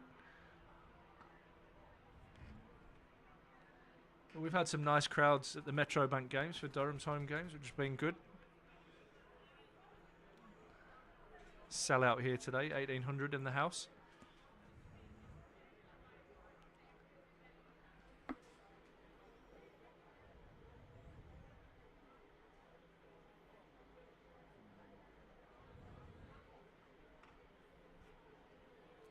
Robinson trying to rise up high and punch that down the ground. Can't get past Andy Gorvin though.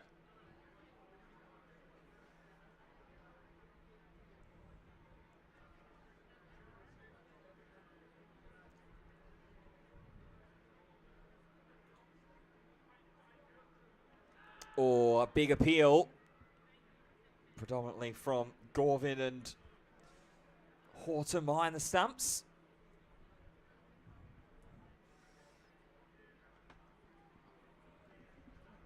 Steve saying, Ash, that your question was easy. Glamorgan win. There you go.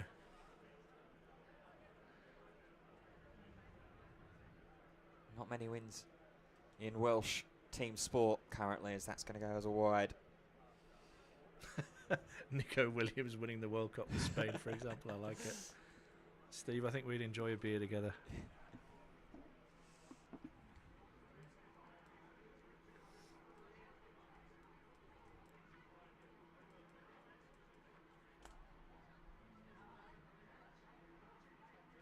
Trying to cut away there is Robinson.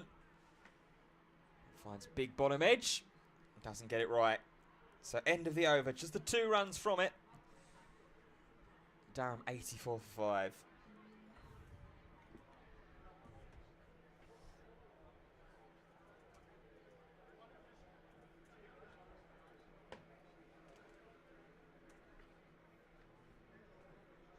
And speaking of Wales and football, there's a player who still pretty young, 24 years old, that I had the opportunity to commentate on a few seasons ago.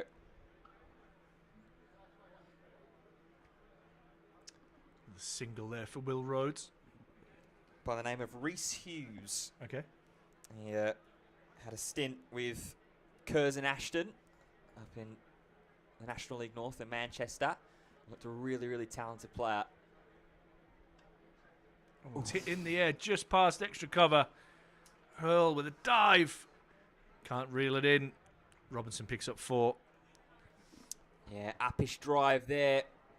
Would have been a real screamer if it was taken there. I think that's Henry Hurl that's thrown himself at it. Just low enough to the ground where it gets underneath the dive. Oh! Dropped short and hammered. This one's over the houses. New balls, please. Well, Ollie Robinson must have heard us waxing lyrical about Welsh sport and Rhys Hughes, because he said, look at me, lads. 4 with the drive through the cover region and then a huge 6 to try and reignite a little bit of life into this Durham fight back. That was massive. It's a huge hit. We saw one on the roof earlier today. I think that was Al Hassan. Pulled one away. And that was a monster from Ollie Robinson. Got under it beautifully. Jumps himself up to 12 off 9. Rhodes at the other end, 29 off 36. It's a partnership worth 20 between Rhodes and Robinson, which is worth more than the last 4 partnerships. Rhodes and Ackerman was 18. Clark and Rhodes was 16. Clark and Stokes was extremely short-lived. 1 ball. And then Clark and Gay was 19.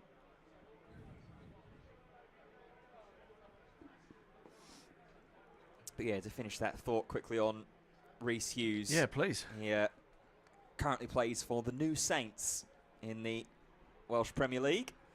Is that what was Total Network Solutions, or that it used to be called back in the day, I think? Something like that. TNS. But yeah, he's a handy little player. In fact, he's actually just joined the New Saints from Connors Quay. So, those for the Welsh Premier League fandom, keep an eye out for him. It's a lovely drive again from Ollie Robinson. They'll pick up just the one. In fact, they come back for two. Good running from Will Rhodes. Robinson timing the ball as nicely as anybody. Yeah, trying to really lead and spark a fight back. Here, Ollie Robinson. Go after the spin. Ooh. Gone! Yeah, Robinson knew it immediately. He's gone. Throws his head back. And Glamorgan pick up wicket number 6 just as a partnership was brewing there between this pair. He goes for 14, Ollie Robinson. Glamorgan pick up wicket number 6. And it needs a captain's innings, and that man is Casey Aldridge, who is the new batter to the crease. Yeah, such a shame there. Robinson just trying to go back to the spin. And as much as it gives you the opportunity to see the ball a little bit more, play a little later, play off the back foot, also gives the opportunity to just do what that happened there. Tries to play it late. Again, plays it a little too late.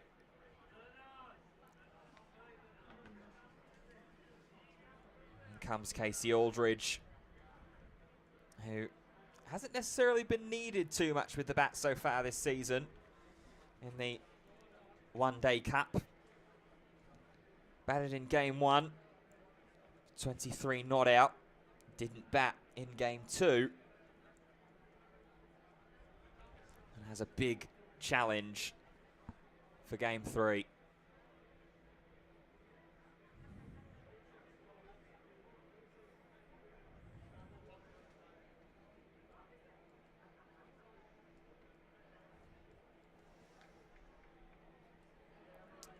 Another energetic over from both sides.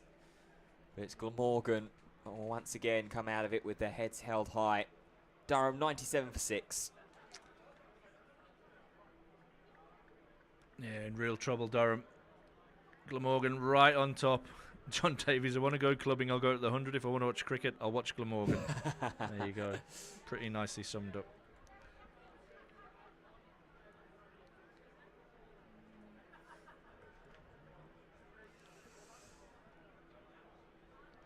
Andy Gorvin continuing. He pushed through square leg. There won't be any temptation to think about coming back for a second there for Will Rhodes.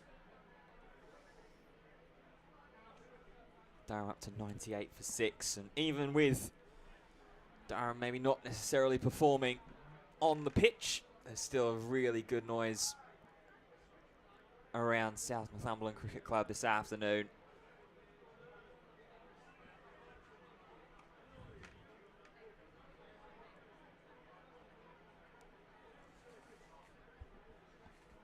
It's going to be a big job to look to rebuild if it is indeed going to be defeat for Durham here this afternoon.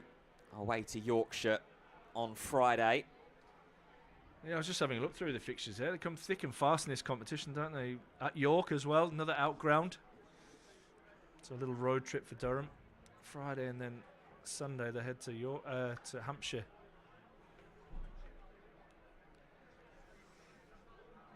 And then, have we mentioned earlier, the 7th of August is Ex-Players Day at the Riverside. So get yourself a long 1:30 start. And then follow that with a home game at Darlington, home to Essex. And finish off with a little road trip just down to Worcester.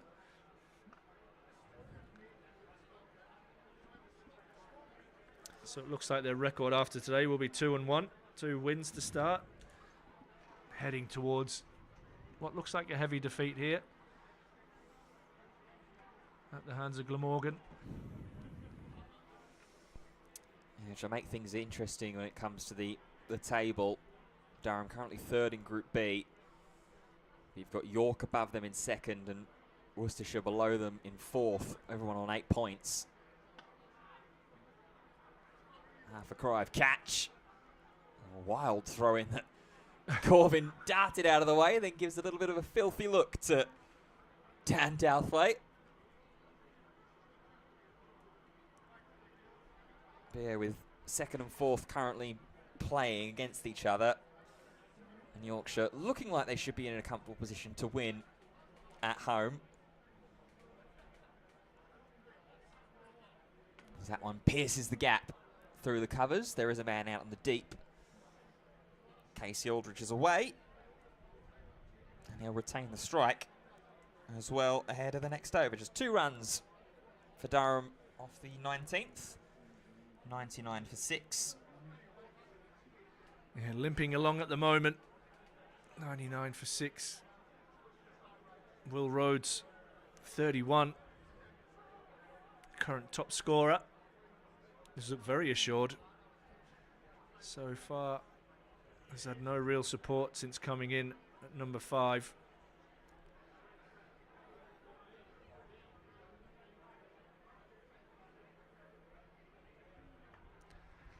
Aldridge pulls this one away around the corner. It'll just be the single. Came in at the fall of the Ben Stokes wicket. 2 in 2 balls, Emilio Gay and Ben Stokes. Both bowled by Douthwaite. And he's now seen Ackerman and Robinson depart.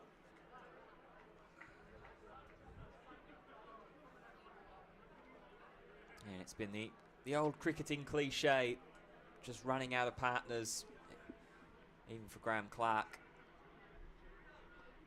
Nicely bowled by Hope Bell, just slow. Knowing there's a lot of scoreboard pressure. He can risk bowling slow, bowling aggressive. Great place to be in for a young spinner.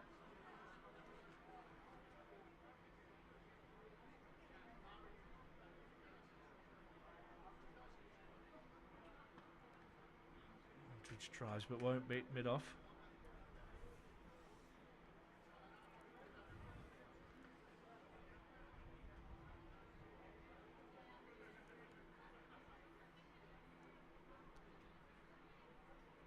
Short and down the leg side. Good take there by Horton.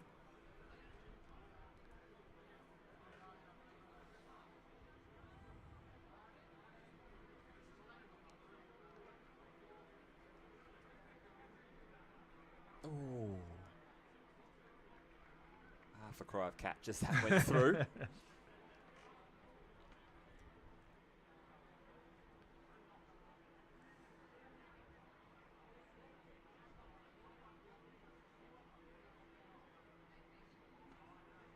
Aldridge whips that away but won't beat mid-wicket.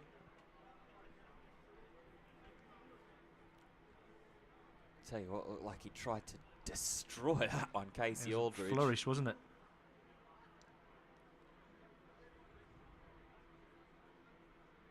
Oh, looks like he was about to launch into that one and aborts mission.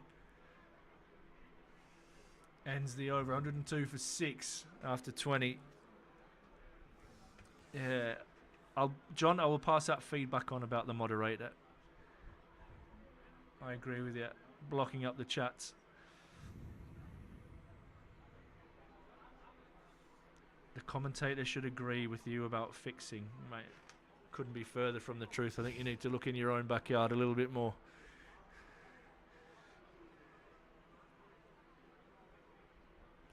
Going to see O'Riordan back into the attack. Couple of expensive overs at the start, Ben. Went for 4 fours off his last 4 balls. But a great time to come back and bowl. Yeah, absolutely. 225 still in arrears at the moment at Durham. O'Riordan going for 27 off of his first 2 overs.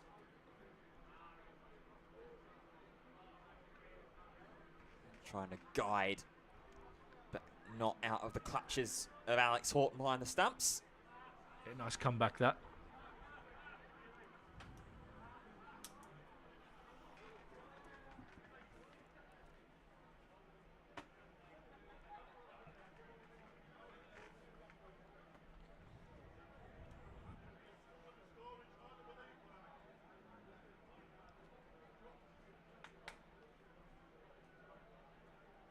Tucked off the hip. Will only be the one though. for Will Rhodes. He's continuing to just carry on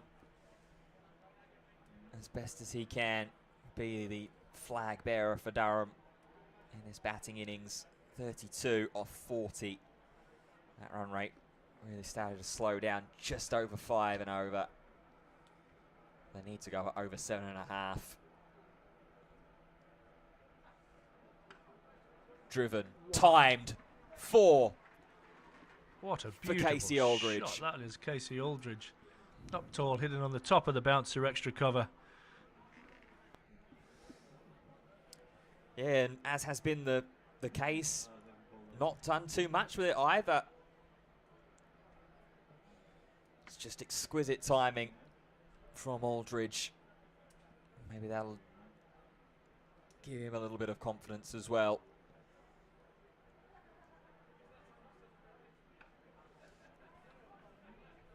Can't be easy as a relatively new captain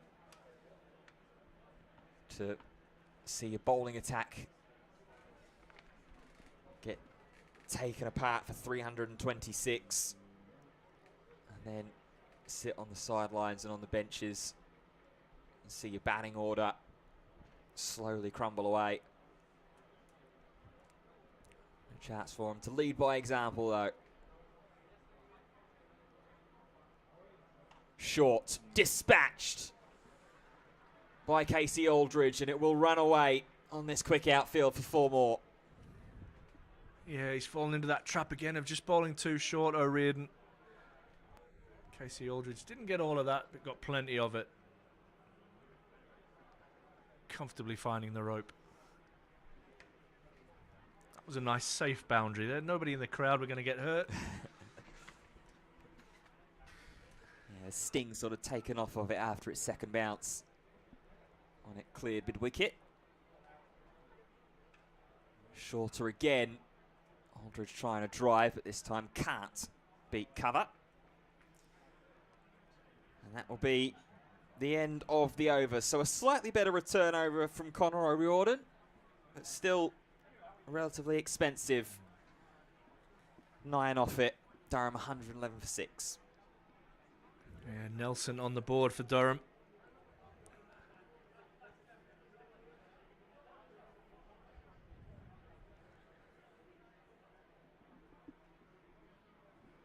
Long road ahead, still need 216 to win, 6 in the shed. And then you're down to Minto, Ghaffari and Duan Olafir.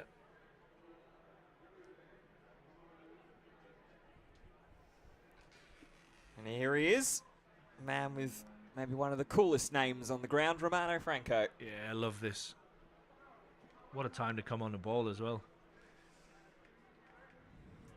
Franco into the attack.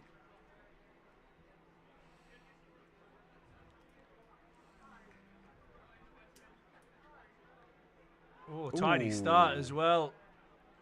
Thought umpire Pratt was interested for a moment.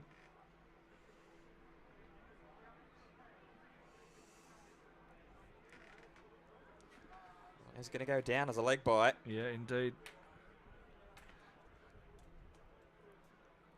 Have a look at. Yeah, maybe not quite turning enough. It's a good start. Left arm orthodox spinner.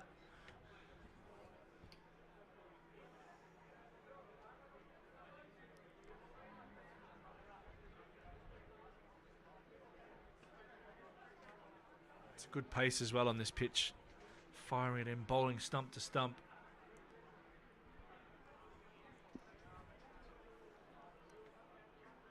Knowing that that scoreboard's right behind you as well.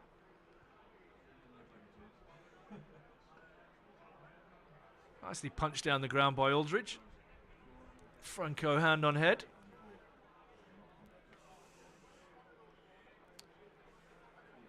Yeah.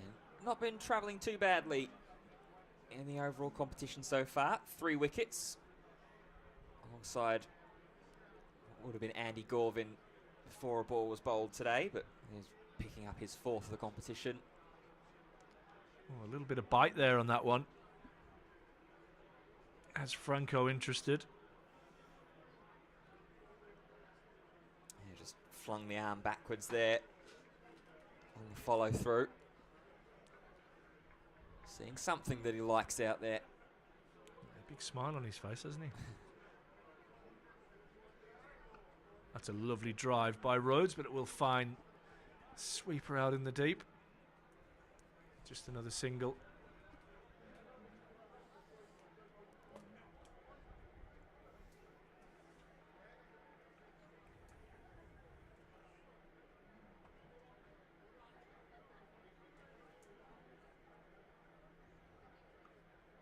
Again, just holding in the pitch. Aldridge drives it off the back foot out to the sweeper for another single. Keeps the scoreboard moving, but a tidy start from Franco. 115 on the board, 6 down. Yeah, this partnership slowly but surely trying to kick on a little bit. Up to 18 between Rhodes and Aldridge. Aldridge 12 off 18. Will Rhodes still trying to dig his heels in as best as he can on 33. And in terms of where the two sides were comparatively at this point, at the end of the 22nd over, Glamorgan were 111 for naught. So that lead. Flying here with 4 runs in front, mate. Nothing to worry about. Don't worry about them 6 wickets. The consultant asking, can miracles happen? Well, we're about to find out, mate. I'm not convinced, but there you go. Appreciate the kind words there as well, John. Myself, Ben Fitzpatrick, and Ash Thorpe here at South Northumberland Cricket Club for Durham versus Glamorgan. Oh. Driven nicely. Stand and deliver from the Durham skipper, Casey Aldridge. It's a great opportunity for Casey to really put his name up in lights here as leader of this team. He's got a superstar batting lineup in front of him that hasn't fired today. No better way than to get the boys on side than a performance for yourself.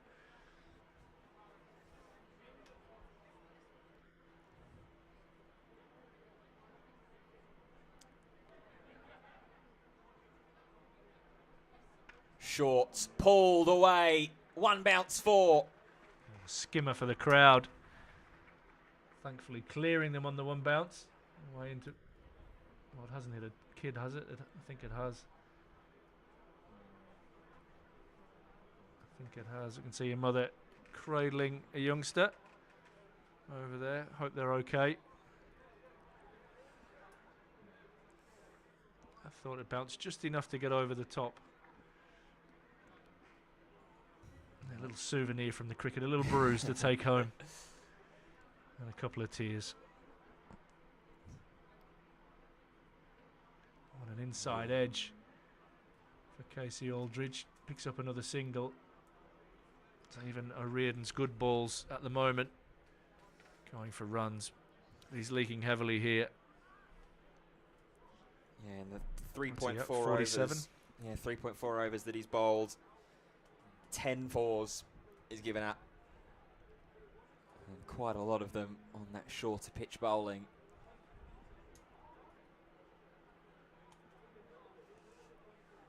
Two more balls left of this over. It's Rose on strike.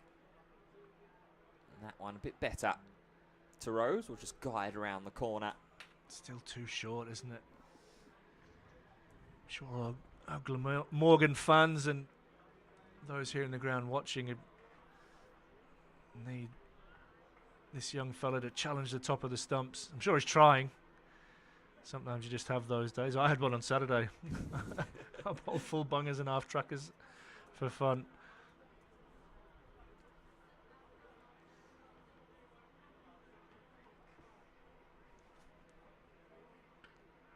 That's better from the 24-year-old to finish off the over. It does go for double digits once again, though. Yeah. 10 runs off the over.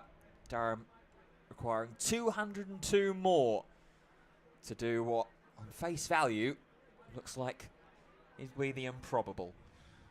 Yeah, it would be a miracle.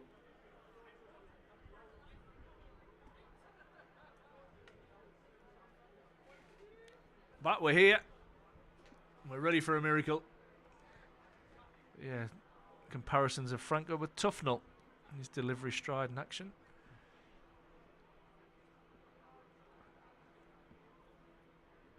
Tuff has had a bit of a longer run up, didn't he? It's nice, a lot to like, and he's unlucky there as that finds the outside edge of Will Rhodes, and Durham will pick up 4. Might be worth whacking a slip in here. Scoreboard's all in your favour.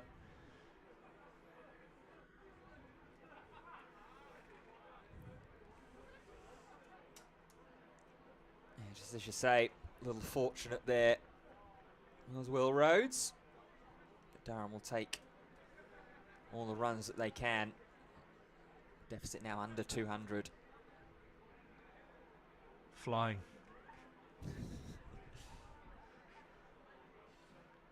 Yeah, keep your comments coming in, guys. Apart from the obvious. Really appreciate your interaction. Ben and I are loving our day at the cricket here at Gosforth. Oh, really nicely bowled. Bit of flight there from Franco. He can be brave with this scoreboard. Durham, so much work to do. Can you just almost even buy yourself a wicket? They're going to bring mid-off up into the circle.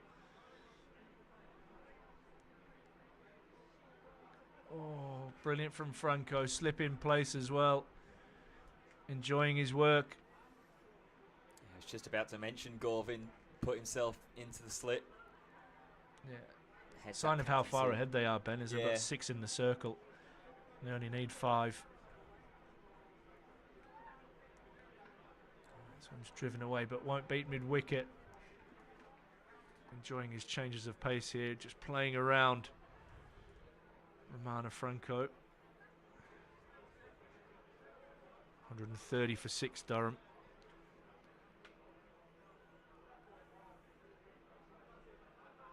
Yeah, beautifully bowled. It's an excellent over there. Unlucky to go for that boundary. The outside edge of Rhodes' bat. 130 for 6. Oh, I think I need a new hamster. I don't think it's going slowly. I think she's in the heat. She might have gone. Giving it up. If there's any pet shops out there, we'll fire as a new hamster. Nope. Maybe I spoke too soon. She's back. She heard you. She's back. It's all right now. You've put the curse on me. She might have jumped from mine to yours. Oh, it's another short hook for Conor O'Riordan. Yeah, bless him. It's not been a good day. He's got the double teapot on there at mid-off as well. What's he going for? Is it 47, I think? Something like that. Be Andy Gorvin to come back into the attack for himself. Immediately gets one to just pop up on Will Rhodes. I think we should have a whip around. Keep O'Riordan on, no disrespect to him, but he's kind of keeping us in the hunt a little bit here.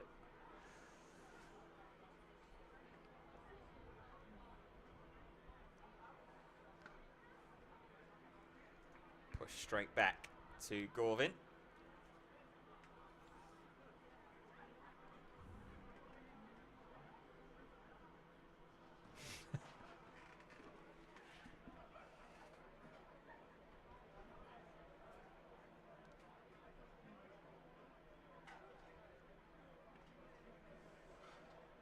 That length there, it just stands up a little bit.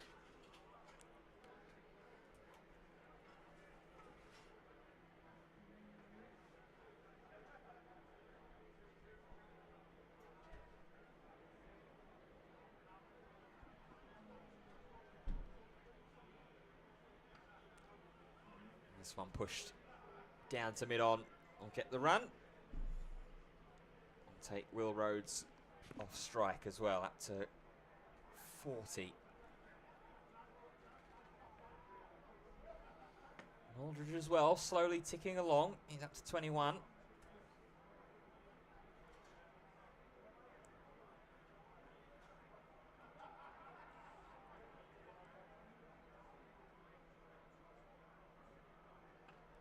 Oh. It's driven and driven nicely from Casey Aldridge. For a moment, cover was interested, But as soon as he had the thought, it was all the way away from him. That's an incredible shot again. Casey Aldridge, at 6'5", 6'6", can hit balls on top of the bounce that us mere midgets are not able to do. It's incredible timing as well.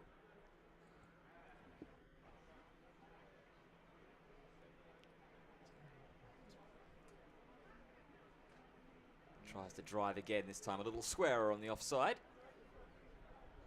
But crunches it straight into point. That's the end of the over.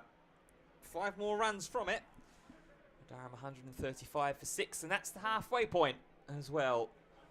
So we will be at drinks. And the good news from a Durham point of view is we're in front. Woohoo! So Glamorgan at this stage, at the drinks break, we're 134 without loss. So we've got them covered. 135 for 6. 1 run in front as the lads have a drink, a well-earned drink from Glamorgan's point of view.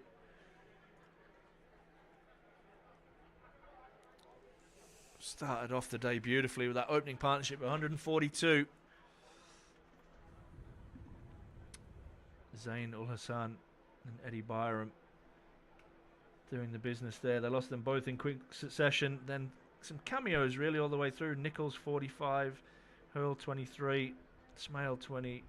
Hope Bell looked very, very nice for his 28 not out. And Dan Douthwaite, well, I think brutal was the way to describe that at the end. 45 not out. Got them to 326, and we weren't sure what a par score was on this pitch. We thought that might be just be a little bit above with that flourish at the end. And they're certainly sitting ahead of the game at the moment.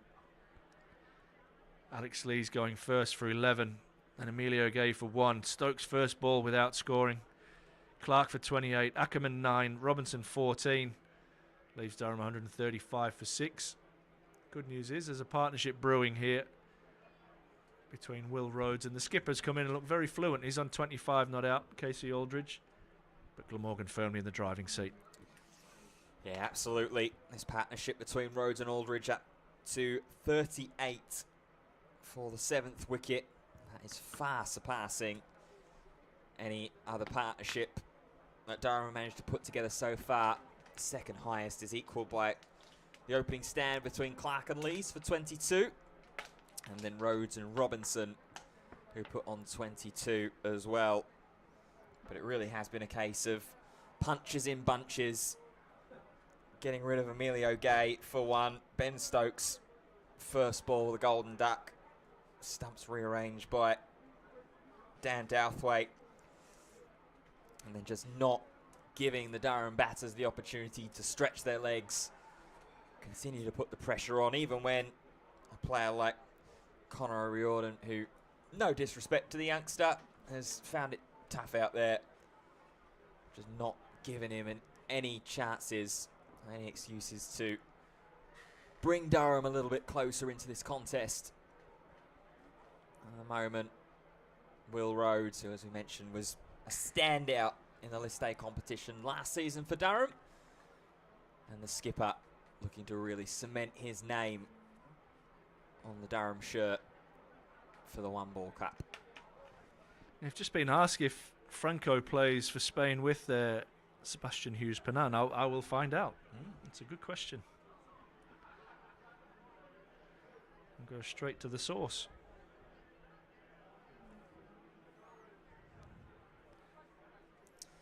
Players making their way back from the drinks break.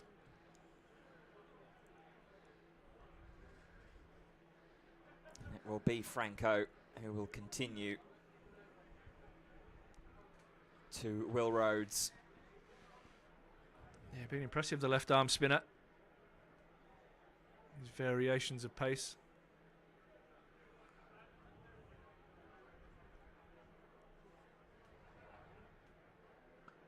It's hammered away to cover, but won't get through.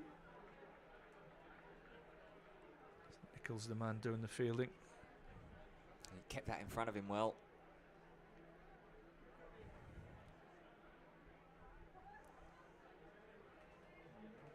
Tucked away around the corner by Rhodes. Picks up a single. Sliding stop from Connor O'Riordan as well. Now, backward point. You see that even if the bowling isn't necessarily going to plan, still putting in the energy in the field. Aldridge punches this down the ground with purpose. Pick up a single. You get the feeling he's looking to go a little bit bigger off the left arm spinner. Yeah, it's typically the pattern of the shorter forms of the game, isn't it? Batters look to try and attack the spin. Good use of the wrists by Will Rhodes, tucking this away into the leg side. Just rotation of the strike. Trying to do their best to keep that run rate moving. This time it's Aldridge using the bottom hand, working that one away into the leg side. Just getting the scoreboard moving after drinks. It needs some serious movement. The required run rate edging closer and closer towards 8 and over needed.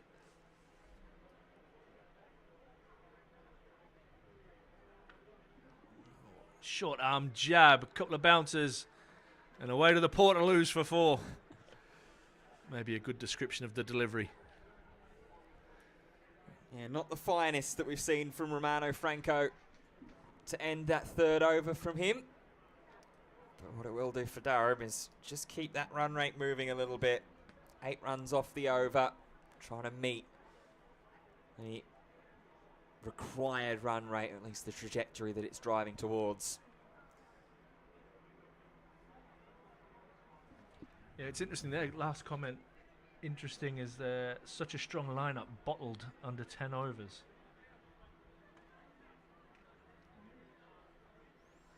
Sometimes as a victim of a strong batting lineup, and I'm not throwing excuses, but you just think the next man is going to do it. It's just important somebody grabs hold of the game. That hasn't happened today so far for Durham. It's happened in the previous 2 games.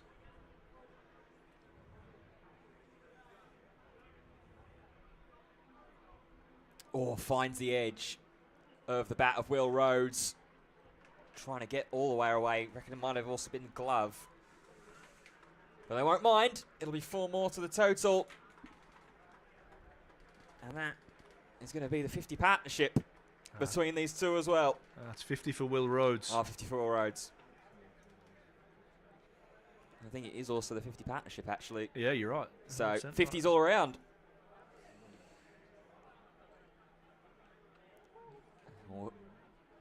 Hoik this one to deep square leg. One of those dodgy bounces. Emilio Gay got one earlier that just reared up and nearly hit him in the teeth.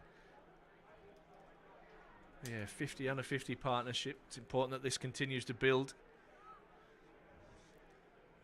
Very muted celebration from Will Rhodes. Definitely, and the crowd. Aldridge, the head snap of doom. Wondering where that ball actually went.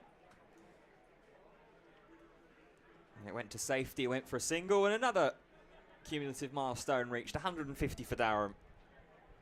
Still 177 runs to find.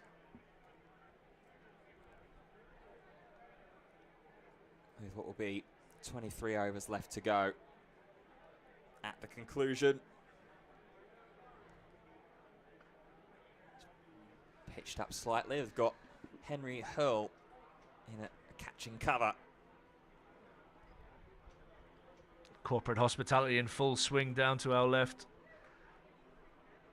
Making sure they're keeping themselves hydrated with various size cups.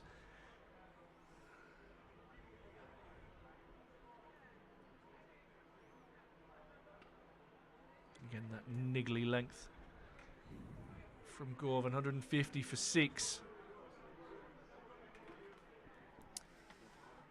Yeah, 7 runs off of the over. Last 2 overs just creeping up in the scoring. As there the partnership between Rhodes and Aldridge up to 53. Rhodes contributing 22. Aldridge 29. So both have shared the load relatively. But for Durham to be having any thoughts of success, they're going to need to carry on some fashion. Nicely punched away off the back foot for another single.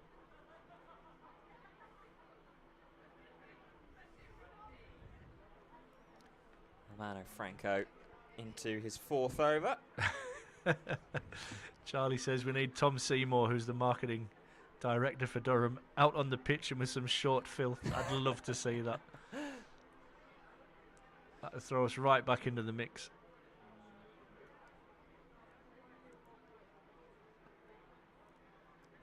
Another single down the ground. I'm sure Tom's got somebody cornered selling him something.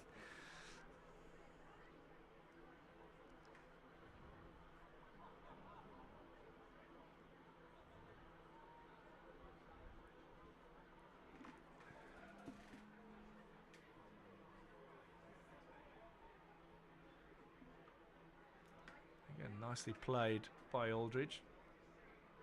Hurl doing the fielding. Set off pretty quickly there, Aldridge. Had the slight indication it was maybe trying to look for 2, but as has been the case on this ground, wasn't really on.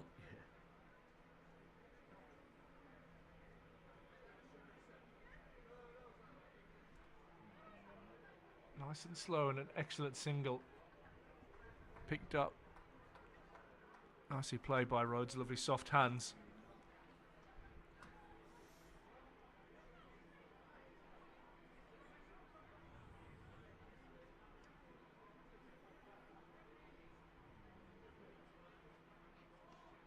Just driven in the air and straight back into Will Rhodes' back. You've often seen them just loop in the air and give a catch to either a bowler or a fielder. Thankfully, this went straight back into the ground.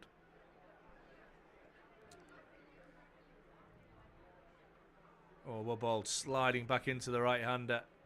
Andy Gorvin thought he was in with a chance of a wicket there. He's down on his knee. Almost in the proposal position. I propose he gets another over here, but he's going to give it to Dan Douthwaite. All my dreams shattered at once. 5 runs off of that over, 155 for 6. And the dangerous Dan Douthwaite coming back into the attack. So there's not too much danger in the grips and the clutches of those drinks. Yeah, good. Firmly secured. Some familiar faces in there too.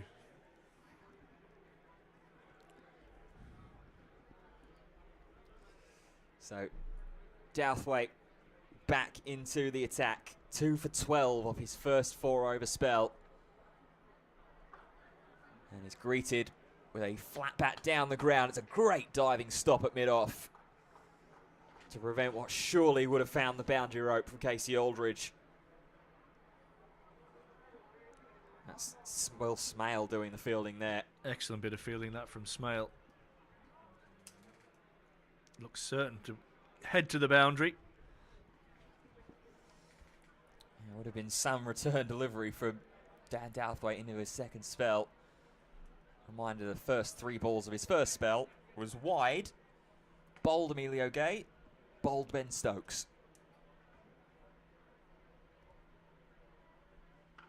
Come round the wicket to Will Rhodes, just find a dot ball. Very interesting flick with his right leg as he runs in.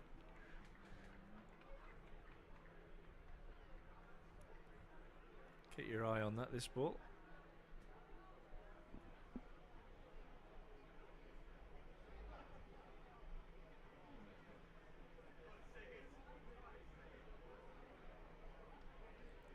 It's tucked away out to deep square leg just for the single. He's had a hell of a day out here at Gosforth so far. Might be ringing South Northumberland Cricket Club and trying to get a gig. Belted 45. Some monstrous sixes. And chipped in with Emilio Gay and Ben Stokes in consecutive balls. batted straight back to Douthwaite.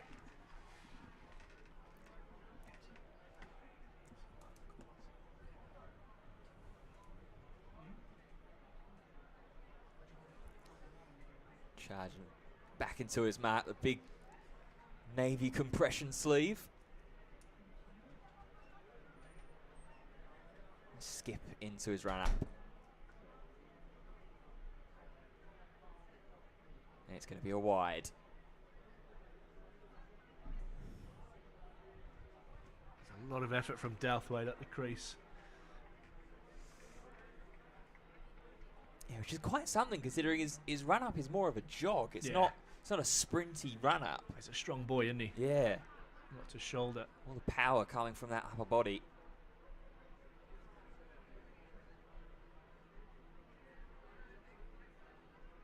Oh, that's up in the air. It's a long way back. Crowd catch chance. And it's put down by the man in the green polo. He didn't even try and catch it. He's just almost like, not in my house. Swatted it away. Yeah, more a smother than an attempt at the overhand mark. Get that out of here. It's a big 6 from Casey Aldridge. Got the length, got under it. Yeah, Charlie goes bosh.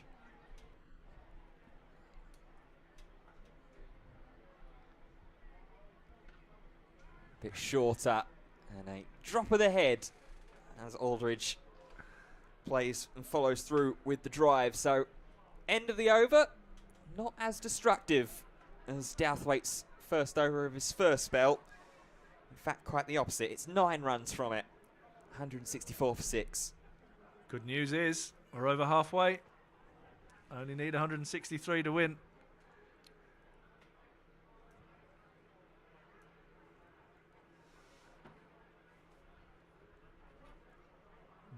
Bosh. There's your Seymour delivery.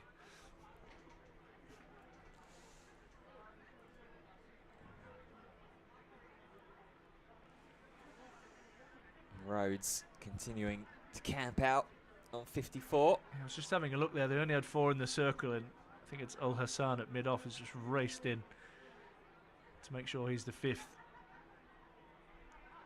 Rhodes tucks this away to the leg side and pick up a quick single called through by Casey Aldridge. I wonder if Aldridge will just think about having a go at the young spinner here.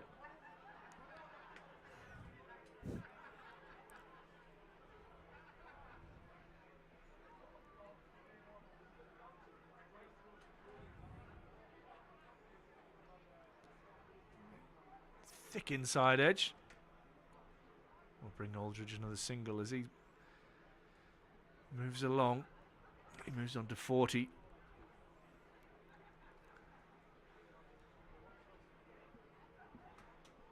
And being pushed out to a sort of a wider deep square leg for Rhodes. Quite close together, the 2 men in the deep on the leg side. You've got a very, very square deep mid-wicket. And the fielder just behind square on the leg side. Cow corner is open for business. And Rhodes guides that away beautifully behind square on the offside for 4. Open the face and let it run down. Yeah, not the first time that we've seen a ball reach the boundary rope back behind the keeper. A couple of them maybe been a little bit more fortuitous. That one, though, was guidance. Will Rhodes up to 59. Just being the anchor.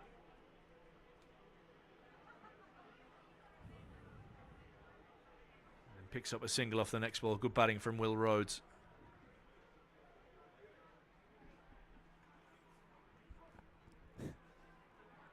I like that from Sugar. Durham could keep going like this for 12 overs, then play their joker and give Stokes another bat. It didn't go too well first time. Yeah. Yeah, can he cash in his once per game mulligan? Nice late cut from Casey Aldridge. This will take some pulling in as well. So Reardon does well, gets them long legs moving. Pick up a couple, the skipper. Yeah, it's almost backyard rules. Can't be out first ball. And when that doesn't work, you just take your bat and go inside.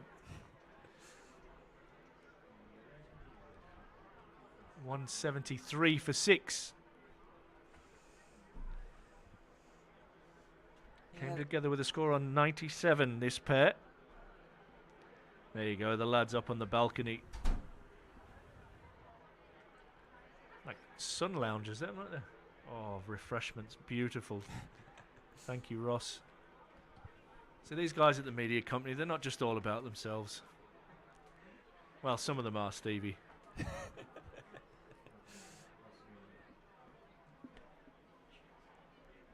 Douthwaite to continue.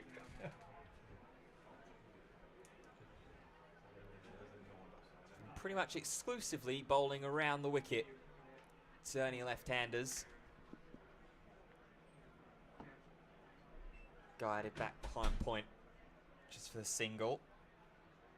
Thought about the opportunity for a second after it was misfielded, but Aldridge not interested. Almost feels, you know, when you go on holiday and that you can feel the humidity building into almost thunderstormy weather. Yeah, it's kind of been brewing like that for the majority of the day. The overcast conditions. She's grey up there. Driven through the covers by Aldridge. Got protection out there on the deep though. Jack Hope Bell. JHB to his mates. Well, it is now. He's probably never been called that in his life. I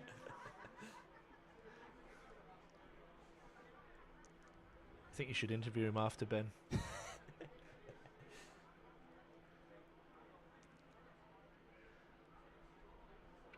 Oh, full bit of width.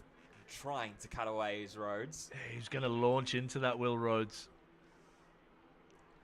Just didn't get the length he was after. Got the width. But very tricky to drive on the up from that length. Yeah, it's clever from Douthwaite. So I think Ben Stokes tried to do a little bit in his bowling. He maybe didn't quite get the areas right.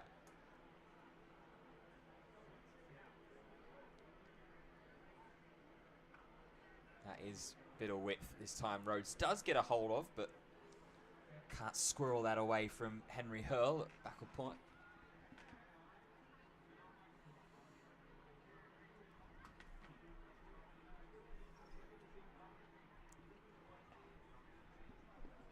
Two balls left of this Douthwaite over. I think your squirrel's got my hamster.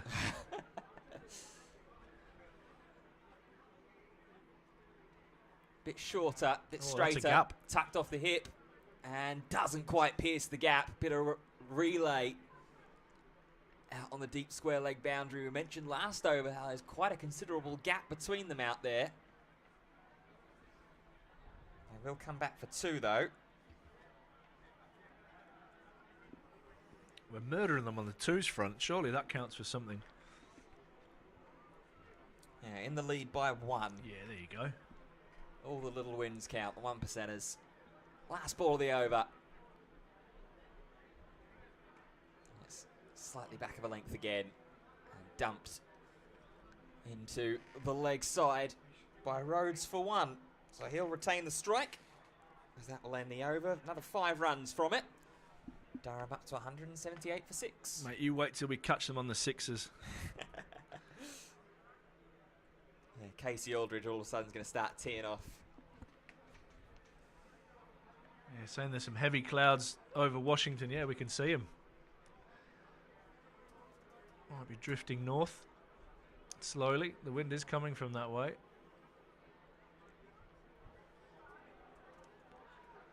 Time to get my Could friend do in with that office out. Could do without Duckworth Lewis right now. That is for sure. There's no rain forecast until 40% chance about 11 o'clock tonight here in Gosforth. So If we're still here, then we're in trouble. Another single for Will Rhodes. Yeah, Duckworth Lewis pass score, if I'm reading the scoreboard correctly, is 248. So we're just slightly behind.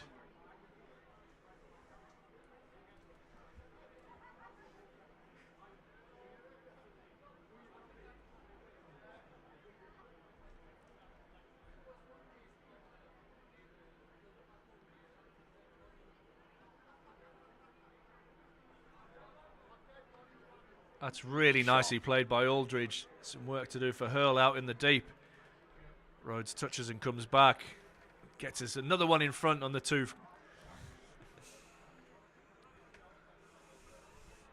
Yeah, it's needs must. 18.4 overs left to go. Still under 150 runs left to find. These two, though, making life a little bit difficult for Glamorgan.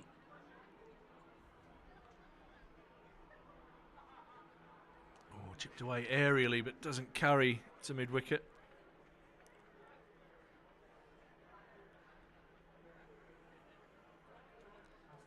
This pair came together at 97 for 6.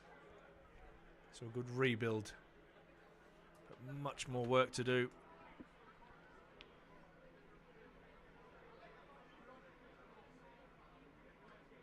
Aldridge gets this away and beats mid-wicket. Be another couple. We're murdering them on the 2s now. Got them well and truly covered. Yeah, Aldridge has got 3 2s on his own. Oh, stop it.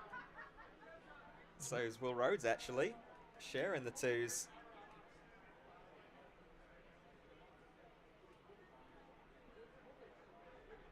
Ooh, he goes into a big sweep. Gets a thick inside edge onto pad. Just as I read the comment there, asking for some sensible cricket. Casey Aldridge thinks, now, you know what, I'm on 47. Oh! That's a beauty. That beats everything. Beats absolutely everything in a juggle from behind the stumps. I was expecting the bails to go there, I'm not going to lie. It's a great finish to the over from Franco. 183 for 6, Aldridge 47, Will Rhodes 65. Is there just a glimmer of hope here for Durham? Yeah, it's going to require a lot, as that run rate now has officially hit 8 runs needed an over in the remaining 18 overs of play. But as we mentioned, these two, Rhodes and the skipper, have really dug in. This partnership worth 86 between Rhodes and Casey Aldridge, the latter of which 3 runs away from a half century. Will be his first half century of the List A campaign. His only other batting appearance on opening day, going for 23.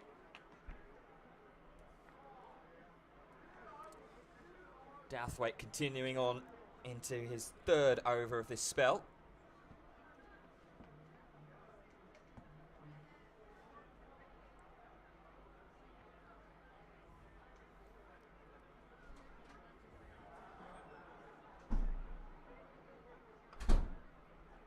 Calmly pushed back to Douthwaite. Whatever ends up happening here for Casey Aldridge, this will be his highest List A score. It's one of the reasons he moved to Durham, just the opportunity to play more in all formats. It's actually getting the chance to lead the side this year as well. Part of Durham's leadership group. Shorter, hooked away, and that will pierce the gap between those deep on the leg side. A rare boundary conceded by Dan Douthwaite. Just the 3rd off his bowling to find the rope. It's a good flip of the bottom hand there to find the gap. Yeah, somebody's saying surely that's out. The one that just flicked the top of Casey Aldridge's pad. Casey at 6'6", if that hits the top of his pad, it's definitely over the stumps. It's a great ball though. He's crouching and trying to cut. Yeah, just throws his head back there. As a lefty, really, you want to hit that to the right hand of Hurl behind point. Maybe a little bit of lack of pace. You could see the disappointment in Will Rhodes. Thought he missed out on a boundary opportunity there.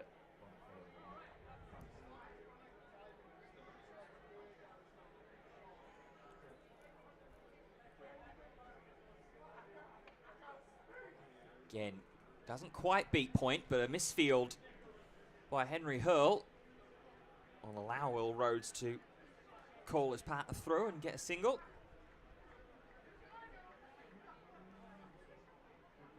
Puts Rhodes up to 70 now. Steve Jones is back saying Glamorgan need a wicket. Yeah, to feel really safe, they're going to want to break this partnership. Yeah. Here, that deficit is just quietly starting to dwindle a little bit. Pace off from Douthwaite, turned into the leg side. Sorry, that's your ball, wasn't it? Just It's all right. Jumping into the game. It's the end of the over. Run rate still climbing up to just over 8 and over needed, but with these two still out there, putting on 5s and 6s, there's still maybe, just maybe a chance. 189 for 6. See the guys in corporate hospitality enjoying their afternoon. Hoping that this partnership continues to build. Casey Aldridge on strike.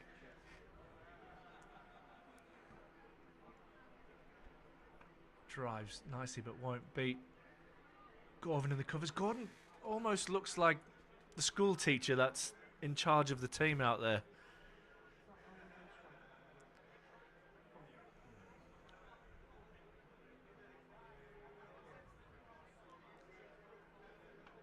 Tossed up nicely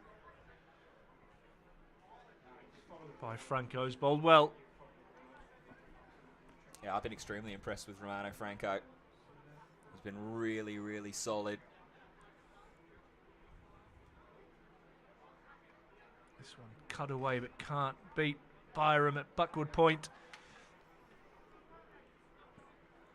He's played kind of a Colin Ackerman role that Durham had.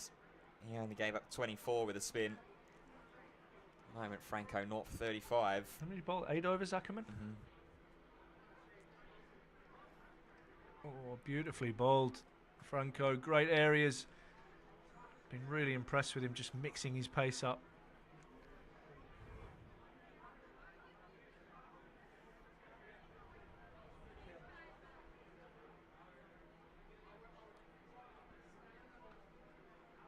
Again, Dot's building here. It's building pressure.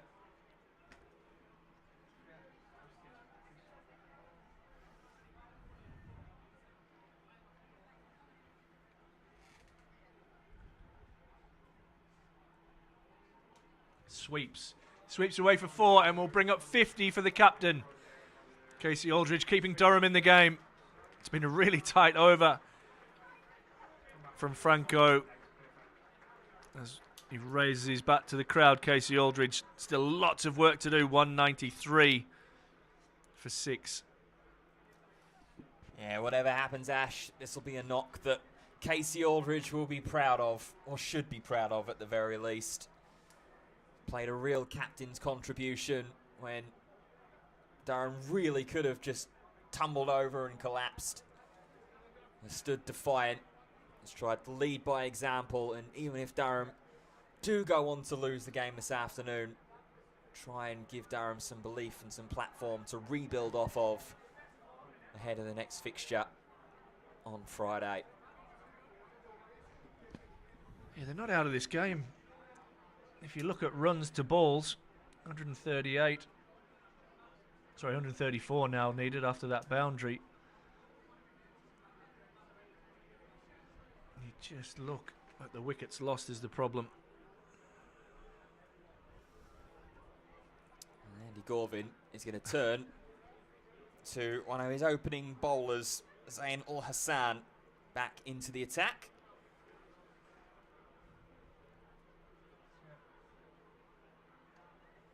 First ball back is clipped away off the pads by Will Rhodes, just a single.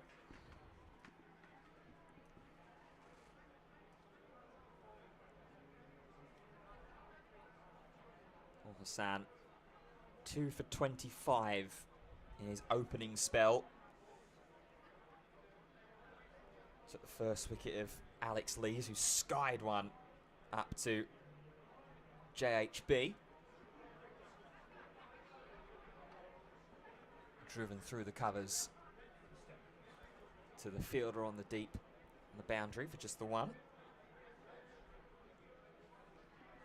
Yeah, I'm just seeing a replay of the last ball of that over from Franco.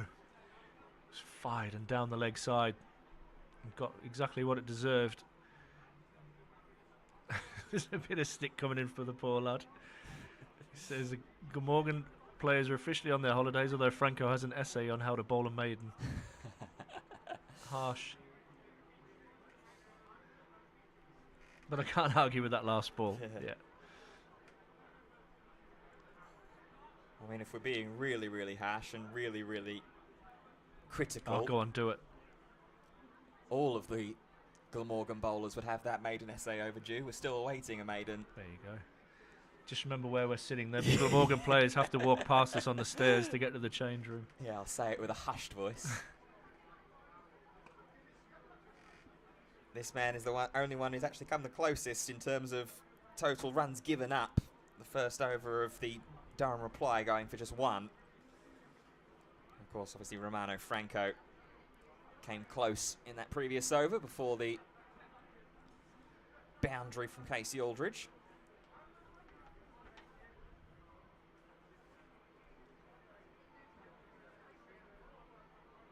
Oh Short and given the treatment.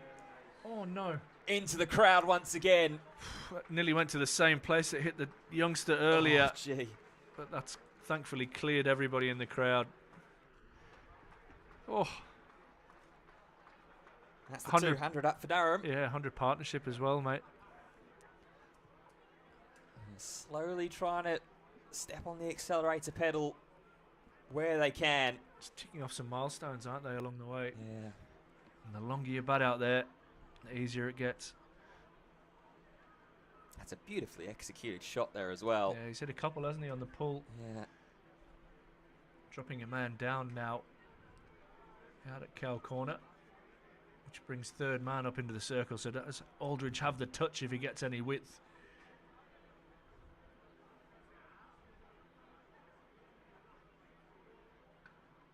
And it's just going to be back into the shell, back into safety. Where they angled down defensive by Casey Aldridge. So 9 runs off that over. Durham with 15 overs left to bat. Need 125 more to win. Yeah, so comparisons, 202 for 6 at 35 overs. Glamorgan were 180 for 2. Just started to lose a couple of wickets. Put on that partnership. 142, then there was a partnership of 55. As that was Nichols and Hurl.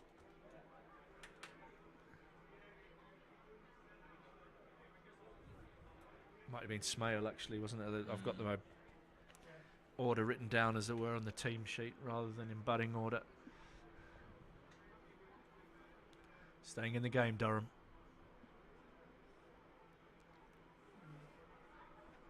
Romano Franco bowling into his 8th over in the one straight spell, so we'll only have 2 more after this.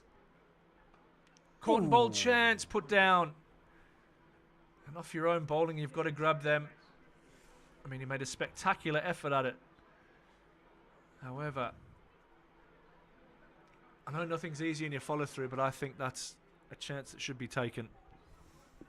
Yeah, it's tough. He's had to really contort his body as Franco. He's leaning to his right-hand side with his natural follow-through and has had to come right around to his left. Might have done a bit of damage to his finger here. Yeah. Which gives the Durham batters the opportunity to have a drink. Yeah, it's just off everybody just to reassess life. Yeah, it's just off the top of one of his fingers on his left hand. I think maybe he might have just bent it back, maybe. You just hope it's not one of his spinning fingers, I guess, from a Glamorgan point of view. I think he's actually just... Might be a bit of claret there, is there? Yeah, he's... Looks like his index finger as well, which is his spinning finger. Yeah, he just grabbed the ball for a second there in his spinning fingers just to try and see if he can grab it and twirl a little.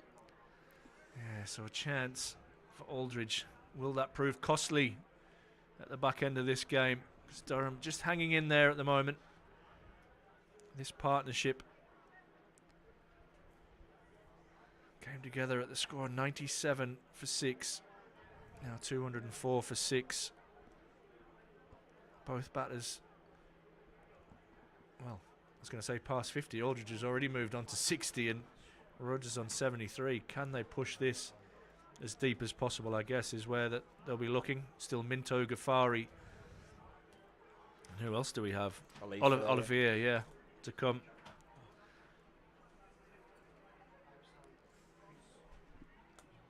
Looks like that Franco is going to be all right to continue. Delays just on the two batters for Durham, Rhodes and Aldridge, to re-don their gloves, re-don their helmets. Change your cameraman operators. Switching over. 3-man crew today. The media company boys bringing you all the great pictures that we've had. Coming live from South Northumberland Cricket Club. It's been a beautiful day. It's been warm, hasn't it? The sun hasn't blazed through, but we'll take it. It hasn't rained, but it's been one of those summers, hasn't it? It's been a blazing hot summer. This outfield probably one of the better ones that you'll see knocking around in England cricket at the moment, which is a credit to Craig, the groundsman here. Maybe nicking some water from all the houses around the ground. Franco to continue. Rhodes drops this into the offside and the set off for an excellent single. They've done that well, this pair. They've run really nicely between the wickets.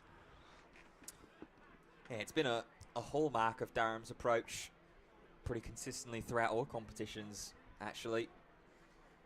Trying to get back to what made Durham successful in their promotion season from Division 2 to Division 1 in the county game. Not only the long ball, but also good running between the wickets. Aldridge thinks about a single, but just too close to Nichols there at mid-wicket, who does well, gets around quickly.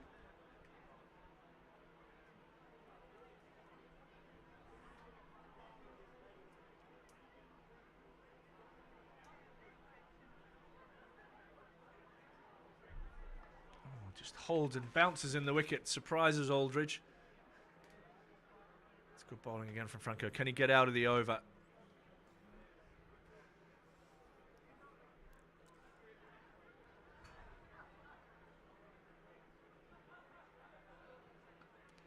Drives slightly wide of mid-off, but it will just be the single. That ends over number 36. 206 for 6. Aldridge 61, Rhodes 74.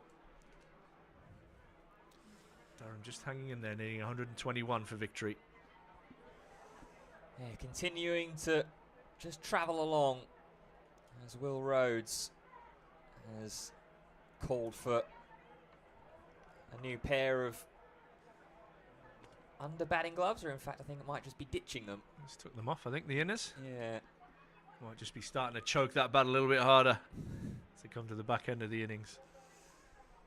Yeah, just 14 overs left to bat, 84 balls, 121 runs needed to win.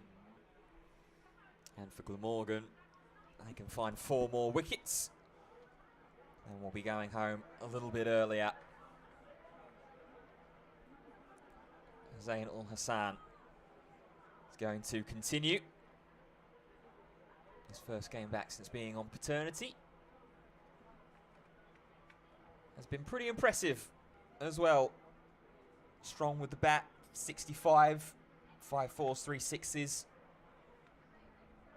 For sending one sharply to Casey Aldridge off the bowling of Colin Ackerman.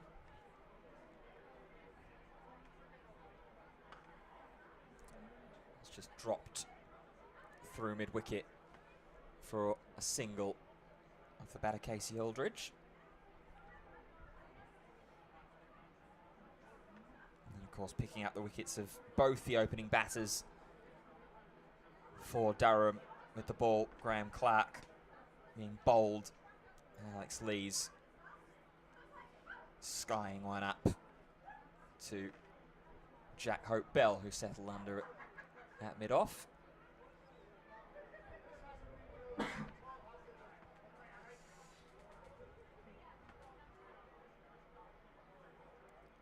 Change of angle, and it brings the first player miss for a while, which will keep Will Rhodes just for a fraction longer on his knee.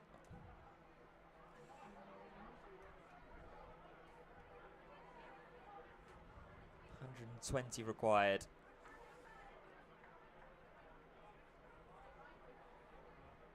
And Steve, ever the optimist for Glamorgan, saying that these batters are looking a bit too comfortable now.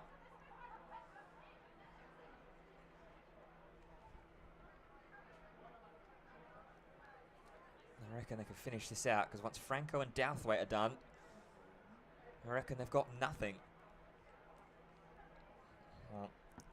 Andy Gorvin has 4 overs left that he'll be able to bowl. Well, Hassan at the end of this over will have 2 left. Jack Hope Bell will have 6. Bring on O'Riordan. Hello, Connor O'Riordan. That one's cut away through point, past the umpire. That'll just be the single. It'll be interesting if that is going to be the situation that Glamorgan will be left with in the last sort of 8 overs or so. We'll see by that point if Durham is still hanging on in there. Rhodes and Aldridge will have no choice but to go.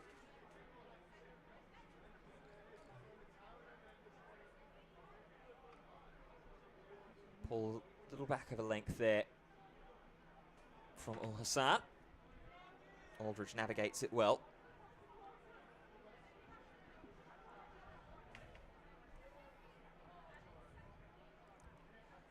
One more ball left of this over.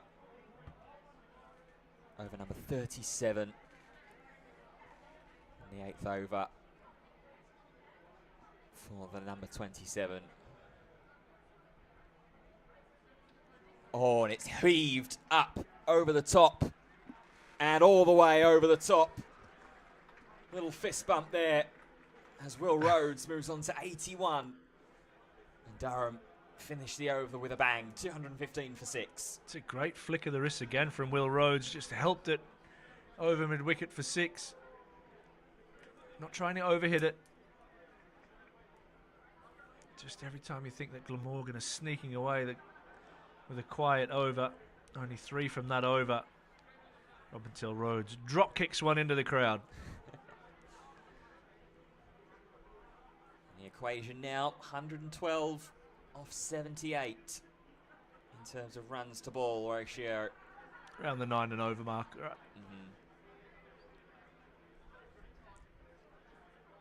Oh, it's good bowling again. Said that on numerous occasions from Franco.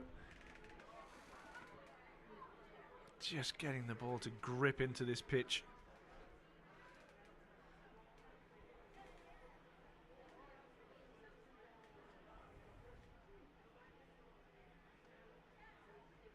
He's unable to collect that one in, maybe due to the dodgy digit. Putting Aldridge down in his last... Yeah, he's looking at his hand now. Of course, that's the reason. It's like the bowler when they get hit for 4 or 6. You have a look at the foot marks.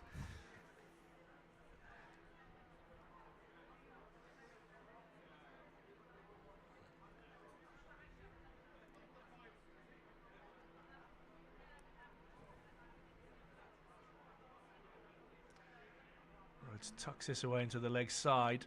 Picks up another single. So scoreboard ticking over. Not getting out of hand just yet. Still so much riding on this partnership.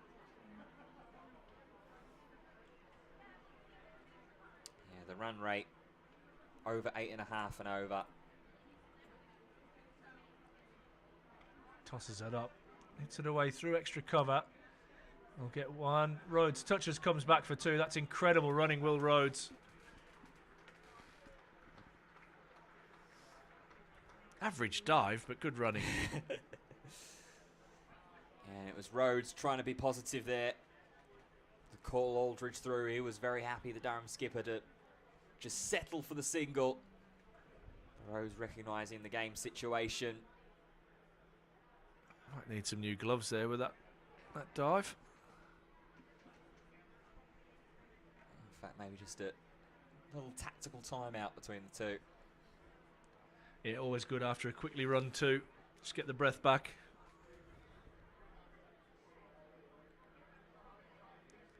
Oh, and a thick edge. Gets away down to third for 4. Franco with a huge double teapot. Will feel unlucky there. Yeah, maybe not necessarily impressed with the attempt at the chase as well from Connor O'Riordan. Gave up on it pretty quickly, but as we've seen time and time again this afternoon, this outfield is quick. It gets outside that circle, it's probably going all the way. This one tucked away into the leg side. Brings up another single. Aldridge into the 70s, Rhodes into the 80s. Durham just chipping away.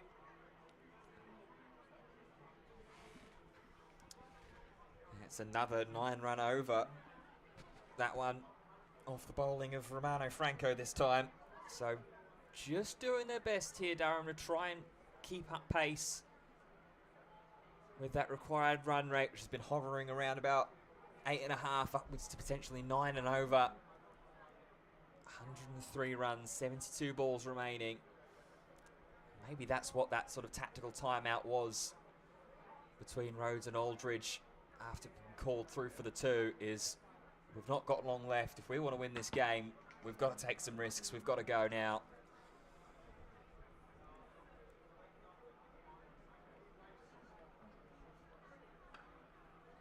Driven, lovely shape to the shot, but can't beat the man at catching cover. Andy Gorvin is back into the attack. So the short 2-over spell of Zainul Hassan, which went for 18 all up, is all we'll see. Again, giving bowlers a pretty short leash. That one flat batted down. Not going to get a second.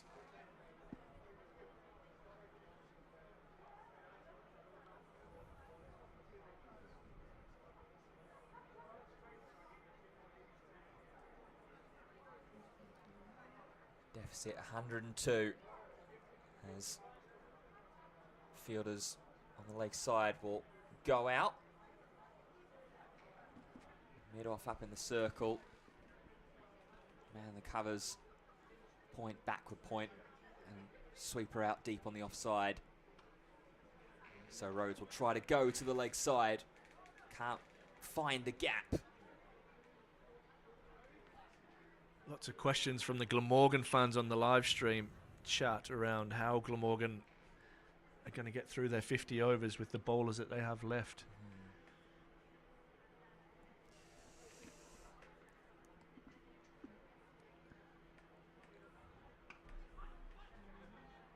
Another single quickly taken and then sauntered through by Aldridge. Yeah, 7th over this one from Gorvin, so he's got 3 more left that he'll be able to bowl for the remainder of this game. Well, Hassan still has 2 left as well after having just been pulled. Well, that might be 2. Pushed into mid-wicket. They won't think about the second. It's Gorvin. Yeah, good work from the teacher. Definitely does look like the teacher in charge of all the kids on a school trip.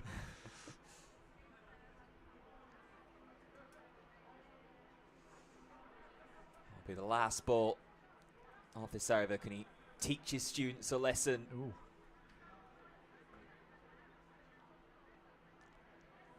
Well, it's not a bad one, although a spillage and a double combat roll from Henry Hurl. It will cost an extra run, and the teacher will not be impressed with that. Sir's not happy. Stint in detention maybe for Henry Hurl on the way. That'll end the over, 230 for 6. Can tell you what, he can have my lot at Park View if he wants.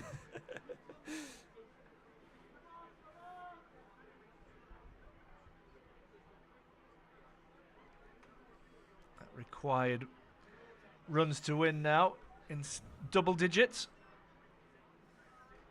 Not somewhere I thought we were going to get to, if I'm honest. Yeah, 97 off 66 required. Douthwaite back into the attack. Has Franco still got one left? He does. Yeah, interesting.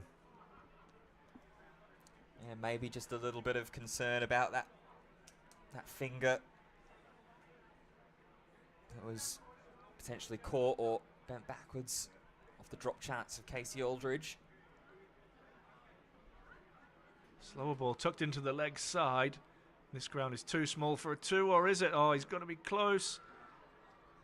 Not out. That's a risky 2, that, but incredible that Will Rhodes has got back. I thought he was gone for all money there.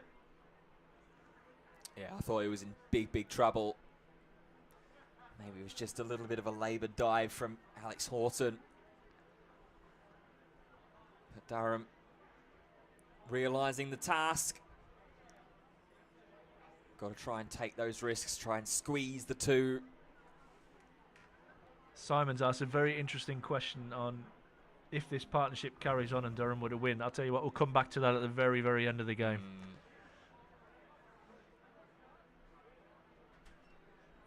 There's a lot to happen here if Durham to get anywhere near this total.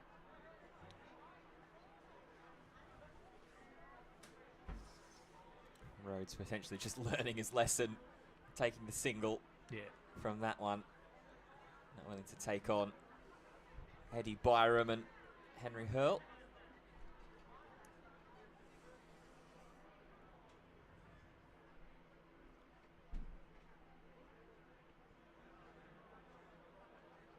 Bit of a false start.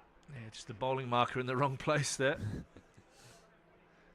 Still there for Franco by the look of it. Douthwaite's got his lines and painted the top of his mark. Drives aerially. Will it carry? No, it doesn't carry out. To Hurl, the man sweeping on the offside. All these things taken into factors now. Fitness levels, which will go towards concentration, which goes towards execution and keeping your nerve at this stage of the game. Especially when there could be that window of opportunity in the last 6 overs or so. Rhodes flicks this away.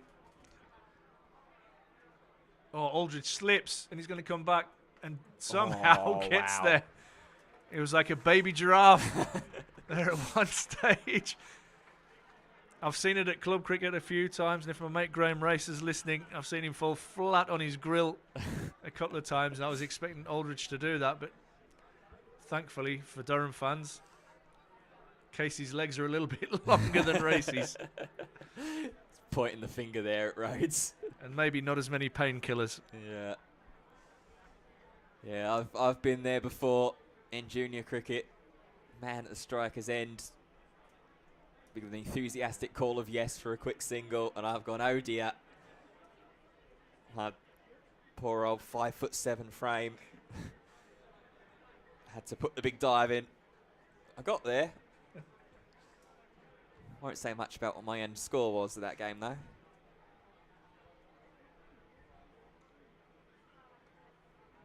Opens a face, Rhodes, and we'll pick up another single. It's the first sign really of any, I'm not going to say panic, but any kind of desperation between this pair. The two twos in the over. Yeah, as I mentioned, it's just that Racy is listening and watching. He says it's not flying, it's falling with grace. Hope you're well, brother.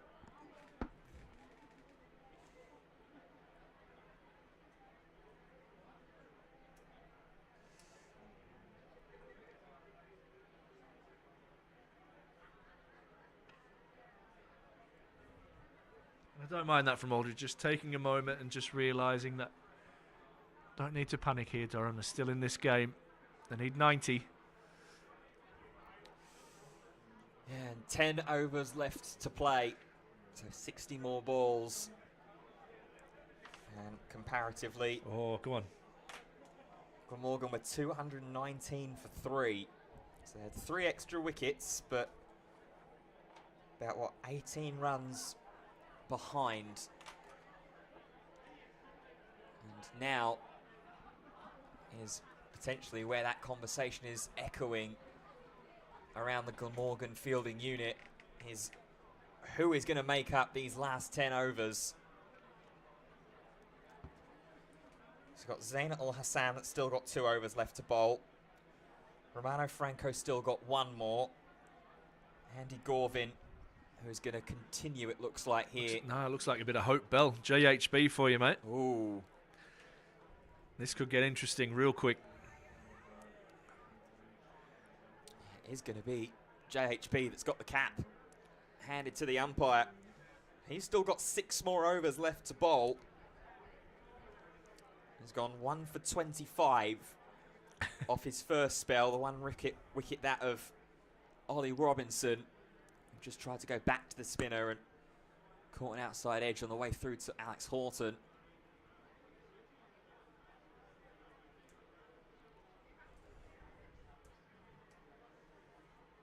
So last 10 overs, 90 to find. Rhodes on strike on 90. And that will be sauntered to 91 with a little drop and jog into the covers. Will Aldridge take on the off spinner?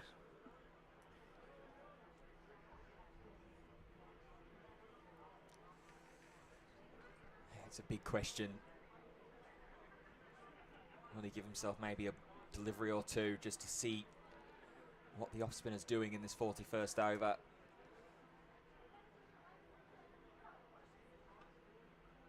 He'll just flourish it away through square leg for a single. He looks about 15, doesn't he, Hope Bell?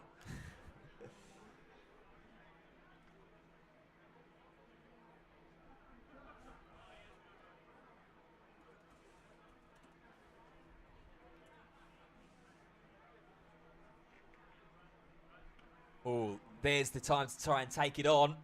There is cover out at long on. Yeah, I think Rhodes is trying to hit that one back over his head. Seen Alex Lees do that really nicely in white ball cricket. I think that ball back of a length and almost baseballing it back over the bowler's head.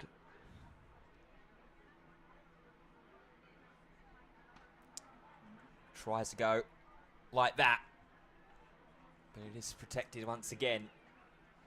Yeah, he's got his fielder quite straight down the ground here. Long on and long off.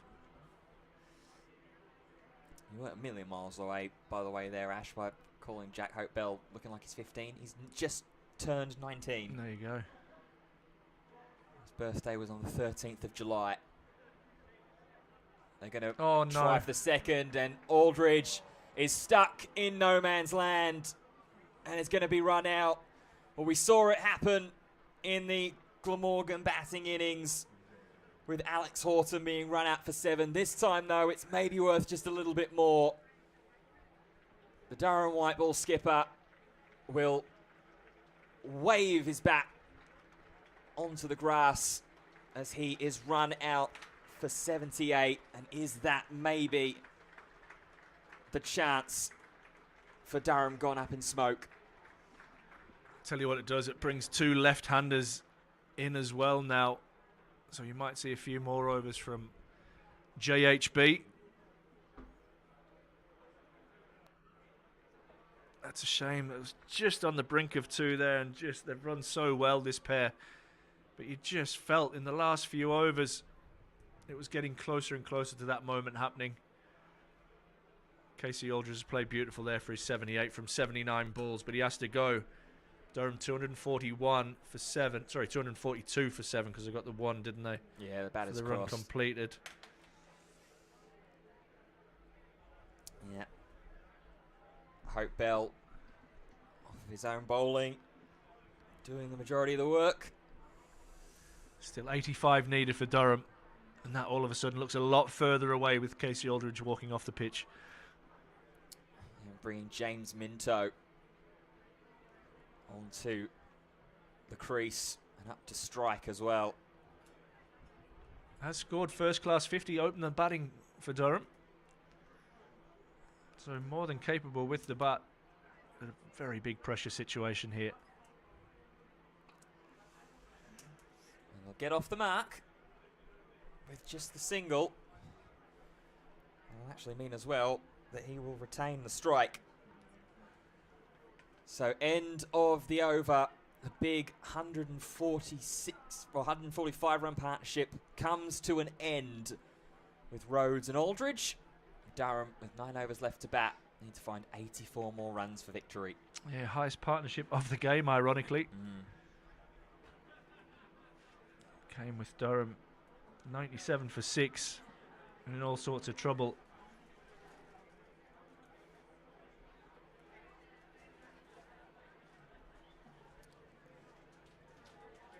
Skipper changed ends here.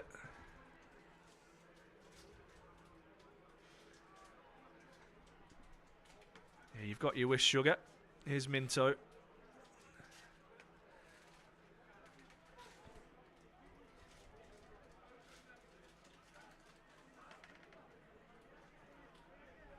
It's important that Minto can get Will Rhodes back on strike here. A lot of this run chase now is going to rely on Will Rhodes. Andy Gorvin back into the bowling attack as well. Short, pulled away into the leg side, but will find a sweeper out at deep mid-wicket. That'll do though, does the job, gets Rhodes back onto strike. Are they renting that balcony by the hour? Different people every time. Maybe.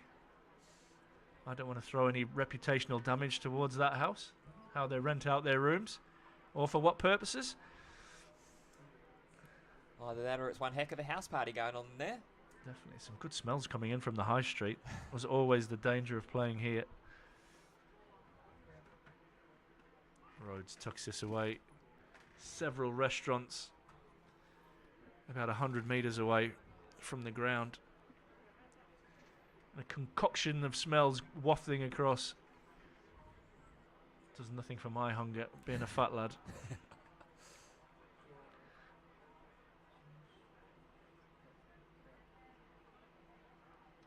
Tucked away again by Minto into the leg side. Doing his job, scoring and getting off strike. Will come to the point where that isn't enough though. And he will have to express himself. Yeah, it's difficult because there's an argument to say that it isn't enough just right now. Even with Will Rhodes happily to rotate the strike. Oh, that's useful. That is useful. And it's 4 to Will Rhodes, who moves on to 98.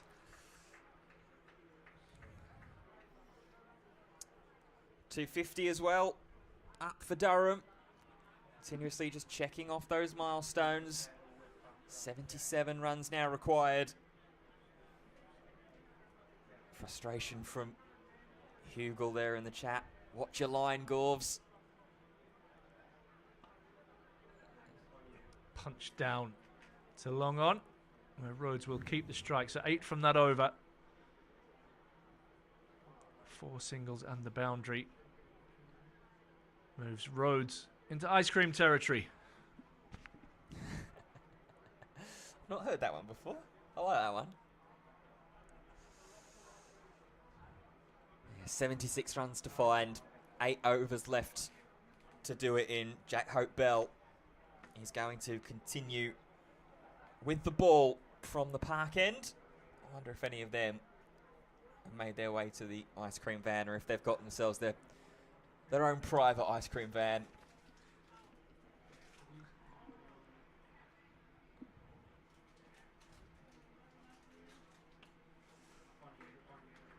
Driven and pushed for the century for Will Rhodes. It'll be muted celebrations, but he's played a really, really key role in giving Durham any kind of hope of taking victory in this game. 100 up for Will Rhodes off 99 balls, 10 fours and 1 6. Yeah, you feel that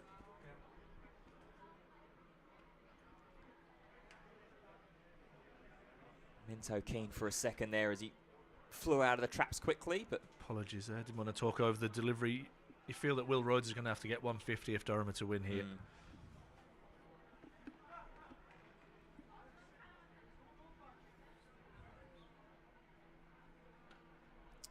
Yeah, Rhodes is going to need to start thinking about launching.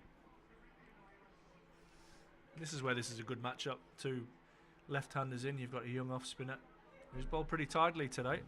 Picked up the big wicket of Ollie Robinson. Ooh, does try to launch. It might get the boundary rope anyway. It will. Well, there's 4 of them.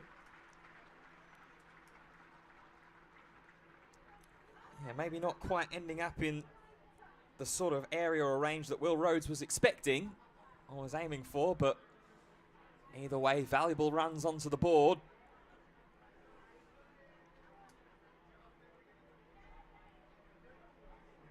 Six runs off the over already. And this will be driven along the ground down to long on.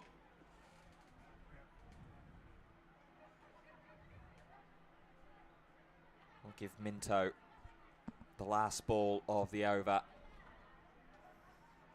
Well, he just decided to start throwing caution to the wind. He loads up, but doesn't get a hold of it in any way, shape or form. So that'll be the end of the over. Well, there's 7 runs added on. The deficit now just 69 on 42 balls.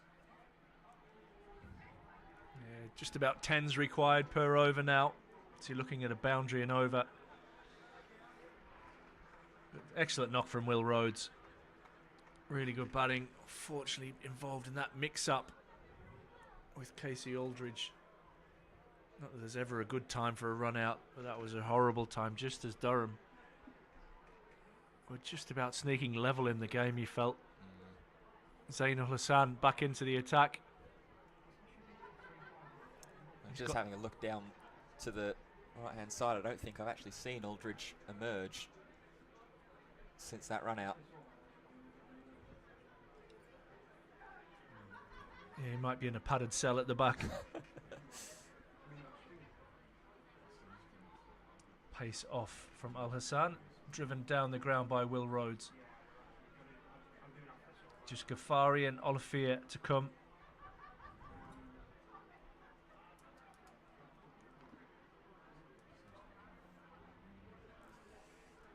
Still some believers that are tuning in. Minto again praising the 150 that he's got for Durham. Even opening the innings in the Test Championship, and Yeah, I'm not sure. Olivier and Ghaffari have batting abilities. Not sure what Test Championship is. Plays a lovely shot but can't beat cover. It's definitely opened the batting. Almost as a night watchman. And got 50.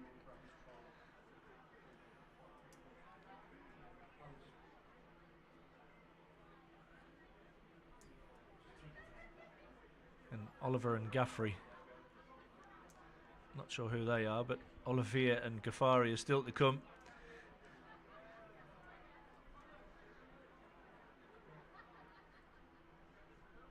Minto backs away and slaps this down to long off for a single.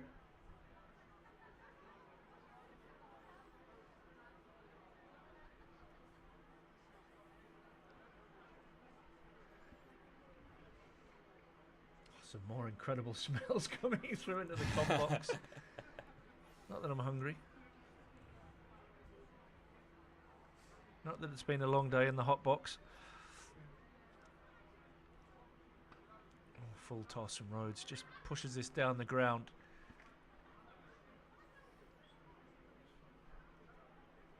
Yeah, just nursing things through at the moment to get to the finish.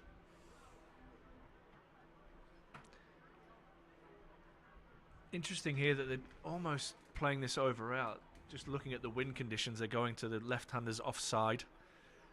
So they're my target the other end, the two lefties. And that's a useful boundary as Minto targets that with the wind and gets it over third and away for 4. Crucial runs for Durham. Yeah, crucial and a very handy shot, very handy sign of intent from the young James Minto. Gave himself a little bit of space, extended the hands out, got it away for 4.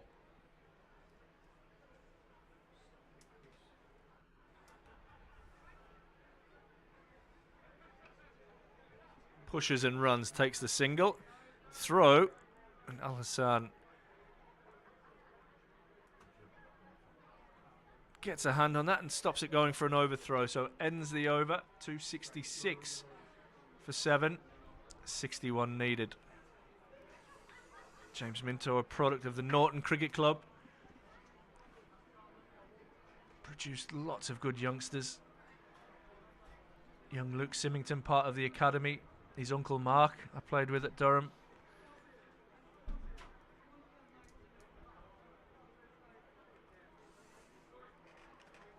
Good, proud club, Norton Cricket Club, down in the MYSD. You might have heard of that league in the last couple of days.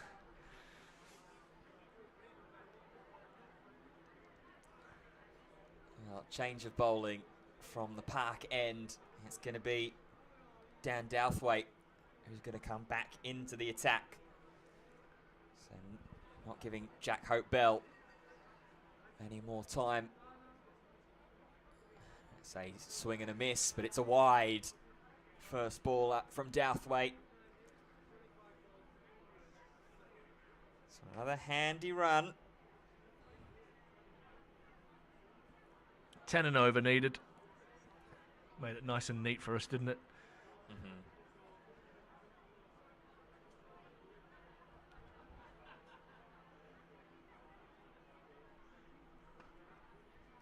Flat batted. Going to take the single, as that is just was deflected with the chest of the Glamorgan skipper.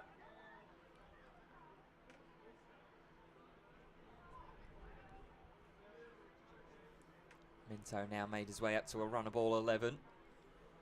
Rhodes 107 off 104.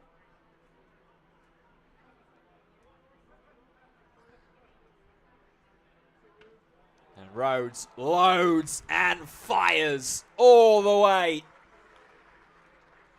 over cow corner for 6. I was just about to say there's a few Yorkie followers jumping into the chat, and one of your owners just hit a monster for Durham. Will Rhodes sending that one over the rope and into the crowd for 6. Yeah, that's exactly what's needed. The reason the Yorkie fans might be trailing in is they've just won against Worcestershire by 6 wickets. This one a bit of width, stands away. Will it get to the boundary rope? Good diving stop. Eddie Byram out there in the deep. That's brilliant fielding. Saving 2 runs.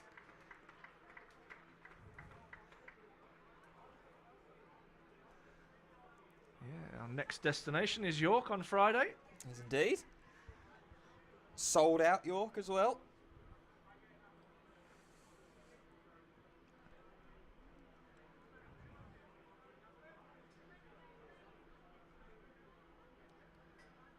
Full width again. Won't be as difficult of a fielding job for Eddie Byram out there. It'll just be the single. Expensive over this so far though. 11 off of it already.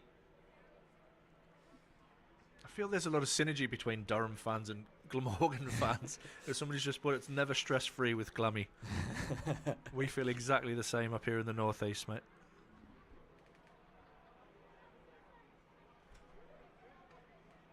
Minto bats this one down into the unused pitch. Take the single.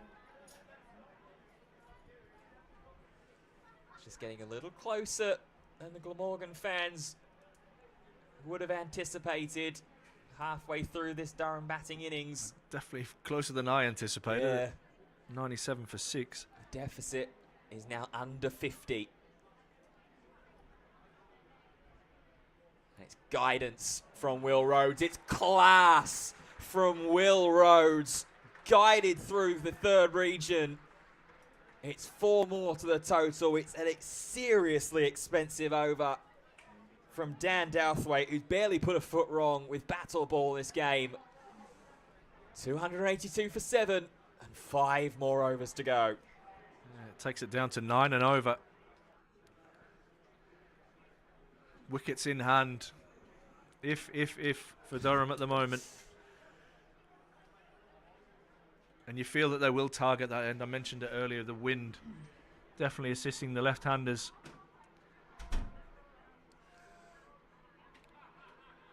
James Minto on strike now. Gorvin, no doubt, will be taking the pace off, trying to get Minto to hit into the wind onto his leg side. When he gets a leading edge and gets Will Rhodes back on the strike. Will Rhodes look to target over the covers. I mean, it's not a strong wind, it's not a massive ground, but you use every advantage that you can get. Yeah, without a doubt. Rhodes just going to take his time, scratch his guard in.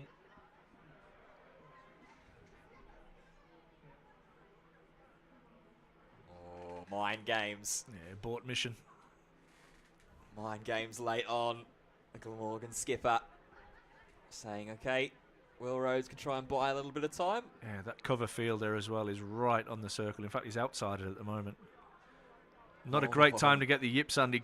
Oh, he might be struggling with injury here, which is not a good sign for Glamorgan. Hopefully it's cramp. Yeah. Keeper Alex Horton sprinted over to his skipper. Just checking on him.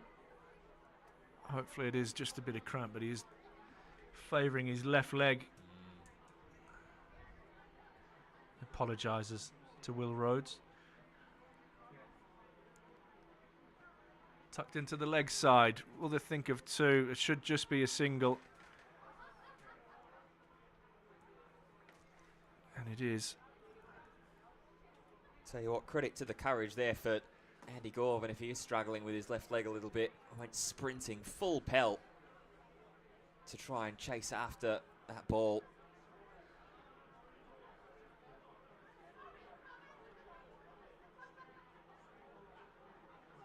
And another single.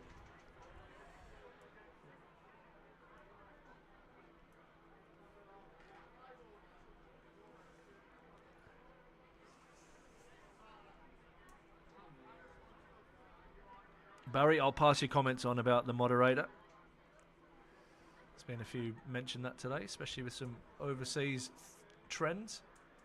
Whipped away by Rhodes into the gap, but it'll just be a single.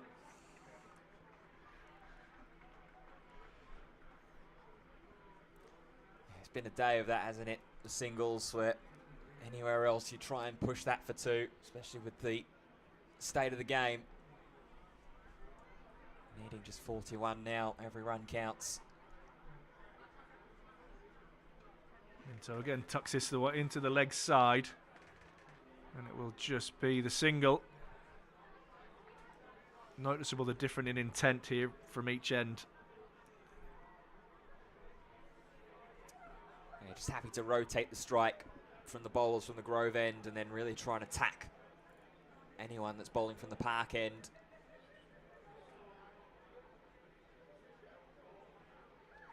Flicked away behind square. That will run away for four. Will Rhodes moves on to 126. Durham move on to 291 for 7. And they get their 9 from that over. 36 from 4. 36 from 24. Yeah, just continuing to make things uncomfortable out there. It's the hope that kills you. Yeah, absolutely is. That's for both sides right now. Yeah. 4 overs left to bowl for Glamorgan to try and hold on to a 36-run lead. Gives us a chance as well, if we haven't mentioned it for quite a while. If you've been enjoying the coverage and want to keep up to date with all things Durham, do us a favour, drop a like on the stream and on the broadcast, and subscribe to the Durham Cricket YouTube channel as well, where you'll find all the coverage and goings on for the remainder of the summer of cricket for 2026. Good Yorker from Zain Ul Hassan, who will start his 10th and final over. There's a few sitting on the 9 over mark, aren't there? For Glamorgan. How do they piece these puzzles together?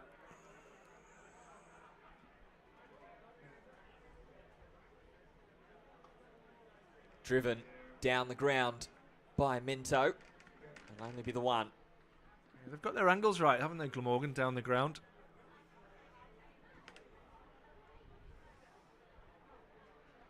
That's the 50 partnership up between Rhodes and Minto as well. Rhodes contributing 33, Minto 16. Got there in just over 20 minutes.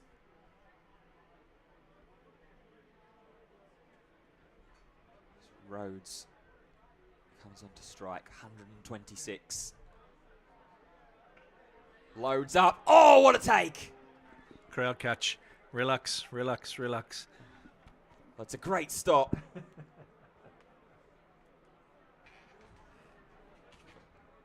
Just to add even more drama.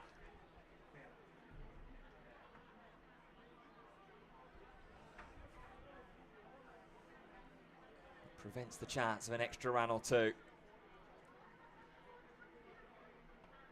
That one wide outside off Yorker. It's been an excellent over this from Al Hassan, who's had a good day. 65 with the bat.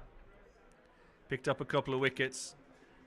And when Glamorgan needed him at most, it's been an excellent start to the over. Got 2 balls left to close out this over. Yeah, really, really strong stuff from Al Hassan here.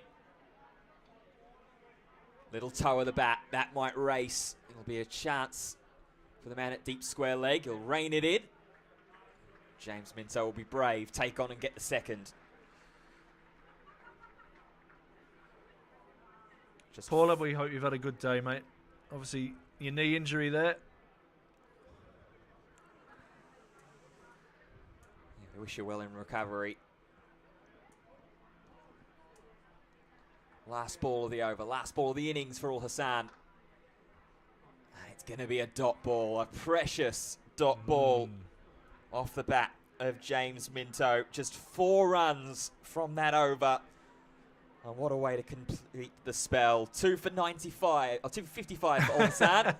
Imagine if it was 2 for 95. It's because it is 295 for 7 for Durham. Yeah, Barry, thanks for your comments again, mate. Honestly, that is something that I will pass on because there's a serious amount of unnecessary chat coming through the live stream, which is ruining it for everybody who's interacted with us today and with each other. It's been good crack, good banter. It's been a great game of cricket. We didn't think we were in for a good game of cricket at 97 for 6. But Durham have hung in there.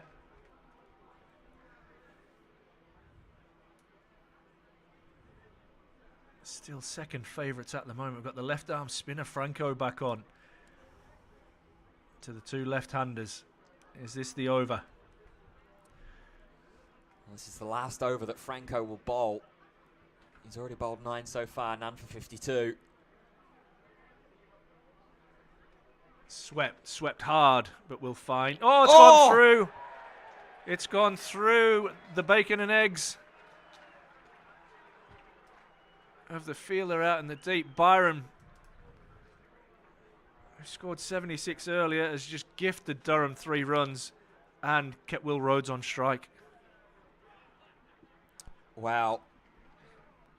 Is that a momentum shifter? 28 from 17.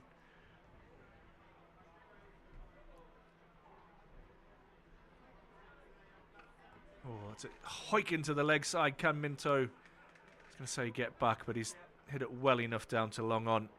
I think Minto's got to have a crack here as well. The 2 left-handers against the left-arm spinner. 300 up for Durham as well. They need 27 more. It's 16 balls remaining. This is going down to the wire here in Gosforth.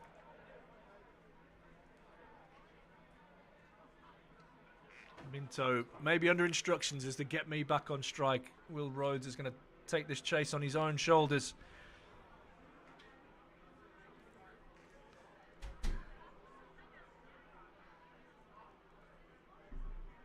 Yeah, bang on, Simon. Oh, and a paddle attempted, but doesn't get much on it. We'll just pick up A single. In fact, there's a fumble from O'Riordan, who's not had a great day out there. Gets Rhodes back on strike. He's got 2 balls left against the left arm spinner. Can he do some damage into that 24 runs that are needed for Durham? He's getting the crowd a little bit more lively and chirpy as well. Cheering on every misfield, every extra run that could be found.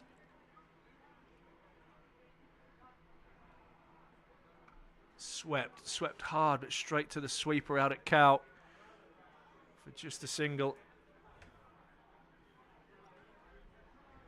Last ball of the over, 13 balls left in the innings. Almost forgetting the total now that Durham have passed the 300 mark as well.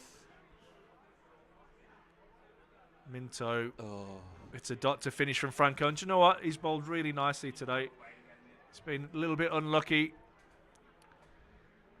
Just as my screen goes off, I was going to give you his figures. Have you got his figures there, mate? It will when it ticks over. Yeah, the hamster's gone on my wheel.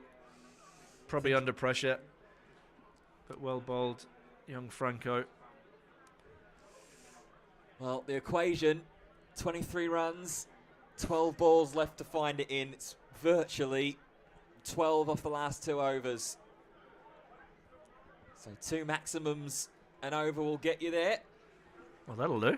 That'll do quite nicely, and it's going to be the bowling off of the man that was hitting maximums for fun to close out the Glamorgan batting innings. Dan Douthwaite. Old Crick Nishan's asking for Aldry to hit 2 sixes. He'll do well to do that. Sat on his backside over on the bench, willing his team on.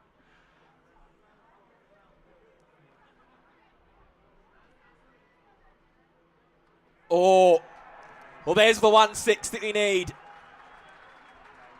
Come on, Rhodesy. Fierce fist bump from Rhodes to Minto as they meet in the middle. 17 from 11. Well, I was just about to say, the last time we saw Douthwaite with the ball in hand, he got shelled for 16. Could do with that right now. Well, there's 6 of them. 17 runs off 11 balls.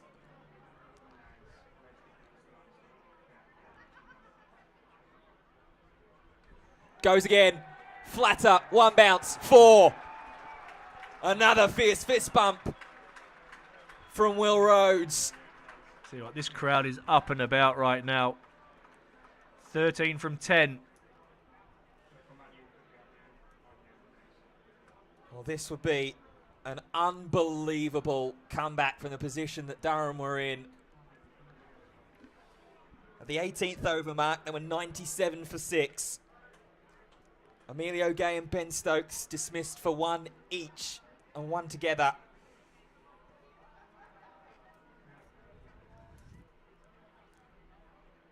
Full and wide, Yorker length. They'll take the single to a rapture of applause around South Northumberland Cricket Club. 11 off the over already. It's a good Yorker, that from Douthwaite. The last thing he'd be wanting to do is to bowl into the pitch here. And his first 2 have gone the journey. Can Minto chime in and help out Will Rhodes? Minto's on 19 valuable runs. Oh, swings wildly.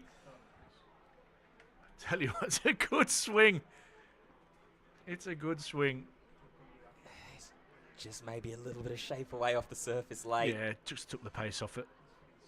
It was right in the slot. He had his name up in lights in his mind's eye. I'll now have to just regroup. 12 off 8. The South Northumberland crew. Oh, that one's gone wayward. It'll Oh, drop useful. short and underneath the dive. Just holding out in the outfield. It's not going to get all the way to the boundary rope. It's a big 3. But for the first time today, we'll get 3 run between the wickets, Ashthorpe. 9 from 7.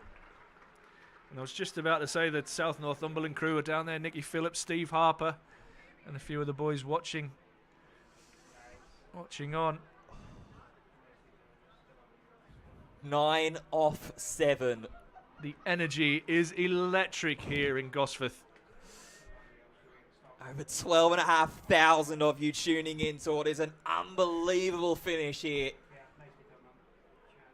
Durham looking to try and salvage their way from 97 for 6 to go 3 from 3 to start a one-day cup.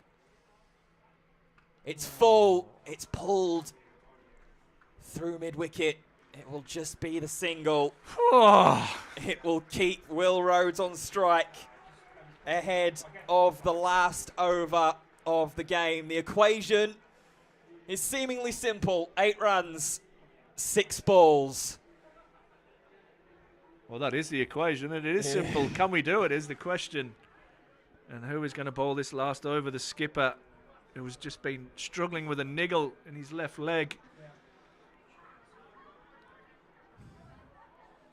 Well, live by the sword, die by the sword, I suppose. I like the fact he's taking the responsibility, the skipper, to bowl that last over. He was probably hoping he had a few more in the bank to play with, like a few of the people in the comments on this live stream. But we'll leave that for another day. 8 from 6. Rhodes tries to guide this away through third, but he won't beat the fielder.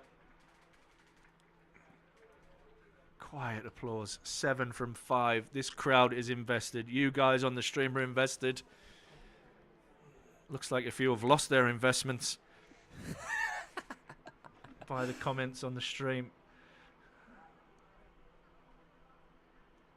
My word. And yeah, 100%, Andrew. There is that romance of the outground here. The crowd are right on top of it.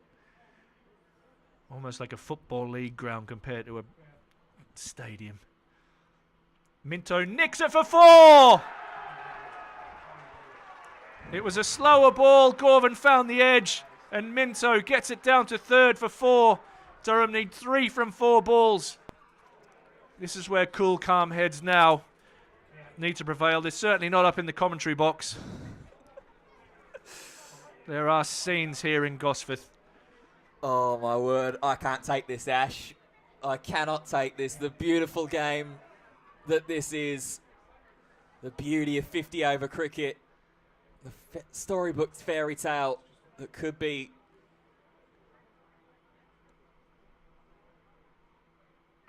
It's cut away. And it's gone. Oh, Durham win. It's a misfield. Minto hits it for 4. And from 97 for 6, Durham win this game by 3 wickets. The crowd goes absolutely mental. And I, for one, cannot believe what I have just seen. Ben Fitzpatrick next to me is shaking like a leaf. And Durham from nowhere. And Simon asked me the question earlier, if Durham, on the scale of 1 to 100, have won this or Glamorgan thrown it away. You've got to say, I reckon it's 75 Durham, 25 Glamorgan. It hasn't been easy to bowl on this pitch. Glamorgan got off to a flyer, picking up 4 wickets. Durham 57 for 4 in that power play. And they look shot, they look gone. But you can tell from that, almost the players' area. Sorry, I'm getting my words mixed up as I just swing across. They lost Stokes without scoring. They lost Amelia Gay for 1. They're 2 England big guns. And Will Rhodes with 148. What he's shown here today, because that was incredible. He's still got 100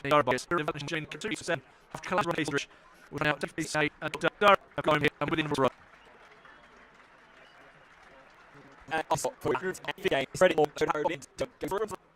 incredible here at 7 bonus down inch 12 here and self-entry.